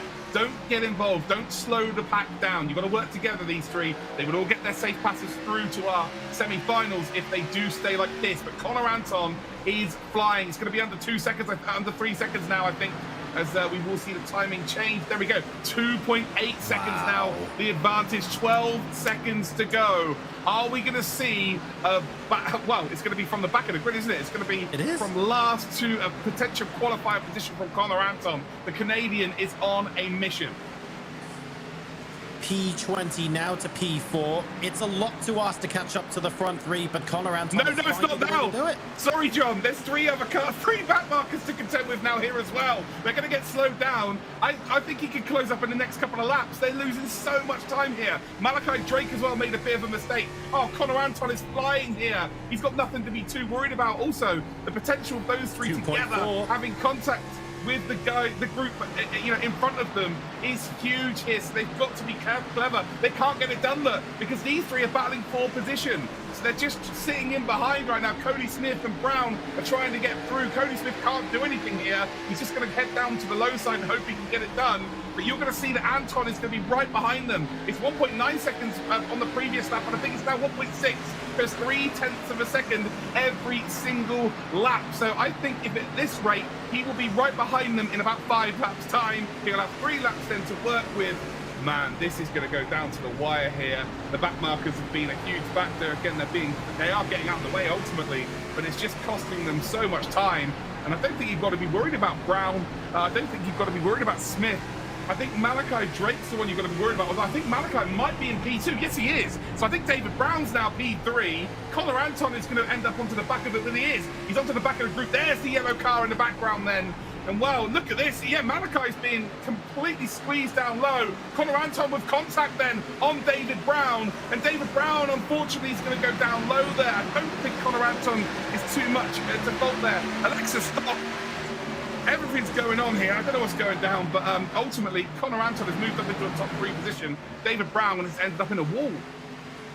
P4 now for David Brown, unfortunately hitting the wall due to that contact, and Connor Anton from the back of the grid is now in a position to qualify directly for the semi-finals. But hold your breath, it's lap 66 out of 70. Negotiating your way through this traffic is partially what caused David Brown to fall back, so Connor Anton still has work to do. Malachi Drake just a couple of tenths ahead of him. If they stay in this order, Connor Anton will successfully make his way through. But look at this, he does not want to stop here. He's taking the low line to see if he can force Malachi Drake into a mistake. He wants P2. Yeah, maybe he wants to go from the back to the front. You know, that would be a huge story for the Logitech McLaren G Challenge, but I think he'll take P3 as it stands. This has been one of the drives of the competition as we are now on to lap 69 of 70. Oh no, we're on the final lap now? No, we're on lap 69 of 70, so the white flag is going to come out once they cross the line next time around. Cody Smith has saved something here. He's making a bit of a gap then between him and indeed Malachi and then indeed Connor Anton. But we're on the final lap of this race, another back marker to contend with. Maybe there's some heroics left here for Connor Anton. As you can see here, Cody Smith doesn't need to be getting involved in this. Around the final corner they come. Cody Smith then is going to take the checkered flag and the victory lane here. It is going to be Malachi Drake in second, Connor Anton in third, and David Brown is going to be absolutely gutted with how that's gone down. But he's going to finish in P4. I need to see that incident once again, but I don't think Connor Anton really had anywhere else to really go. A brilliant drive from Cody Smith then, our race winner, a 14.796, his fastest lap there, and will comfortably, well, I say comfortably, will take that victory. I mean, on the grounds that he never hit the wall or looked particularly troubled. Sure, he traded places a couple of times. David Brown actually was challenging him for the lead of that race on more than one occasion, but ultimately he was the one that was able to last out. Honestly, though, can we give driver of the race to anyone other than Anton, who started in P20 and now automatically advances to the semi-finals? What a drive. Yeah, sensational drive again from the back to the front. Again, just being in that top 3, being third is exactly the same as being first effectively in terms of your passage through to the semi-finals. A superb drive from Connor Anton, marred a little bit by that incident that we saw with David Brown. Again, I'd need to see it again. I don't think Connor Anton could have done too much about it. There was 3 back markers to contend with. There was 3 lead cars, plus then Connor Anton creeping up to the back of it. Yeah, it was something that would maybe take a few look-throughs to really be able to digress as to exactly what's happened.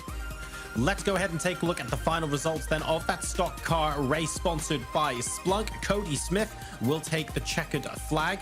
And then we've got Malachi Drake, a very nice composed drive to second place. Was actually not in the running for the first half of the race and was just quietly getting on with it and caught up to that initial pack of 3. Did a very good job to get in there. But Connor Anton in P3 after starting in 20th. David Brown is going to be very gutted about that, but takes home 32 points. And then we have Ian Lane making up the top 5. Behind them, we've got Murray, Dolan, Robinson, Russell, and McCrickard, who will round out the top 10 and take home 20 points. Behind them then, Ched Martin, Miles Morse, and Matt Dinkle will be down to 13th. Hensley, Kirfan, and Rittenor will then make up your top 16. Brian Wang perhaps was hoping for more from this race, but takes some valuable points, of course, and he'll be fairly comfortable anyway. Jordan Bean and Swaringen will round out our top 20. And then that, of course, means that Andy Glazik will still take home 9 points in 21st.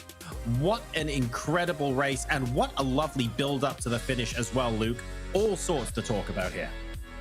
Yeah, it just was from start to finish incredible.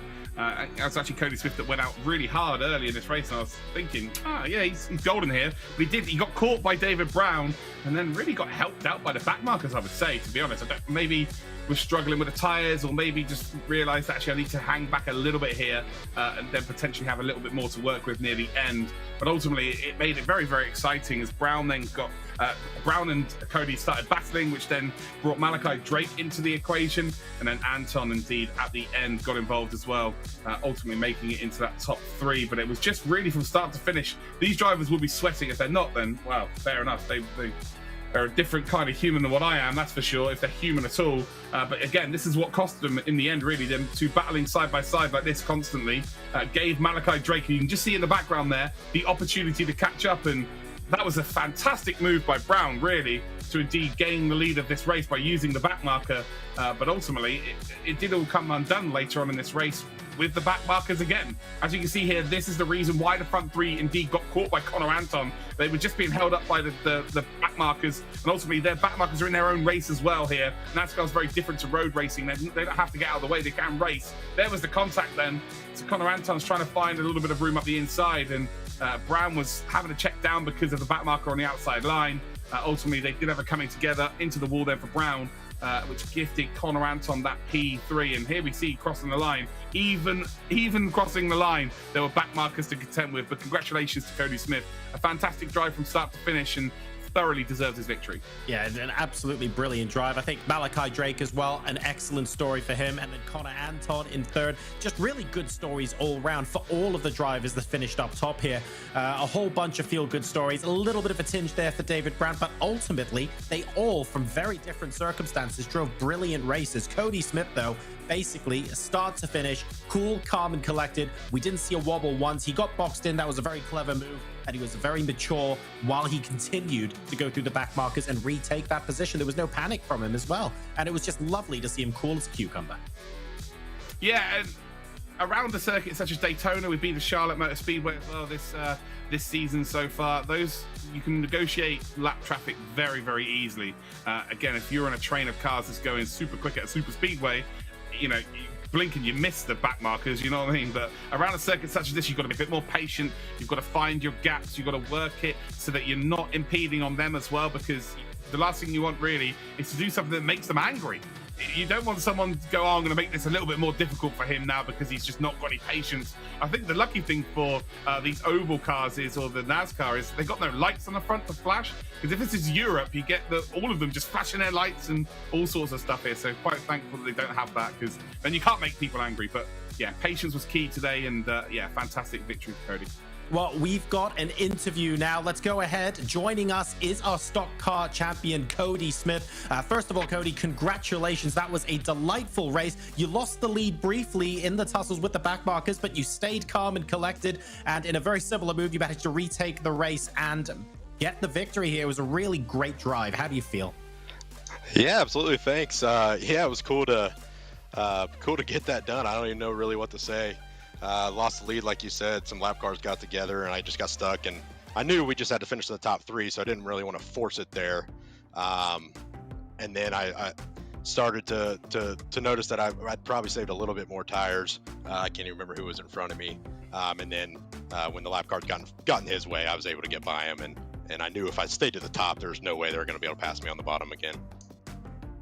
Well, first of all, congratulations on your victory there, mate. It was a superb performance.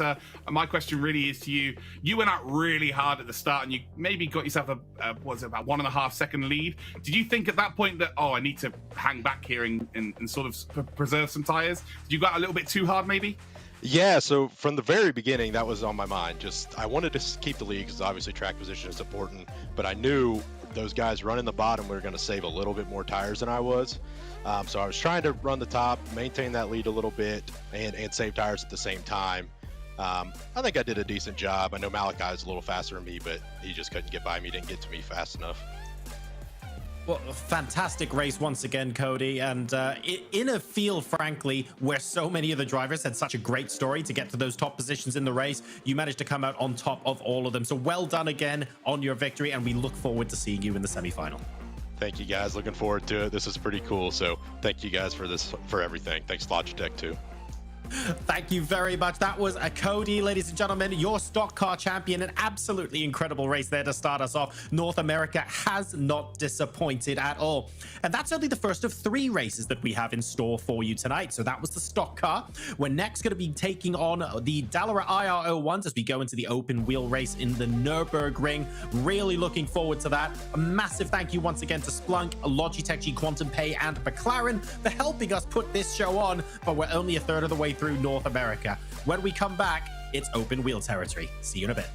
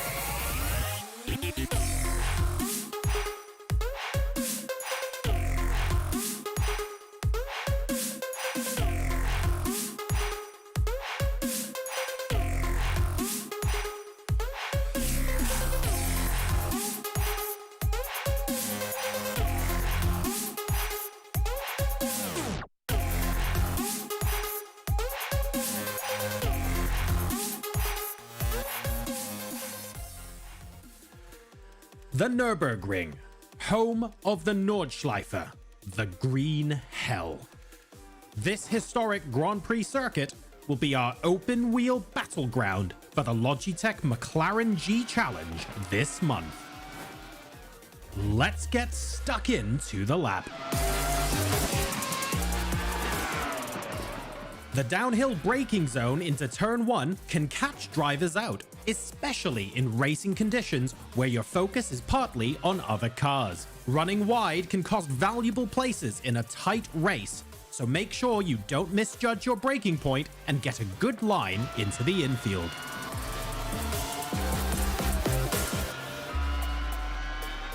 Coming out of the arena section, cars can snap oversteer due to quick changes of direction. Keeping this under control, carry as much speed as you can through the corner entry of turn 6 towards the forward curve, staying as wide as possible on corner entry so you can get a good run through the downhill straight to the Dunlop curve later.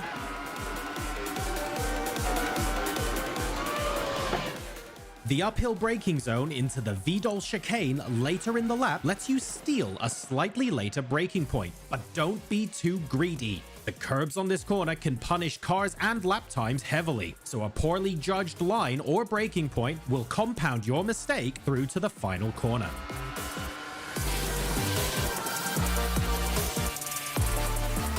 So, what are you waiting for? Visit LogitechGChallenge.com to enter, and we'll see you on track.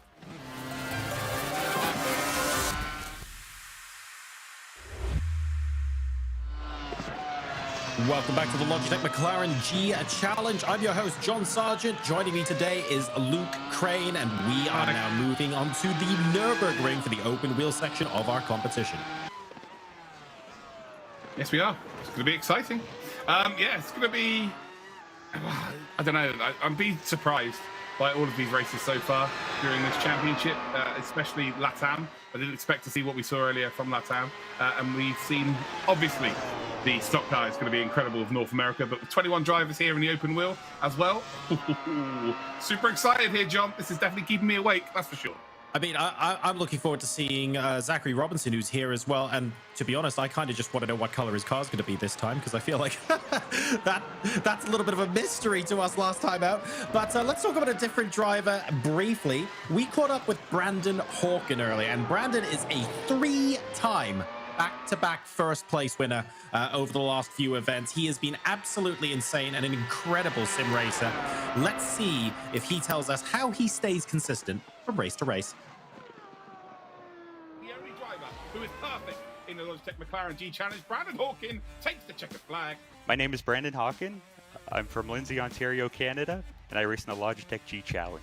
So yeah, I've been sim racing basically my whole life. Began on the arcade games, moved over to Simcade, and eventually into full-on sims, and I've been loving it ever since. I began karting when I was 8 years old, and continued until I was 18. Like I always loved having my dad and grandpa come to the track with me and help with the kart. Around the age of 14, I moved on from Simcade to full sim racing games. From there, my sim racing career has taken off pretty well. Participated in various leagues with many different cars and tracks. I think my biggest supporter is actually my grandma. She's always asking when's the next race, and always congratulating me and stuff. So yeah, I definitely say my biggest supporter is my grandma. So, yeah, I've had some awesome races so far in the first 3 rounds of the Logitech G Challenge. And winning round 1 was a huge relief to be able to lock into the semifinals and enter the following races with no weight on my shoulders, just going out and have fun, learn as much as I can. Round 2 was a really tricky one. I felt confident in my pace, but yeah, we had some really fast guys show up. Brian Lockwood there, had a great battle with him in the closing laps, and was just able to grab the win there. So that was probably the highlight of the 3 races so far. And in round 3, we had the pole, got a really good launch for the first time, and I was able to break away from the draft with some battling from behind, fortunately, and was able to grab the win with that one as well. My hobbies outside of sim racing are snowboarding in the wintertime, graphic design, and video editing. Got into graphic design beginning with when I first started sim racing. We had to make our own cars for leagues and everything, so I really enjoy designing race cars for sims. Brandon Hawken takes the checkered flag. Winning all 3 rounds so far does give a lot of confidence going into the semifinals, but I know for sure once we collect everyone together who's finished in the top 3, it's going to be a super tough race, and I'm looking forward to it. It's going to be a lot of fun.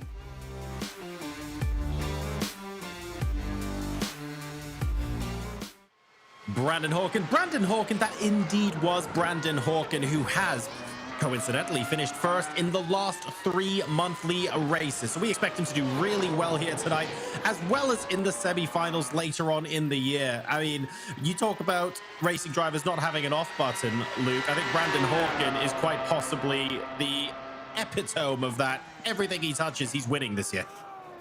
Yeah, man. Also a very humble guy as well. Just, yeah, seems like a very nice human. he is as you said, the epitome of being Canadian as well, I think. Like, if there was ever a definition in the dictionary of Canadian, you get a picture of Brandon Hawken. Yeah, super nice guy, super talented guy as well. And yeah, wish him well for the rest of the championship. Earlier today, I think we saw our first sub 1 minute 30 lap, and that was when we were covering LATAM. Brandon Hawken is 19 thousandths of a second away from also joining that driver earlier on. He has set a blistering pace to begin this qualifying session, and with 4 minutes left to go, he's on a 1:30.0 when Matt M. Adams, and I almost read that as Matt Madams, which is brilliant, is on a 1:31.1. He's on fire. Yeah, he is on fire, but Matt Adams actually produced a 1:30.3 in qualifying for this, so there's a lot more to be found for Matt Adams, same as Todd Aitchison as well. He did a 30.9 to qualify for this. Dane Verano, he managed to get a 1:30.4. So yeah, there's a lot to be found for these drivers. Again, second lap's normally the fastest, and then they have to really come and get a fresh set of rubber. They're not really going to improve. But as we look here, it's still a 30.019, the time to beat. And there's Matt Adams. He's got a 1:30.4. Very nice. So there will be a couple of cars there keeping Brandon Hawken on his toes, and there's also every possibility that someone gets a time faster than their qualifying time as well. I mean, at the end of the day, just because you had more time to practice for those initial qualifying times doesn't mean you can't beat it in the live environment. You always see something special. At least the potential for that is always there in these races, and that's part of what makes this so much fun. So at the moment, we're waiting for more drivers to hop into the 1:30 club, but especially if Brandon Hawkins maybe gets a poor start or something. We mentioned that last time out was his first good start. You heard him say in the VT. Maybe he gets mobbed by one or two cars and we see a race-long fight for first. Wouldn't that be something? Yeah, for sure. And we've got the star-studded cast to produce that as well, as Dave Verano goes up to P3. We're on board with him right now, so Verano into P3, yet to qualify. As crazy as that seems, Matt Adams and Verano, neither of them have qualified already through. So has Porcelli? I think Porcelli hasn't he? No, Porcelli hasn't. So, oh yes, he has. Sorry. So yeah, Porcelli has qualified, but the top, two out of the top three, as it stands, are yet to qualify through. So this is going to be super exciting. And yeah, you just touched on it briefly there. It is such a different environment. Once you get into qualifying, you've got a set number of laps. You've got 4 laps to get your best lap time in.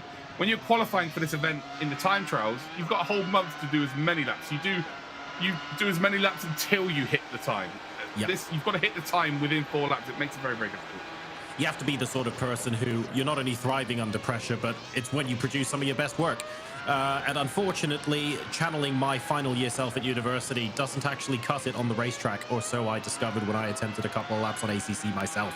But some of these drivers, they can do it, and they have a really blistering lap time in qualifying, and then they get into this race, and in qualifying for the race, they could beat the time that they set to qualify here. It's rare, but it's possible. Have you tried this car before, John? This car, not yet. You should try this car. This is an absolute. There's no words to describe. Will you watch the stream and just send laughing emojis to chat non-stop while I attempt to drive it? I don't. Yeah. Well, I think it'd be hit the reset button simulator. To be honest, if it's your first attempt, it is that tough of a car. It takes so long just to find the feel of the car, and then to extract pace out of it is a whole different piece entirely. But yeah, you should definitely try this car out if you haven't already. It is okay. Yeah, once you get going with it, it's so rewarding. Need to do some maybe some live on Twitch Luke training sessions, and we'll count the number of resets I have per hour, and then just watch that number hopefully slowly go down. I'd be well. Yeah, I can turn up my training gear and jock strap, no problem. Yeah. Oh, not that kind of training. My bad. Oh, sorry. Okay. Coaching and sim racing. Okay, cool. Thought you meant volleyball, John. Sorry. Got carried away beach again. volleyball, the best kind. Yeah. 20 seconds left in qualifying, by the way, and we have the 4 drivers in the 1 minute 30s. Hawken, Adams, Verano, and Porcelli have all made it into the 130s, but nobody has touched the 130.0 set by Brandon Hawken just yet, and time is running out for them to do so. Yeah, indeed. Here again, Matt Adams with that 130.403, and I could have sworn Dane Verano had a 130.4 1.3, but it's not there anymore. So I have no idea. I'm sure he had a time that's a 1:30.4. I guess not. But again, doesn't matter. It doesn't change his position. Will be P3 for him. But yeah, the driver that we spoke to, it is all about Brandon Hawkin once again. So here are your conditions for the open wheel competition here at the Nürburgring. It's a 25.47 degree ambient temperature because we need it to be just right, and a shade under 40 degrees for the track temperature as well. Cloudy with an extremely precise 3.22 kilometer per hour wind. And that's generated here, of course, to maximize your personal comfort as you're watching the race this evening. I'm very excited for the start of this race. Brandon Hawkin, we've had races where he zoomed off into the distance, but we've also had races where it's properly been a 3-4-way fight for the race win, and I'm hoping this is one of them. So Brandon Hawkin, of course, is on pole, and then Matt Adams is in second place alongside him on the front row. Dane Verano and David Porcelli will be an all-David lockout on row number 2 of the grid. Swaby and Aitchison will then be 5th and 6th. Aguilar and Paquet will be row 4. And rounding out our top 10, we've got Gerchicht and Afani. It's your first 10. On to the next 10. Then on the 6th row is Max Bowman and Patrick Kreider. We've then got Jeffrey Decker and Zachary Robinson. Philip Scott and Michael Blaze round out your 8th row. We've then got Anthony P and Vincent Trey Montana in 17th and 18th position. We've then got Brandon Hyde and James D as your top 20. I bet he feels good. Real good. Samuel Burnett then going to be rounding out the grid in 21st. Pretty stacked grid here for the open wheel race, and quite a lot of cars on track. The question now becomes, A, will they get round the first corner that basically tightens like a vice? And if they do, B, how much action are we going to see, especially in the midfield? But I'm really looking forward to a potential top 4 car tussle as well. Yeah, we saw the inside line be very, very quick in LATAM, and the outside line, which will be the left-hand side of the track to the driver, was very, very slow. So it'd be interesting to see how that goes down. A couple of cars are on the grid, off the grid, on the grid, off the grid. Nighttime, daytime. And no, nighttime's next. Yeah, just wait.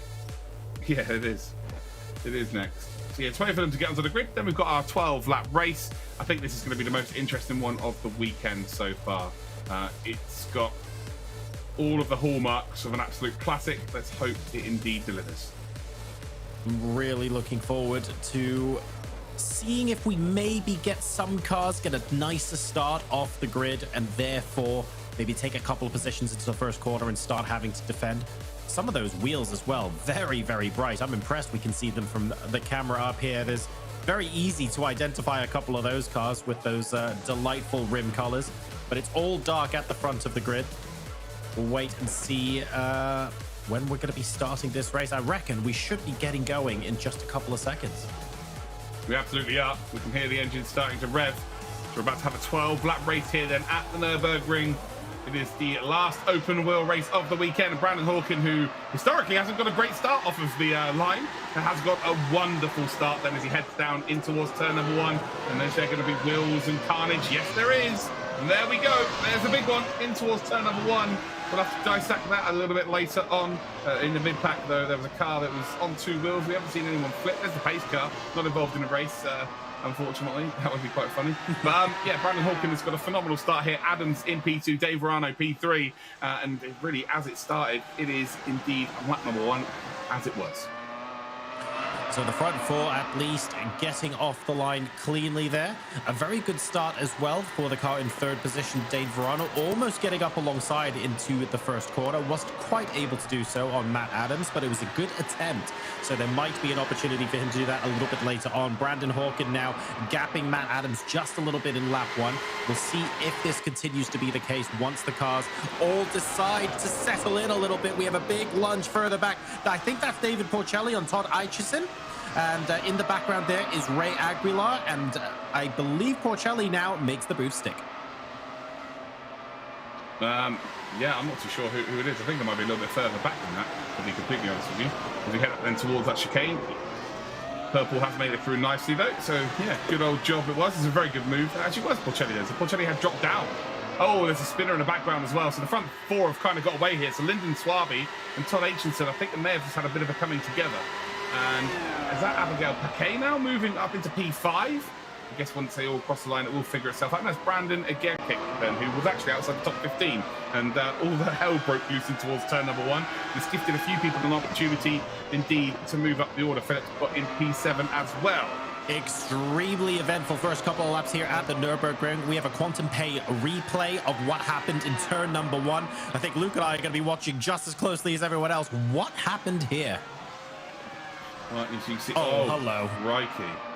I know exactly what's happened here. The pink car's been squeezed. No, the pink car's been squeezed onto the grass on the right-hand side. So basically, they've used the pit exit effectively to try and make an overtake down the inside. And then they've been squeezed onto the grass, got on the brakes, and then they're a passenger. And ultimately, the 2 cars that have been taken out there were in the wrong place at the wrong time. Again, I need to see that to be confirmed. The car was pretty much sideways. You're going into the braking zone. That's really the only real explanation as to why that is the case. But yeah, very, very unfortunate for these drivers. It's the last thing you want when you're involved in a championship such as this, to be taken out by someone else. It's, really nothing you could have done differently to avoid the situation. But that is motorsports in a nutshell. Dane Verano then right behind Matt Adams, Brandon Hawkin. Just in a bit of a different planet right now, isn't he? Lyndon Swaby's been overtaken by Porcelli. So Porcelli is now actually P4, I think. Yep. Yeah, he is P4. And Lyndon Swaby then is moving down the order. So in terms of people who've already qualified for our finals, Verano has not qualified, and neither has Matt Adams, and they both reside in the top 3. But they've been in this position before. If you remember back to Watkins Glen, they were both in the top 3 at one point or another. But ultimately, they battled so hard, it just didn't work out, and there was incidents. So are you going to lean on that experience? Are you going to learn from that and just make sure you get through to the semi-finals today? Yeah, I think echoes of Watkins Glen will be in the minds of several of these drivers, to be perfectly honest. And Dane Verano especially, I feel, was quite hard done by. So he'll be looking for a little bit of a redemption arc here. If he manages to make it into the semi-finals this month, that would be absolutely delightful for him. On board now with Matt Adams, 131.303. Started second, currently second, pretty chilled out right now.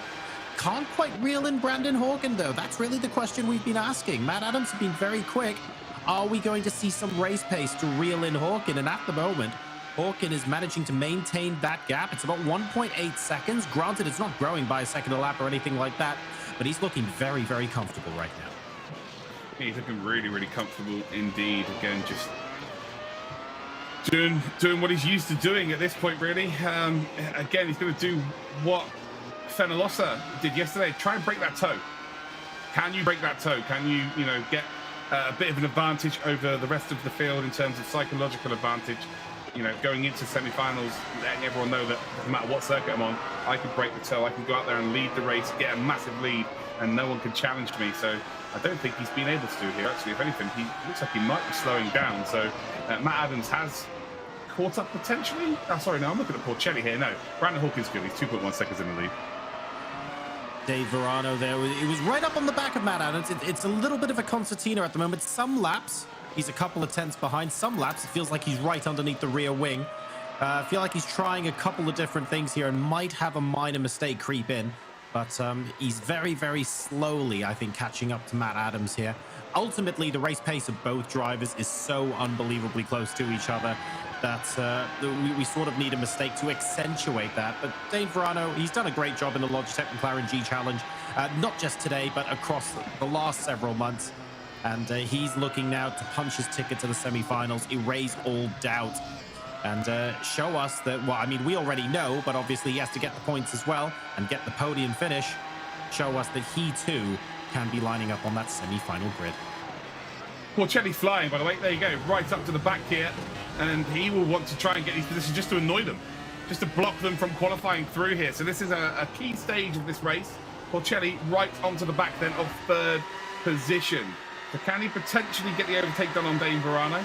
Dane Verano, if he does lose his position, which I feel like he probably will, down towards turn number 1. Porcelli late on the brakes up the inside. And Verano squeezes Porcelli onto the apex there, forcing him then to be getting on the gas a little bit later than he would like to. But we can see here the whoop-de-wop is engaged. Again, not quite close enough to take full advantage. There's going to be a mistake from Dane Verano. No, went defensive there, but managed to get some really decent traction through sector number 1. It was very defensive, but it was very quick as well. So that's yeah, fair play to him. That was not what I expected the outcome to be. Meanwhile, that is giving Matt Adams the opportunity to drive away here as well. So Matt Adams is really the only winner in this situation. Porcelli, again, he's just been a bit of a nuisance here. He doesn't need to be challenging for a top 3. He's already qualified. But again, if he can make it harder for the other competitors, why not? I'm taking a look at the lines that these drivers are taking as well. And Porcelli, you can see him swinging the car out just a little bit wider on corner entry. Very, very happy to use every last inch of the track. Dane Verano, a little bit more reticent to do that. So it just feels like Porcelli is a little bit faster driving within himself. Let's see the dive on the outside of the chicane. Yeah, this really, if it's going to be a move that sticks here, it's going to be a mistake. And we have seen a mistake there. And Porcelli is going to say thank you very much. And Dane Verano is going to be furious here. He's going to be like, look, you don't need to be doing this. You've already qualified. Just let me get that top 3 position. But it just doesn't work like that. It's not as easy as that. Ultimately, you've got to work hard, especially in this region. There's no such thing as a gimme. Especially with the faster drivers. Oh, okay, there's a late move. Oh, hit the apex, why don't you? Wow. Oh, that's delightful. That is a delicious move there by Dane Verano. Out of absolutely nowhere, sends one up the inside, licks the stamp, and it arrives first class delivery. Delightful move. That was incredible stuff. I'm not sure how insured that delivery would have been there. That was the speed differential at the apex was astounding. I was waiting for Dane Verano to go a couple of miles the other side, but he managed to hug that and keep control. That was really, really nicely controlled on the brakes. Yeah, I was waiting for one of them to be facing the moon, to be completely honest, but yeah, fair play. That's an incredible move. Just didn't see that coming there. But that's a good thing for Dane Verano now, because he knows that he's got that kind of braking into turn 1 in his back pocket. So if he loses P3 once again, he knows that if he is in with a certain range, he can brake and he can hit that apex. So yeah, that's always good to have psychologically as well. This is going to be a delightful fight indeed. Matt Adams, of course, in the meantime, is just very, very happy that they are doing just that. He's going to be able to gap just a little bit. This is Vincent Trey Montana.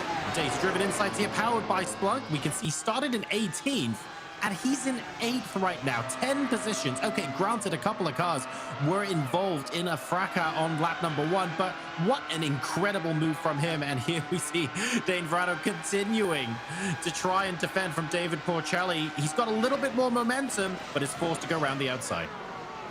Yeah, it's kind of a situation of what you could do, I could do better, but ultimately it's not worked out here. Porcelli is just going to stick behind, had the opportunity, didn't have maybe the composure, maybe didn't have the confidence to brake as late as what Dane Verano was able to do previously. There's a mistake there from Porcelli. So right now Verano is defending or maybe even attacking from the front here. It's really forcing Porcelli to make mistakes. And Porcelli looked super, super quick 2 laps ago, but ultimately now he's caught up to Verano. Verano's matching him. So I wonder if Verano's just decided, you know what, I am just going to make sure my tyres are decent. I'm happy to take P3. I'm going to spend a couple of laps here, getting my tyres into a decent range in terms of temperature. I'm happy to let Porcelli catch me, but I'm going to be in a lot better position to defend the position than I would be if he was just going gung-ho. And they've got the full second half of the race, to be honest, to settle this argument. So Porcelli will have plenty of opportunities here, and Dane Verano will be very keen to shut every single one of them down. Look at the speed differential there. He's just able to use every inch of the track. And it almost feels like a little bit more efficient. They are coming together at the chicane, and Dane Verano starts turning in, hits Porcelli, and now he's stuck in the gravel. I can't believe it. He's out. That is race over there for him. Absolute gut wrench in there. Porcelli is indeed going to inherit P3. Does he have any damage to the car, though? That is the big question here. And as it stands, then only one driver is going to qualify through to the semi-finals. Matt Adams is the only driver yet to qualify, but Lyndon Swaby will be on watch right now, because if there is damage to this car, there's every reason to suggest he could catch up. But yeah, Porcelli is indeed up into P3. Let's have another peek. We'll see maybe if any damage was caused there. We've got a quantum pay replay of that move. And the speed differential here was big, but ultimately I thought it was looking to tee up to be quite a fair overtake, and then suddenly it all went sideways. Yeah, Porcelli makes a lovely move up the inside here. Does he hit the apex, though? Oh no, that's all on Dane Verano. He's only got himself to blame there. He's just turned in where a car was. Like, he's just turned into the car. There's literally nothing Porcelli could have done about that. Porcelli's got every right to turn in a little bit later to make it more difficult to, have the move reciprocated onto him. For me, that was all on. That was all on Dane Verano. It wasn't on Porcelli at all. So Porcelli, fair play to him. He piled the pressure on, and ultimately Verano did indeed crack. And you just got to hope really here for Porcelli that he doesn't have any damage. But although, if he does lose a position, he is going to give someone an opportunity to qualify for the semi. So it wouldn't be the worst thing in the world, as we're on board here with Brandon Hawkin. And I'm wondering, out of 4 races this will be now if he wins this race. So what are they? 12 laps each, so 48 laps, and he's probably raced 2 laps of them. The rest of the time, it's like being in a time trial for him. He has been so quick. And that's not doing a disservice to anybody else in this championship in terms of the North America region. It's just that Brandon Hawkin is that level above. He really is. It's wonderful, actually, to see. Basically, this is how qualifying lap after qualifying lap in the race should look like. Now, we have seen a little bit of weakness or maybe some chinks in the armor before. I mean, there were a couple of moments on Watkins Glen, for example, we weren't sure whether Brandon Hawkin was going to win that. And ultimately, he just came good every time. It's the redemption arc every time we think he's not going to win. He proves us wrong. On board now with Lyndon Swaby. And he's done a pretty good job, actually. 4th place at the moment. I think he was involved in a couple of tussles earlier with Gercic, as well as with Porcelli and possibly with Verano as well. Settled into a pretty nice P4, but he's about 5 seconds behind Porcelli. So that's a fair gap to close with only 3 laps remaining. Yeah, for sure. Again, he's got to be waiting for a mistake. Judging by the last 2 laps here, Porcelli does not have damage to the car, so P3 is going to be relatively good. Maybe you'll be hoping that Porcelli potentially slows down and lets him go through. I don't know. But yeah, a 5-second advantage to try and claw back with 3 laps remaining as he crosses the line. It's impossible. At this level, it is impossible. You've got to hope for a mistake. It's as simple as that. With the Bristol Stock Car Championship, you can maybe rely on the back markers to be a bit of a menace or a problem. But ultimately, around a circuit such as this, with the standard of drivers such as this, it becomes very, very difficult to overturn a deficit such as that.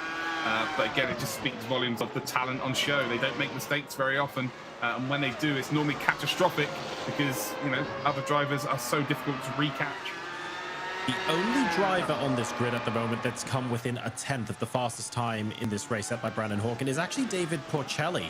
4 tenths faster than Matt Adams at the moment. Unfortunately, though, the gap is 6 seconds, so it's a little bit of a pipe dream for him to be able to get towards 2nd place. But Porcelli has had such a stonker of a race right now. He's been very, very consistent. Another driver that has managed to go through thick and thin is this one here. Brandon Gercic has done incredibly well from 9th to 5th place, but I think was in something like 3 different fights in the first 4 laps and has managed to come out of it calm and composed. This is going to be a decent haul of points. Yeah, it will be a decent haul of points. Shame we've not seen them over the course of the championship every single month, because I just feel like in this particular championship, and I can have a look at the standings in terms of how many points you're going to need. Well, first of all, it helps if I was in the North America page. So you're going to need to get into the top 15 for this, 46 points. Okay. So yeah, it becomes very, very difficult when this is like the first one you're taking part in. So you've got to have 2 sensational performances. So effectively, you'd have to, I would say, finish top 5 twice, right? He's got 1. Well, yeah, but bearing in mind, everybody else around you is also scoring points. Very true. You're looking at people like Abigail Paquet is P9, Philip Scott, Michael Blaze, Jeffrey Decker, Zachary Robinson. Like, those are all around the P15 mark as well. So they're also scoring points. As minimal as they may be, they're still scoring points. So it makes it more difficult. So realistically, you've got to be looking at trying to get into that top 3 in the final race coming up later on this year, or later on this year, next month. December, whatever it is, sometime in the future. Sometime in the future, certainly. One more opportunity, of course, for them to do it if they can't make it into the top 3.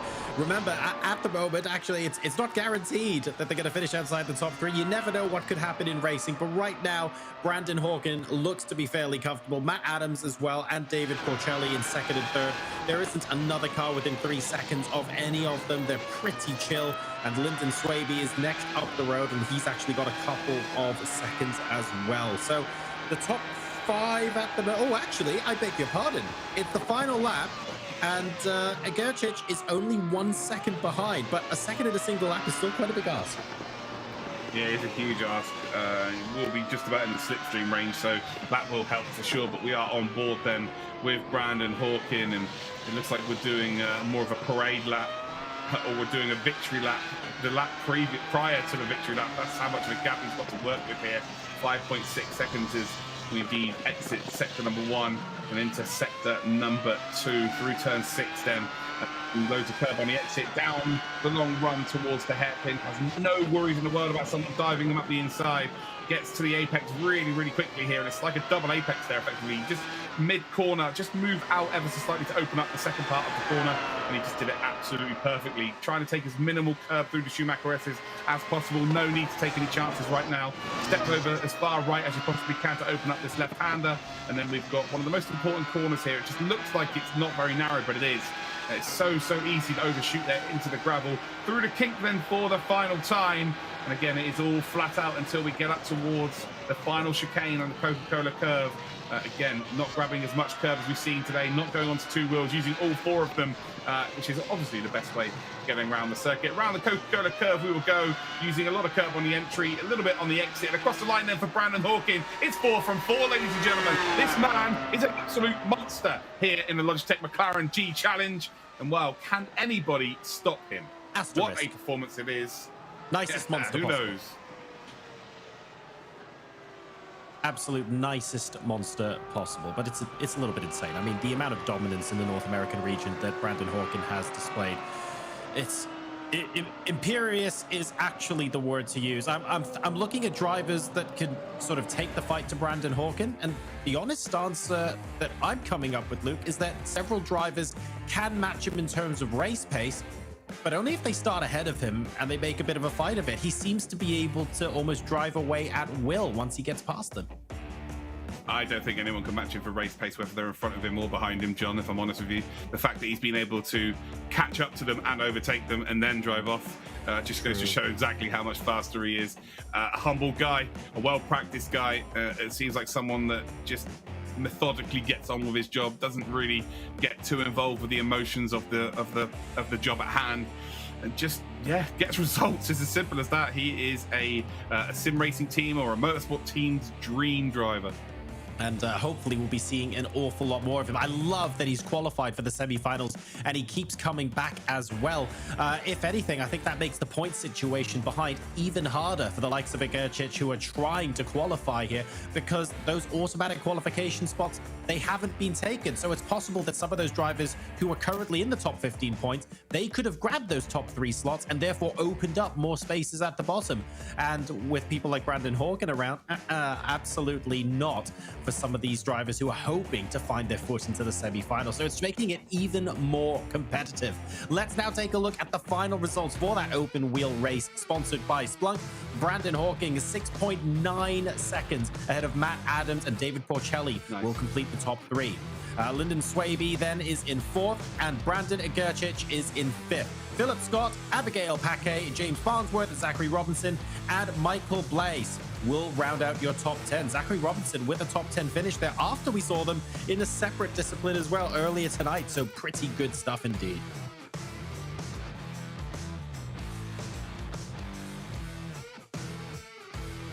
And Andrew Charles Evans, I mean, look at that. Like every single position down to 20th. He absolutely smashed the second half of that grid. If only he could do it to the front half as well, that would be absolutely delightful.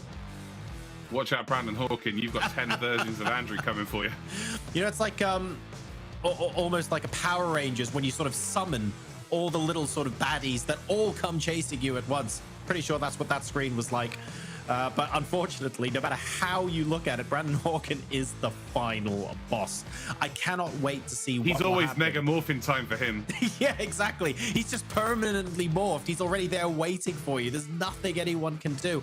But the semifinals will also be a different kettle of fish. It's not just North America after all. He's going to be dealing with the fastest drivers from all over the place, especially if he makes it all the way to the grand final. So it becomes, while it looks potentially easy for him now, it might not seem it, but it's getting exponentially harder. And Brandon still has to find a way to channel all of that concentration into doing what he's doing. He makes it look easy, but so much effort goes into this. Well, I know one driver that from the EMEA region, Martin van Loosenhorn, who probably will go into this whole competition as favourite. I know he's watching right now. He's been active on Twitter during the G Challenge here, and I don't know whether he'd be worried, but he's definitely keeping an eye on this competition. So you're right, once it gets to the factor of all of the regions combined, it's going to be incredible here. So this is the battle between Verano and indeed Porcelli. Verano, again, just kept cracking under pressure, unfortunately. Managed to get back up ahead, though.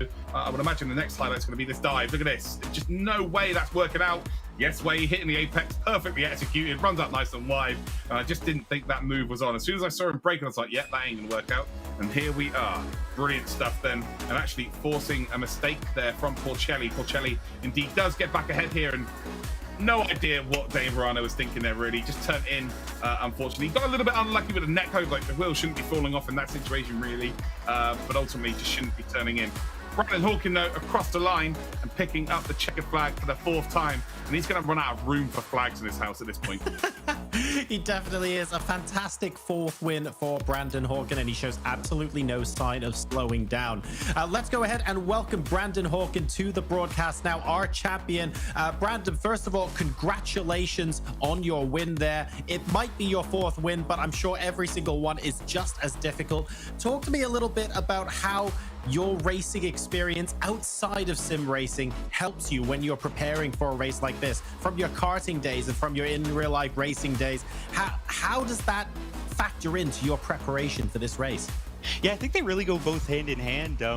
I found after I started karting, I found that my ability in racing games got a little bit better, and then I think originally my driving racing games was able to carry over to karting. So it kind of you kind of get skills from both and kind of put them together. And yeah, it's I've just loved racing all my life, and yeah, it's just something I really love to do. Well, you're getting very used to winning here in the Logitech McLaren G Challenge, and my question to you is, how do you celebrate after each win? You must be running out of things to do. I can't imagine you're in a living room spraying champagne over the family. What do you do after a great win like this? Oh, I don't know. Just go over some replays. Say hi to my parents and my grandma and stuff. Yeah, that they really enjoy watching the races. So yeah, just talk to them a bit about the race and all that stuff. And yeah, there's nothing too crazy goes on, but yeah, it's definitely a great time to be able to pull out a win. And yeah, just enjoying it, and yeah, hopefully we'll get some more here. Well, your passion certainly shows when you're speaking to us, and it shows on the track as well, Brandon. Congratulations once again. That's 4 wins now, and really a statement of intent going into the semi-finals. A lot of people are going to be watching you, but you're a joy to watch, so there's absolutely no problem with that whatsoever. Well done, and congratulations again. Hey, thanks so much, guys. Thanks for having me, and yeah, hopefully we'll see you next time. Brilliant. That was Brandon Hawken, ladies and gentlemen. He's so wholesome. My heart's about to explode. What an incredible drive from him, and an absolutely beautiful human being as well. There are so many more things we could say, but frankly, everything is just good. 4 wins, Luke. I think that's unprecedented in the G Challenge. Yeah, it's incredible from him. Absolutely the most dominant driver we have by an absolute country mile. But me personally, I feel under pressure now. I didn't realize that his grandmother was watching. Hello, by the way. Hopefully you're all enjoying yourselves watching over there in Canada. But yeah, now we've got to be on our game for the rest of the broadcast. So a massive thank you once again after that race to Splunk, Logitech G, Quantum Pay, and McLaren. They, of course, help us put all of these broadcasts on, and we're not done yet. That was the open wheel challenge. We're now going to be moving on to the McLaren 720S GT3s as the sports car challenge moves to Suzuka night. We'll see you for that after this break.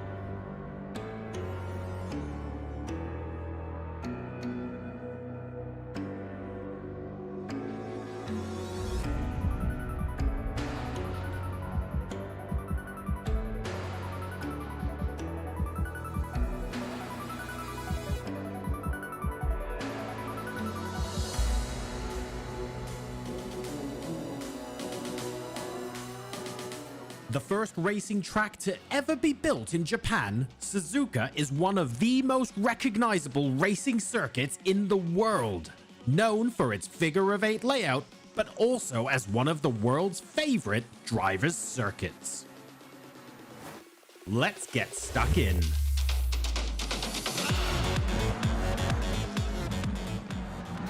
The high-speed S's are a flowing sequence of interlinking turns that see the car change direction rapidly at high speed. You'll need to master changes of direction and perfect your racing line to carry maximum speed through the complex.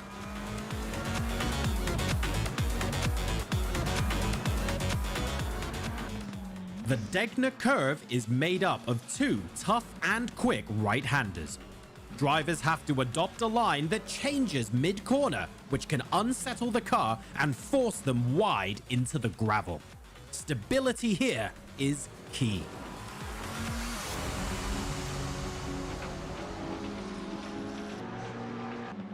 Spoon curve is all about keeping the rhythm going.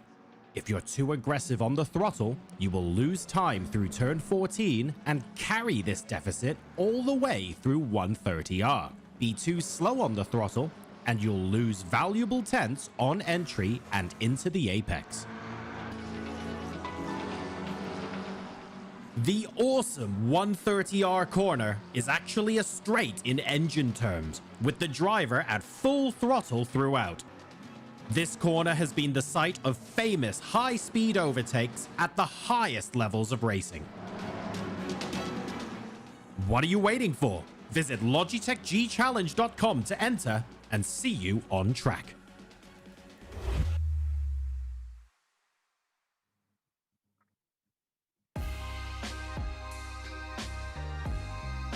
Welcome back to the Logitech McLaren G Challenge. I'm your host, John Sargent. Alongside me, as always, is Luke Crane, and we are now into qualifying for Suzuka Night in the sports car segment of tonight's North America Challenge.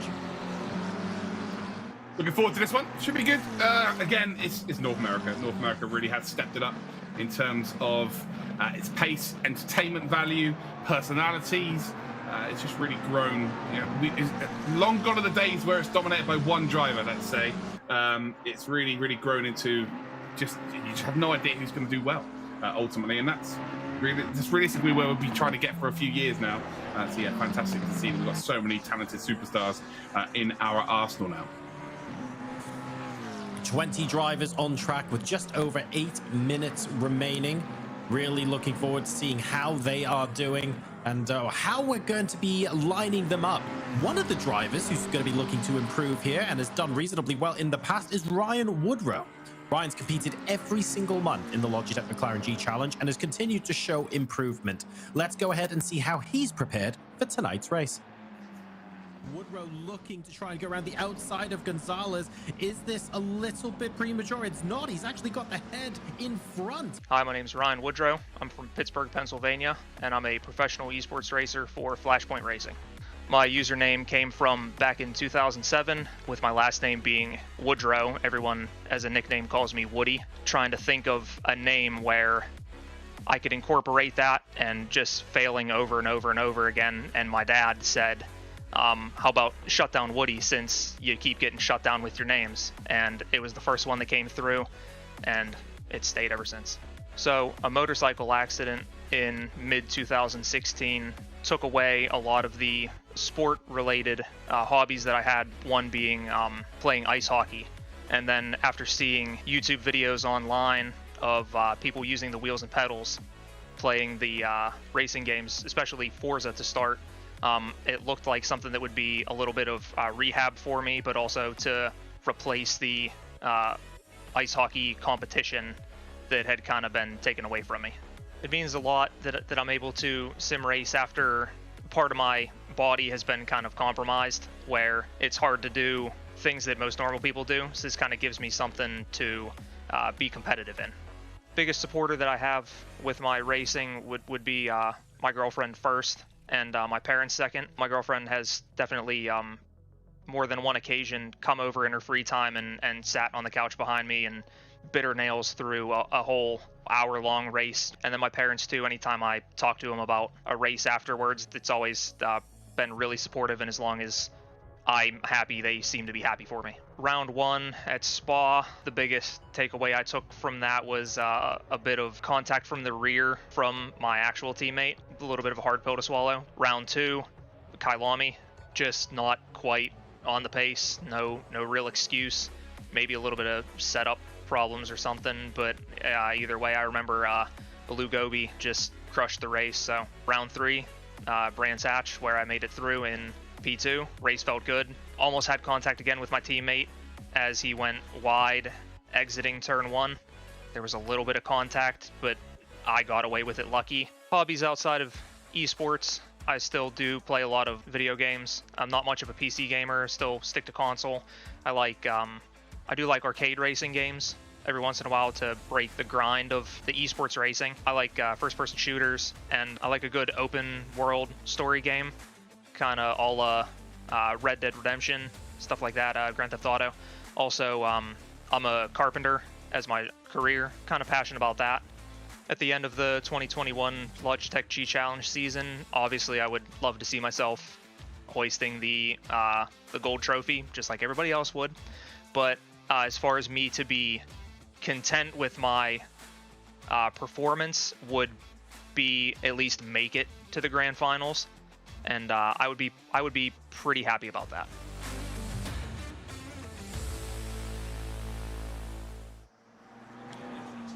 And that was Ryan Woodrow. In the first two races, Ryan placed outside of the podium, but was accruing points. And last month, he placed second, which means he's going to the semi-finals later this year. We're excited to see how he improves and prepares for the next big race. How awesome is it though in sim racing? You know, he's a professional esports driver, so he's able to make a living from sim racing. We didn't think this was a possibility maybe 5 years ago. So yeah, good to see that we are seeing professional sim racers come through the ranks. And well, can he potentially find that pace here at Suzuka and qualify for the next stage of this competition? All to play for here. Just under 4 minutes left to go. Jeff Cohn currently on provisional pole with a 2 minutes 3:93. David Lavender just 600ths, pardon me, right behind him. So there's an opportunity for drivers to gain a couple more tenths here. I think we've seen a couple of 159s earlier on, so we might well see a few drivers leap up there, and Erie Riley immediately doing so with a 2 minute 03, and Caleb Lavender improving to finally go 159 as well. Yeah, times are not really setting the world alight if we're going to be completely honest. I was expecting a little bit faster from these drivers. I'm sure that they're going to get faster indeed as the session goes on. Ryan Woodrow actually came second last time out, I just remembered, so he's already qualified. So yeah, not a lot of pressure on him today, but again, will be one to put on a show. Get an interview, being one of the drivers that we showcase as your profile, puts a little bit of pressure on you, John, surely. It does indeed. I mean, at the end of the day, it's probably good that he placed second prior to doing that interview, maybe, but he's going to have some of the pressure alleviated. But now that we've said, well, our focus is on improving and getting to the semi-final, just placing second last month, it's no longer enough. He wants to come back. He wants to fight for the victory here. He wants to feel like he's more comfortable, more consistent, and put himself in a better place for the semi-final. And what better way to do that than to get stuck in and do it all over again? Absolutely. I'm glad he's qualified for the next phase, because I cannot wait to see more pictures of his mangled leg in videos. That was fun. I'm not a fan of feet, and that was not fun for me at all. But yeah, I can't wait to see more of that. That's going to be great. But yeah, again, sim racing is, you're able to, still compete in a competitive environment, but ultimately not put the strain on your body. So, he played ice hockey, like I used to play football, or soccer as the Americans would call it, and I had a bad knee injury. So sim racing was exactly the same to me what it was for Ryan. Like, it was a get out of being able to compete, still being able to scratch that itch in terms of racing against other people or trying to perform against other people. So yeah, it's fantastic to see that that's being used as an outlet, but not only used as an outlet, but he's bloody good at it. So he's able to indeed be right at the top end and potentially win some prizes as well. Fingers crossed we can see that improvement here. So many drivers actually within the 2 minute mark. We have to go down to 8th place before we hit 2:01. So even though these aren't the fastest times we've seen all weekend so far, to be fair, they're actually quite close to each other. And I think this potentially bodes well for a really fun first couple of laps. Yeah, for sure. Again, the times aren't setting the world like considering what we've seen already, but you're right, they are close, which means it should be an entertaining race to say the very least, and there's more room to maneuver, if that makes any sense. There's more room for drivers to improve during the race, which should give us some overtakes. On board now with Aldo Zampati, a 2 minute 9:03 at the moment, provisionally in 8th place. 45 seconds left to go now. Chris Sweeney and Jin Yu Zhu are the only drivers left who haven't posted a time. Hopefully they are on track now. Not 100% sure there, but fingers crossed. And oh, there we go. I mean, we were talking about Ryan Woodrow. Well, is he feeling the pressure? 159.445 says maybe not. Ryan front row, more like. Okay, it's the 12th race of the weekend. I'm sorry. I'm winding a touch. Also accurate. It is true. It was a rubbish joke. It's for an acquired audience. Everyone who's watching right now is going to be nice, wide, and awake. I maybe appreciate my brain your dad jokes. Don't stop. I've played him. Yeah, he's on the front row, backing up the. Obviously, you've got to think pretty highly of yourself to succeed. You have to have a little bit of arrogance, I think, to be right at the top of your game. And when you can back it up, like Ryan has done here with 59.4, is absolutely warranted. It's a fair play. It's just now whether you can extract that P2. Obviously, last time out, would love to go one step higher. And also, it's a chance, really, to let everybody else know that he's hitting form at the right time. So when you watch a football tournament, I've brought football up twice now, you'll see teams not particularly performing incredibly well, but getting results at the start of a competition. But then as they move through towards the knockout phases or towards the finals, they really hit the ground running, and then they're at their best. And maybe that's what we're seeing with Woodrow, because the first couple of months didn't quite go to plan. Last month out, it was second, and right now the fastest out of everybody. So maybe hitting form at the perfect time. I'm trying to find a devil's advocate position to argue, and I can't, Luke, to be honest. Erie Riley just inspecting the chicane from a couple of different angles there as he tries to post an even faster lap time at the end, but maybe going just a little bit over the car's limit. But you're right, like first couple of months, okay, decent results, but not exactly what we were hoping for. That also isn't what Taparia was hoping for, I'm pretty sure. And then a second place to follow. Records, actually, that one. Yeah, exactly. And now 4/10 clear of everyone else. That is a very, very impressive lap time to set. If he's going to get stronger and stronger over the course of the competition, we should be starting to talk about the semifinals and potentially even the finals, because this is an excellent showing from him. 20 degrees for both ambient and track temperature here at Suzuka, because obviously we are racing at night and it's dead still. There is no breeze here to speak of, so the tires are going to be a little bit more forgiving throughout the race as the temperatures on track are a bit cooler. And can't wait to get this started, Luke. Yeah, for sure. I just want to point out that I know it is Halloween, but Erie Riley is actually called Erie Riley. It's not a name made up for Halloween or anything like that. I just wanted to get that cleared up before we get into today's race. So let's take a look now at our grid for our final race of the evening on Suzuka night. Really excited to see how Brandon Hawken is going to do and whether he can actually convert this, to be fair, to a victory. It's one thing, Luke, beating the rest of the field in qualifying, but frankly, it all comes down to when you dump the clutch and you're able to get the car off the line. One bad start and suddenly you could be fighting for the entirety of the race. So the job is very, very far from done, even though he produced some really, really good laps. I'll tell you what, Brandon Hawkins good, but I didn't realize he was that good. He's pole in this race as well? What's going on here? I think you might have meant Ryan Woodrow there. I did. I still had Brandon Hawken stuck in my head. Maybe we'll get on the grid and Brandon Hawken will be, you know what? Maybe he's driving the pace car. Did anyone tell this is the fourth broadcast in the 12th race of the weekend? You couldn't possibly tell at all. Right, here's your actual grid. Don't listen to a word I say. Ryan Woodrow is going to be lining up on pole position alongside Caden Lavender. Erie Riley is going to be next to Brett Madsen on the second row, and Jeff Cohn will be taking up row 3 alongside Richie Taparia. We then have Zampati, Minahan, Tran, and Sweeney making up your top 10, and there isn't a Brandon Hawken in sight. But if you head to the next group of drivers, in 11th place is Andrew Burt. We've got Max Bowden in the 12th position, Christopher Saunders then, and Brett Quartuccio. What a name that is, by the way. That came out of nowhere for me. That's excellent. In P14. We then got Jean-Sebastien Arel in 15th. We then got Kevin Yu in 16th position. Brian Douglas in 17th. Andrei Sinkovic is in 18th position. And I'm not able to read fast enough, so it's fine. My bad. So we have the grid ready. Don't worry, that water feature is natural. It hasn't been heavy rain.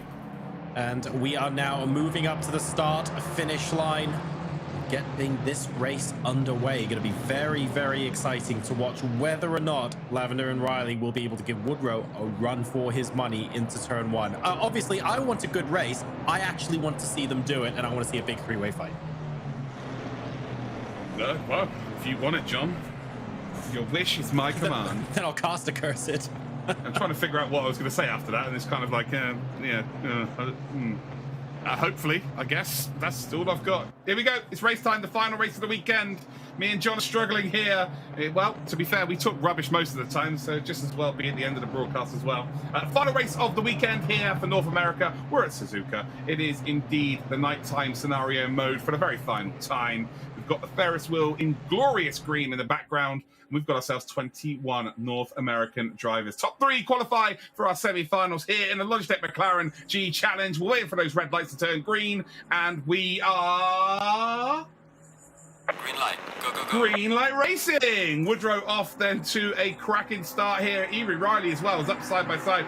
Trying to warm the tyres up, I think, coming down towards turn number 1. And Lavender then sweeps across. I'll tell you what, I think there might be some contact in the background. Erie Riley's made a mistake there. Grabbed a load of curb on entry. It's going to drop 3 positions, maybe. But it's a fantastic start from Woodrow. Everybody gets into single file through the S's here early, although it is too wide, just in behind, I think, battling for P9 and P10. Zampatti has moved up into P6 by the looks of things as well. And yes, it was Sweeney and Tran that were battling side by side through the S's. They filtered into single file very quickly indeed, because you do super huge amounts of time if you run side by side through there. And for the greater good, they've decided to indeed go single file. Looks like there's a battle a bit further up circuit then for P5 as well, P4. And they decided against going through the Degner curves 2 by 2. Ultimately, you lose half a lap by doing that.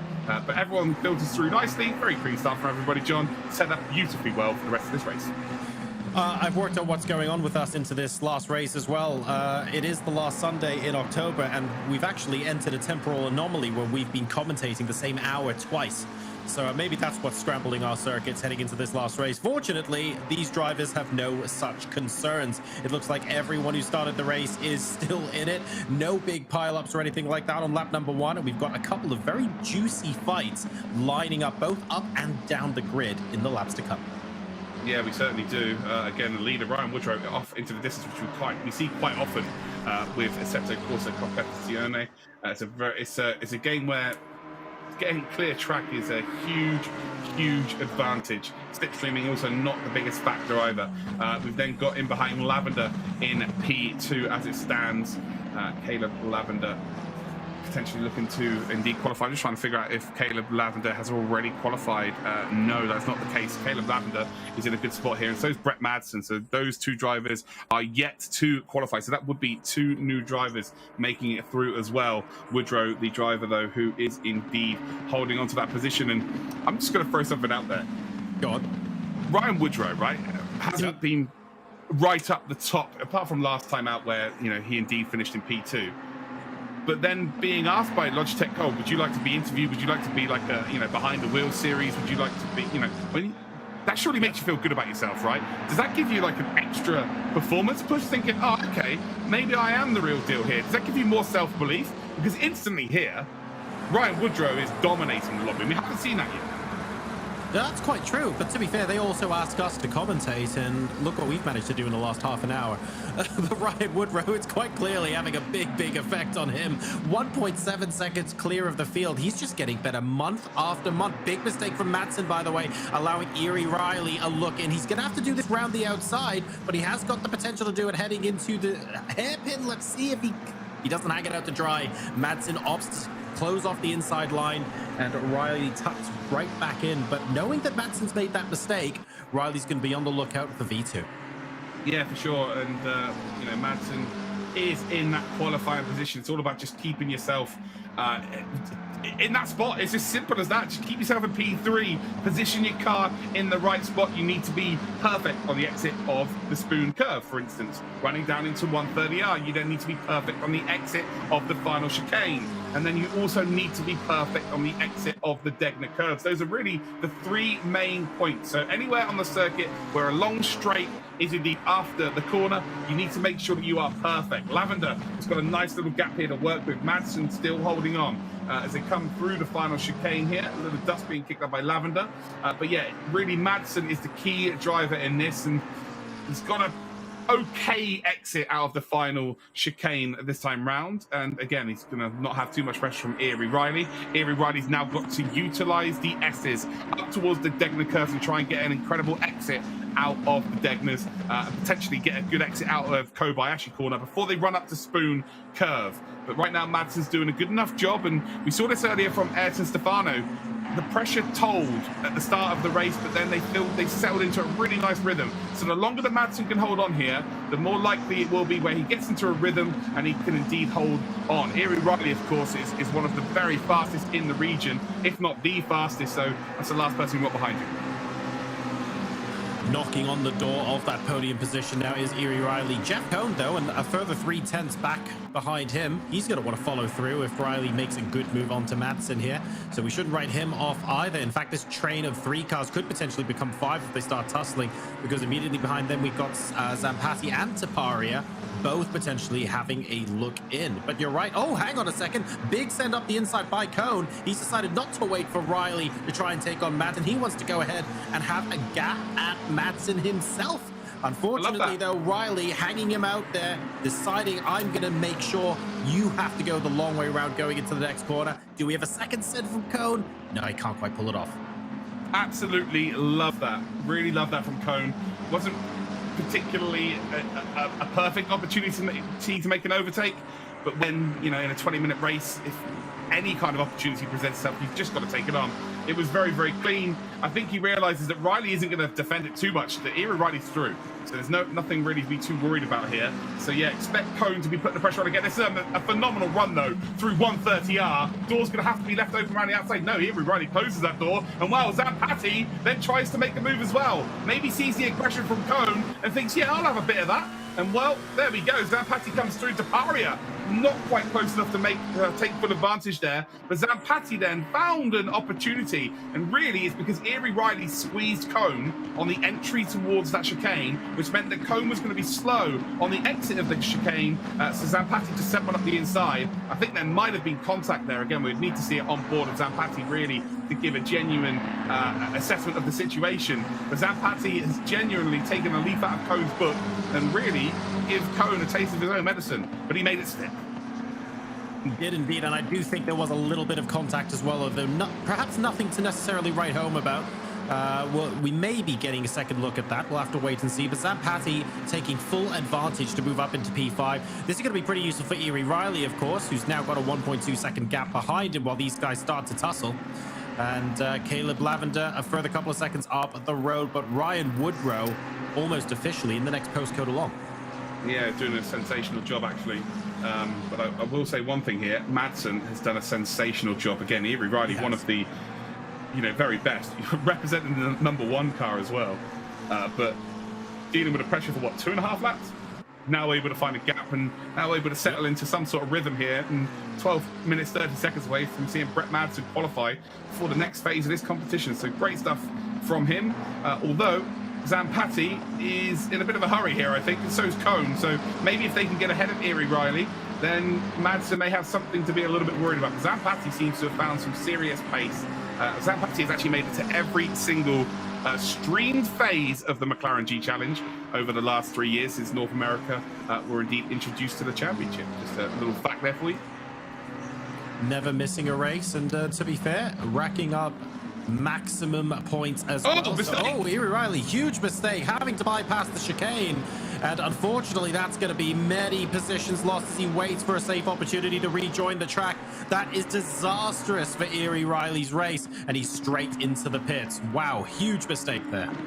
Yeah, it's going to be a retirement, which is a shame to see. Already qualified, though, but it would be nice to see them finish. But now, Zampatti, you've been given an opportunity here. It's about now, can you grasp it with both hands? Can you go up and catch up to Madsen? This might be your only chance to qualify moving forward in this competition. Might be your only chance to get into that top 3. Have you got the pace? Again, you definitely has the racecraft, definitely has the intentions correct by making that move on Eerie Riley earlier on, the dive up the inside. But now it's all about trying, not Eerie Riley, sorry, it was on Jeff Cohn, wasn't it? On Jeff Cohn. But it's now all about having to try and push up towards that top 3 and take full advantage of an opportunity being gifted to you. Brett Madsen, then the #6 car, a little further up the road. Let's see what kind of pace Zampatti has and whether he's able to close that gap. Taparia getting into all sorts of out of shape just behind there, coming out of the Deckers. Not 100% sure if it led to a loss in position. He was all the way on the left-hand side of the track, looking back, which is not where you want that car to be positioned at all. Let's see what those gaps look like. Zampatti, 2.3 seconds behind Brett Madsen. And then a little bit further on, Taparia is now behind Chris Minahan by just under a second, but he's got a 4-second gap to the car in front. So it looks like no permanent damage done there. No permanent damage done there at all. But again, think these drivers have been watching the previous regions, because like there's no one's really been taking any chances, but it's almost like it's the final day of school with these drivers. They really are trying to make something work, which is what you should be doing. You should be, you should be in a position realistically where you are leaving everything out there. You don't want to be getting to tomorrow and then all of a sudden turning around and going, oh, I could have done this better. Oh, I could have made that move. I could have taken that opportunity. Oh, I finished fourth. I've got nothing to show for it. Ultimately, especially the drivers who come into the competition late on in the finals. So yeah, it's good to see people taking chances. And yeah, okay, you may be going to cause some contact. And if you do take someone out, be a good sportsman, let them back through. Ultimately, that's what we would expect from drivers. But if you don't take chances, what are you doing really? Trying to even compete at this level. I think our attitudes to school growing up might have been slightly different, Luke. But I completely agree with the sentiment. At the end of the day, is some of these drivers who haven't been here every single time, like Zampatti, for example, might not even have the points to fall back on, right? Some of these drivers who are really quick, but are only in the Logitech McLaren G Challenge in month number 4, they've got nothing to show for it if they don't make it into the top 3, because the number of points required to get to the semi-finals might be prohibitively high. They have to go podium or nothing at this point, and especially for them, you don't want to walk away from a competition like this thinking you left some energy in the bank, right? Everything has to go out on track.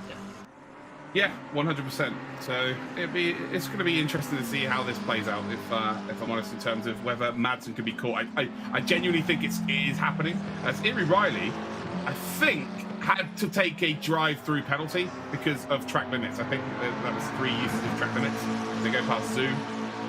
Relatively easy. So I thought Iri Riley was retiring, but I would imagine that would have been a drive-through. Because you can go beyond track limits only 3 times. You get 3 warnings, and that is you done speed.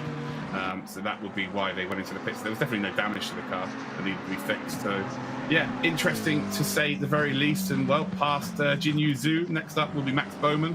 But here we go, Zampatti and Cone. Zampatti is dragging Cone along here. 1.3 seconds to Brett Madsen. So Madsen is definitely being caught by these two. And with 7.5 minutes to go in this race, oh, it is super, super close. And I tell you what, I wouldn't want to call it here. So John, I'm going to ask you, who's going through? Oh, okay, so I think Madsen's going through, but I do think Zampatti is going to catch up and have a couple of opportunities to pass. Ooh, okay. I think that Cone's going to get through. I think Zampatti and Madsen are going to close up. Yeah, and then I think there's going to be some shenanigans. I love the word shenanigans. And then Cone is just going to slip in and go, yeah, I'll have that. And, well, Zampatti just makes a little bit of an error there through the S's. Trouble is, Zampatti's not really able to have a clear track going forward because he's having to go defensive every now and again. But, yeah, Madsen, I don't know. With Madsen, he's quick. I just feel like there's nerves there. So I'm just worried that he's going to make a couple of mistakes, which is going to really... Look how close they are. Like, he's lost maybe, 2 seconds over the last 3 laps? So 7.5 tenths. Oh, God. That helps. That helps the 2 behind, doesn't it? Again, you can see he really is nervous. And this is what you cannot practice for. So you could have 20 mates, John. Obviously, you don't have 20 mates, John, but, hypothetically. Wow. I'm fine one to talk about mates. But yeah, you could have 20 mates and you could organise a race, right? 20 of you. And you cannot replicate the pressure of being in this situation. It's very similar. This is the 3rd time I've brought up football, but mind-blowing. You cannot replicate the pressure of a penalty shootout. You cannot train for a penalty shootout with pressure of fans watching, a pressure of there being an objective at the end of it. It's something you can lose.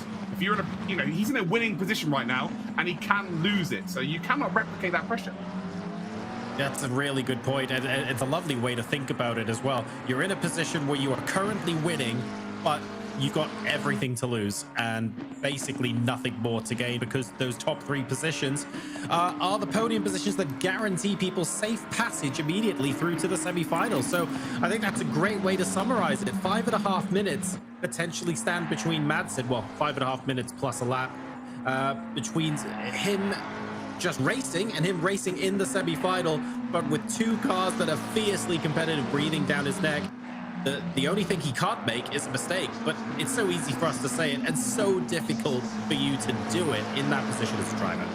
Cone has got to play this cleverly. He's got maybe a lap here, a lap window to think, right, can Zampatti catch him? Is Zampatti going to catch him? If he is, you've got to stay behind. You cannot try and make an overtake at this stage. You've got to be patient here. But if he doesn't think Zampatti's going to catch him, he has to try and make an overtake himself, which can cost him a serious amount of time. So you've got to weigh up the options right now. And yes, if you're watching at home, I did genuinely do the whole weigh up with my hands left and right of my body. I don't know why I do these hand gestures. It makes no difference to the broadcast, but here we are. Yeah, Cone has to weigh up the options. It's as simple as that. Up towards Spoon Curve they come. And Madsen, after that mistake, has recovered very, very well. We spoke about it yesterday, John, where when you make a mistake, sometimes you can let that eat away at you and you try and maybe overdrive and potentially lose time that way. And also, you can make more mistakes by trying to regain the time straight away and as soon as possible. It looks like he's figured his stuff out right now, and he's maybe a similar sort of time ahead of the two drivers behind. He isn't really losing a lot of time. And with only, 3 laps remaining of this race? 2 laps remaining in this race? Depending on what ACC decide they want to do in terms of the laps. Yeah, it's going to be super, super close. As Woodrow crosses the line, yeah, we are actually going to have only 2 more laps remaining of this race. So now Jeff Cohn's got to try and make the move, I think. He's now 1.3 seconds behind, indeed, Madsen. But ultimately, he's got a car between him and Madsen. I think this is almost a situation where the last time Madsen had a little bit of a minor error, it almost sort of, you know, when you make a small mistake and it almost wakes you up and gives you a second win, you're like, oh, better not do that again. And you've got this lovely period of extra concentration where you're like, okay, I really need to focus now because I'm on the home stretch. I feel like that's what Madsen is experiencing right now. Zampatti and Cohn still slowly reeling him in. But Madsen's driving, it's felt a little bit more measured. It feels like he's driving within himself, and the car's looking decent. He's very, very slightly slower than the cars behind. So there's going to have to be some sort of spectacular maneuver for Zampatti to really quickly overtake. It can happen, of course. But the mistake by Zampatti! Okay.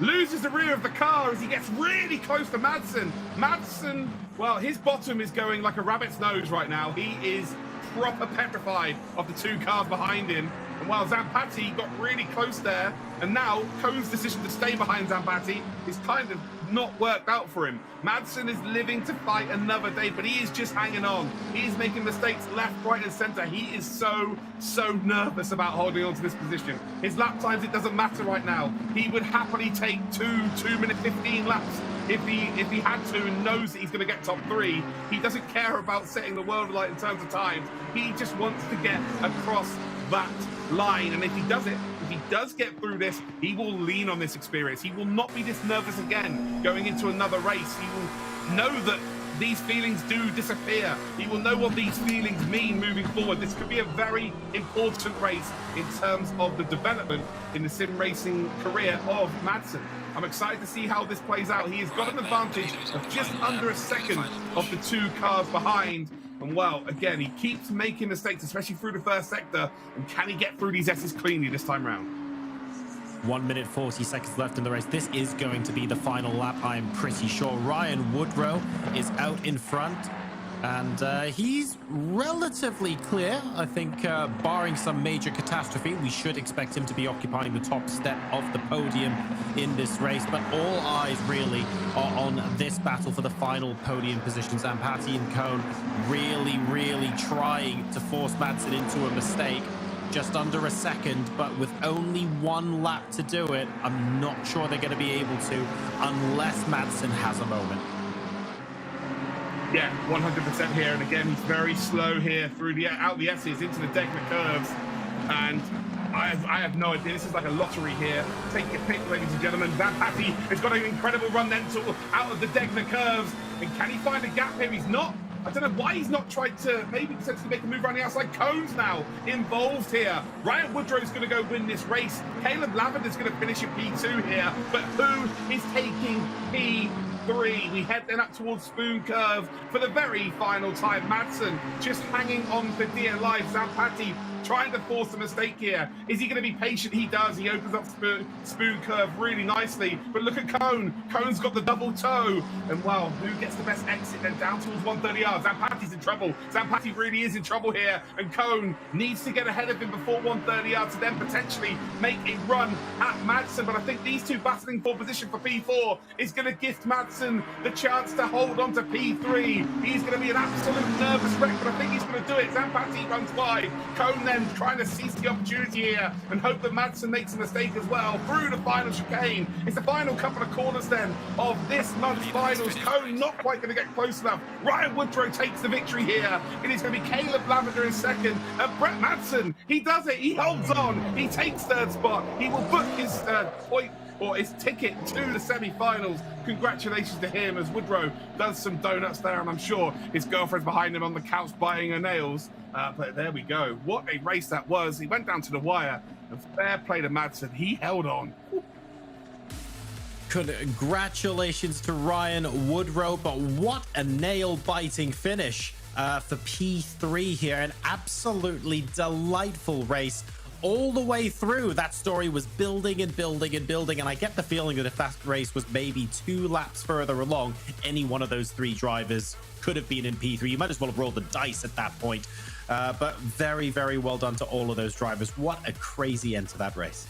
Yeah, again, talking about the front two, Ryan Woodrow, Caleb Lavender, superb performance from them. Yes. Cannot take it away from them. But Brett Madsen, he would have learned more about himself in that 20-minute race than the previous 3 years worth of sim racing. That is a fact. What a performance it was in the end. It looked like, you know, with 3 laps to go, he kept making so many mistakes that were just leaving the door open. But when it mattered, he positioned the car in the right position. He managed to get on the power early enough out of corners onto long straights, and he managed to hold on to that P3. That's all that matters. Book that ticket to the semi-finals. Now you can relax. Now you can go and have a beer, whatever you need to do, or indeed go and speak to your family, as Brandon Hawking does to celebrate. But ultimately, he's got the job done, and that's all you needed to do today. A word about Zampatti and Cone as well. I mean, at the end of the day, they had a great tussle towards the end of the race. They didn't make it into that podium position, but at the same time, they were always there to take advantage if there was another mistake available. And I really enjoyed how quickly they were going despite fighting each other, because normally you see cars just drop back off the back of the car in front. And yes, they dropped back, but it was a matter of tenths as opposed to seconds. And they were there or thereabouts the entire time. So that was a great battle as well.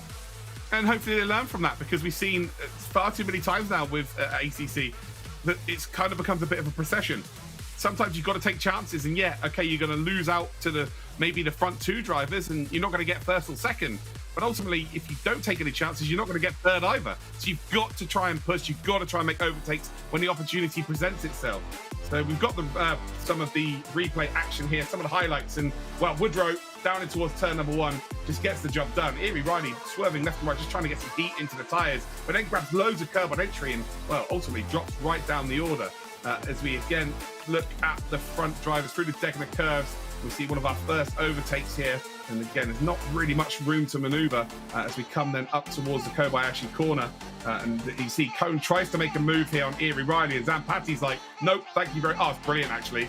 Again, he's left the room for Cone to indeed rejoin the circuit. It looked like it was really aggressive, but actually that was Eerie Riley kicking up a load of dirt from their car. So Zampatti, again, it didn't look like it was the cleanest move, but it was actually clean at the whistle. But then he was gifted the chance, because Eerie Riley runs wide, right? That then gives them a drive-through penalty, but Zampatti was struggling to get past Eerie Riley, and it's like, right, chase down P3. Drags Cone along with them as well, and they do. They catch up to Madsen. It's about 3 seconds they caught up in the end. Little mistakes like that from Zampatti on the exit of the Degners really were the telling factor. And ultimately, he's a little bit too close this time round. Wasn't able to send one up the inside. Madsen defended for his life, hits apexes, gets on the power nice and early. Again, opens up the exit there beautifully well under a lot of pressure. Ryan Woodrow takes the checkered flag. Caleb Lavender takes the second position, but Madsen, GG's, P3. Absolutely. Here are your final results for the sports car discipline sponsored by Splunk. Ryan Woodrow will take home the W here. Caleb Lavender and Brett Madsen just about joining him on the podium, but they successfully do it, and that's what matters. Very well done to Brett Madsen there for coming out on top in that battle. Zampatti, Cone, Minahan, Sweeney, Taparia, Quartuccio, and Berg will make up your top 10. Going on to the second page of results, we then have Brian Douglas, Kevin Yu, Chris Saunders, Jean-Sebastian Aurel, Andre Sinkovic, Bowman, Lavoie, Zhu, Riley, and Tran making up your top 20. A lot of those drivers, of course, picking very valuable points where they'll be able to come back in month number 5 and hopefully add to that total, where the top 15 will also join the podium finishers in the semi-final. Oh, what an exciting race. In fact, we've had really exciting races all throughout tonight, to be honest. Even in the races where, like Ryan Woodrow running off into the distance and winning, we've had so many individual battles that have lasted for at least half a race all throughout this evening's competition across LATAM and North America that have kept us occupied in all of the racing disciplines as well. Even though the skills required, the way the cars interact with each other, the way the drivers are interacting with each other are also different every time we step out onto the racetrack, Luke. These storylines just keep appearing. It's been a fantastic day of racing.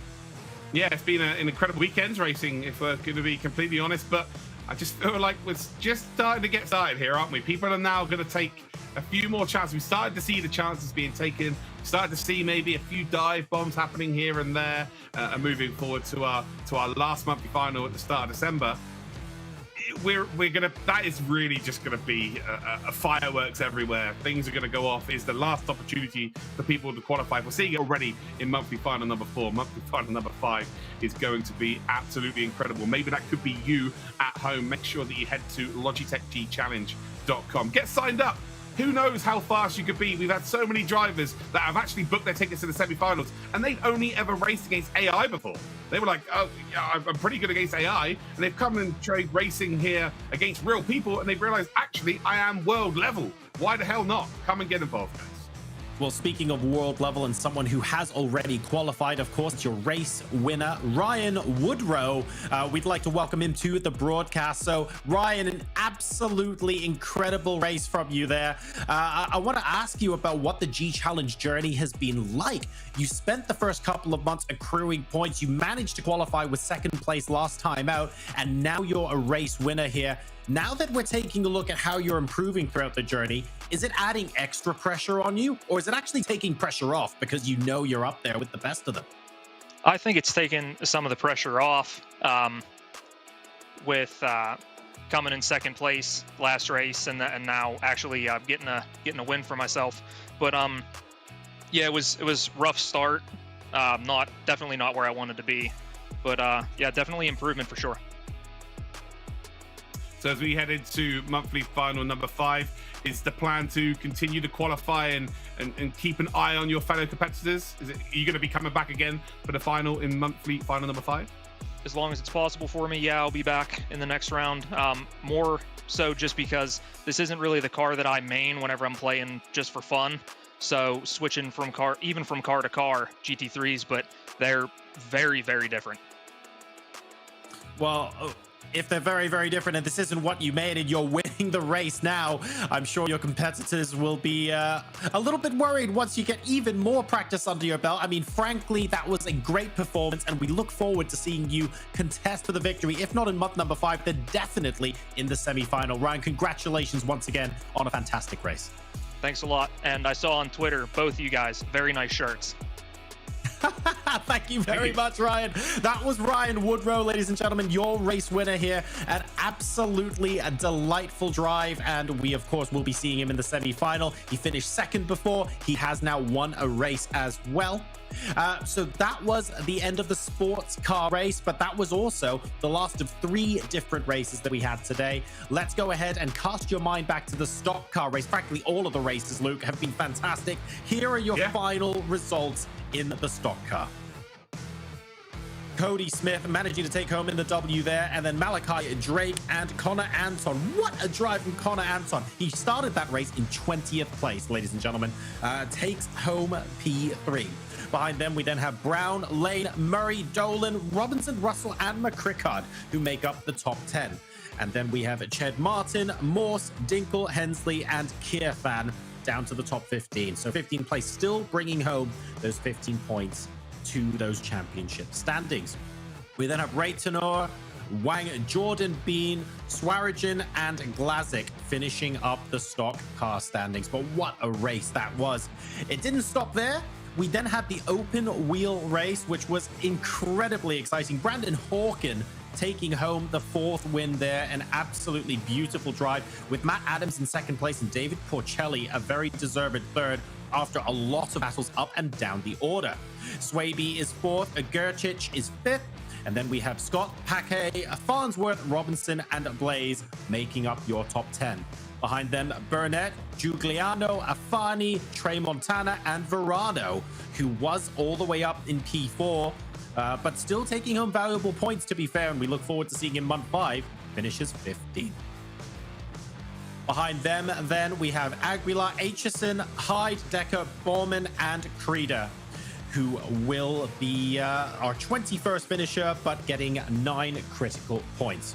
So those were the first 2 races you saw this evening. Let's now take a look at a summary of our podium finishers who punched their ticket directly to the semi-finals. Oh, well, that's a lot of players, to be fair, although we did actually cover quite a few of them just now, but there are 12 players who punched their tickets, to be fair. Luke, a fantastic evening of races across all disciplines, Latin America and North America. It was great. Yeah, it was been superb. Again, we've introduced lots of new names, a few existing drivers that we knew about have also done very, very well, particularly Brandon Hawken, of course. But moving forward, this competition is just starting to warm up, isn't it? Just starting to simmer. And well, with the final qualifying hurdle next month, it's going to be so special. It really is. We've got one more monthly round race to go before we move to the semi-finals. So if you guys want to get involved, make sure to go to logitechgchallenge.com and find out where you have to race to make your way into that semi-final. All you have to do first is qualify in the top 30, and then you'll be on this very broadcast. One more shot, Luke. That's all people get now. They've had 4 months of this. They've got one more opportunity. Otherwise, that's it. Yeah, absolutely. It's coming down to the wire, isn't it? People who maybe have found out about the competition late, they really have to get into the top 3. And then for some other drivers who are maybe around about that P15 in terms of the points scored, they need to come back and just get one more good result, but make sure they can guarantee themselves that spot for the semi-finals. And well, I've now got to shake the image of Ryan Woodrow's foot from my mind. So yeah, good times. A massive thank you to Splunk, Logitech G, Quantum Pay, and McLaren for helping us put all of these broadcasts on throughout the course of the weekend. We've had EMEA, we've had APAC, we've had Latin America, and we've had NA. That was month number 4, and we will be back with month number 5 at the start of December. Get practicing. Visit logitechgchallenge.com to enter, and we look forward to seeing you on track when we're back.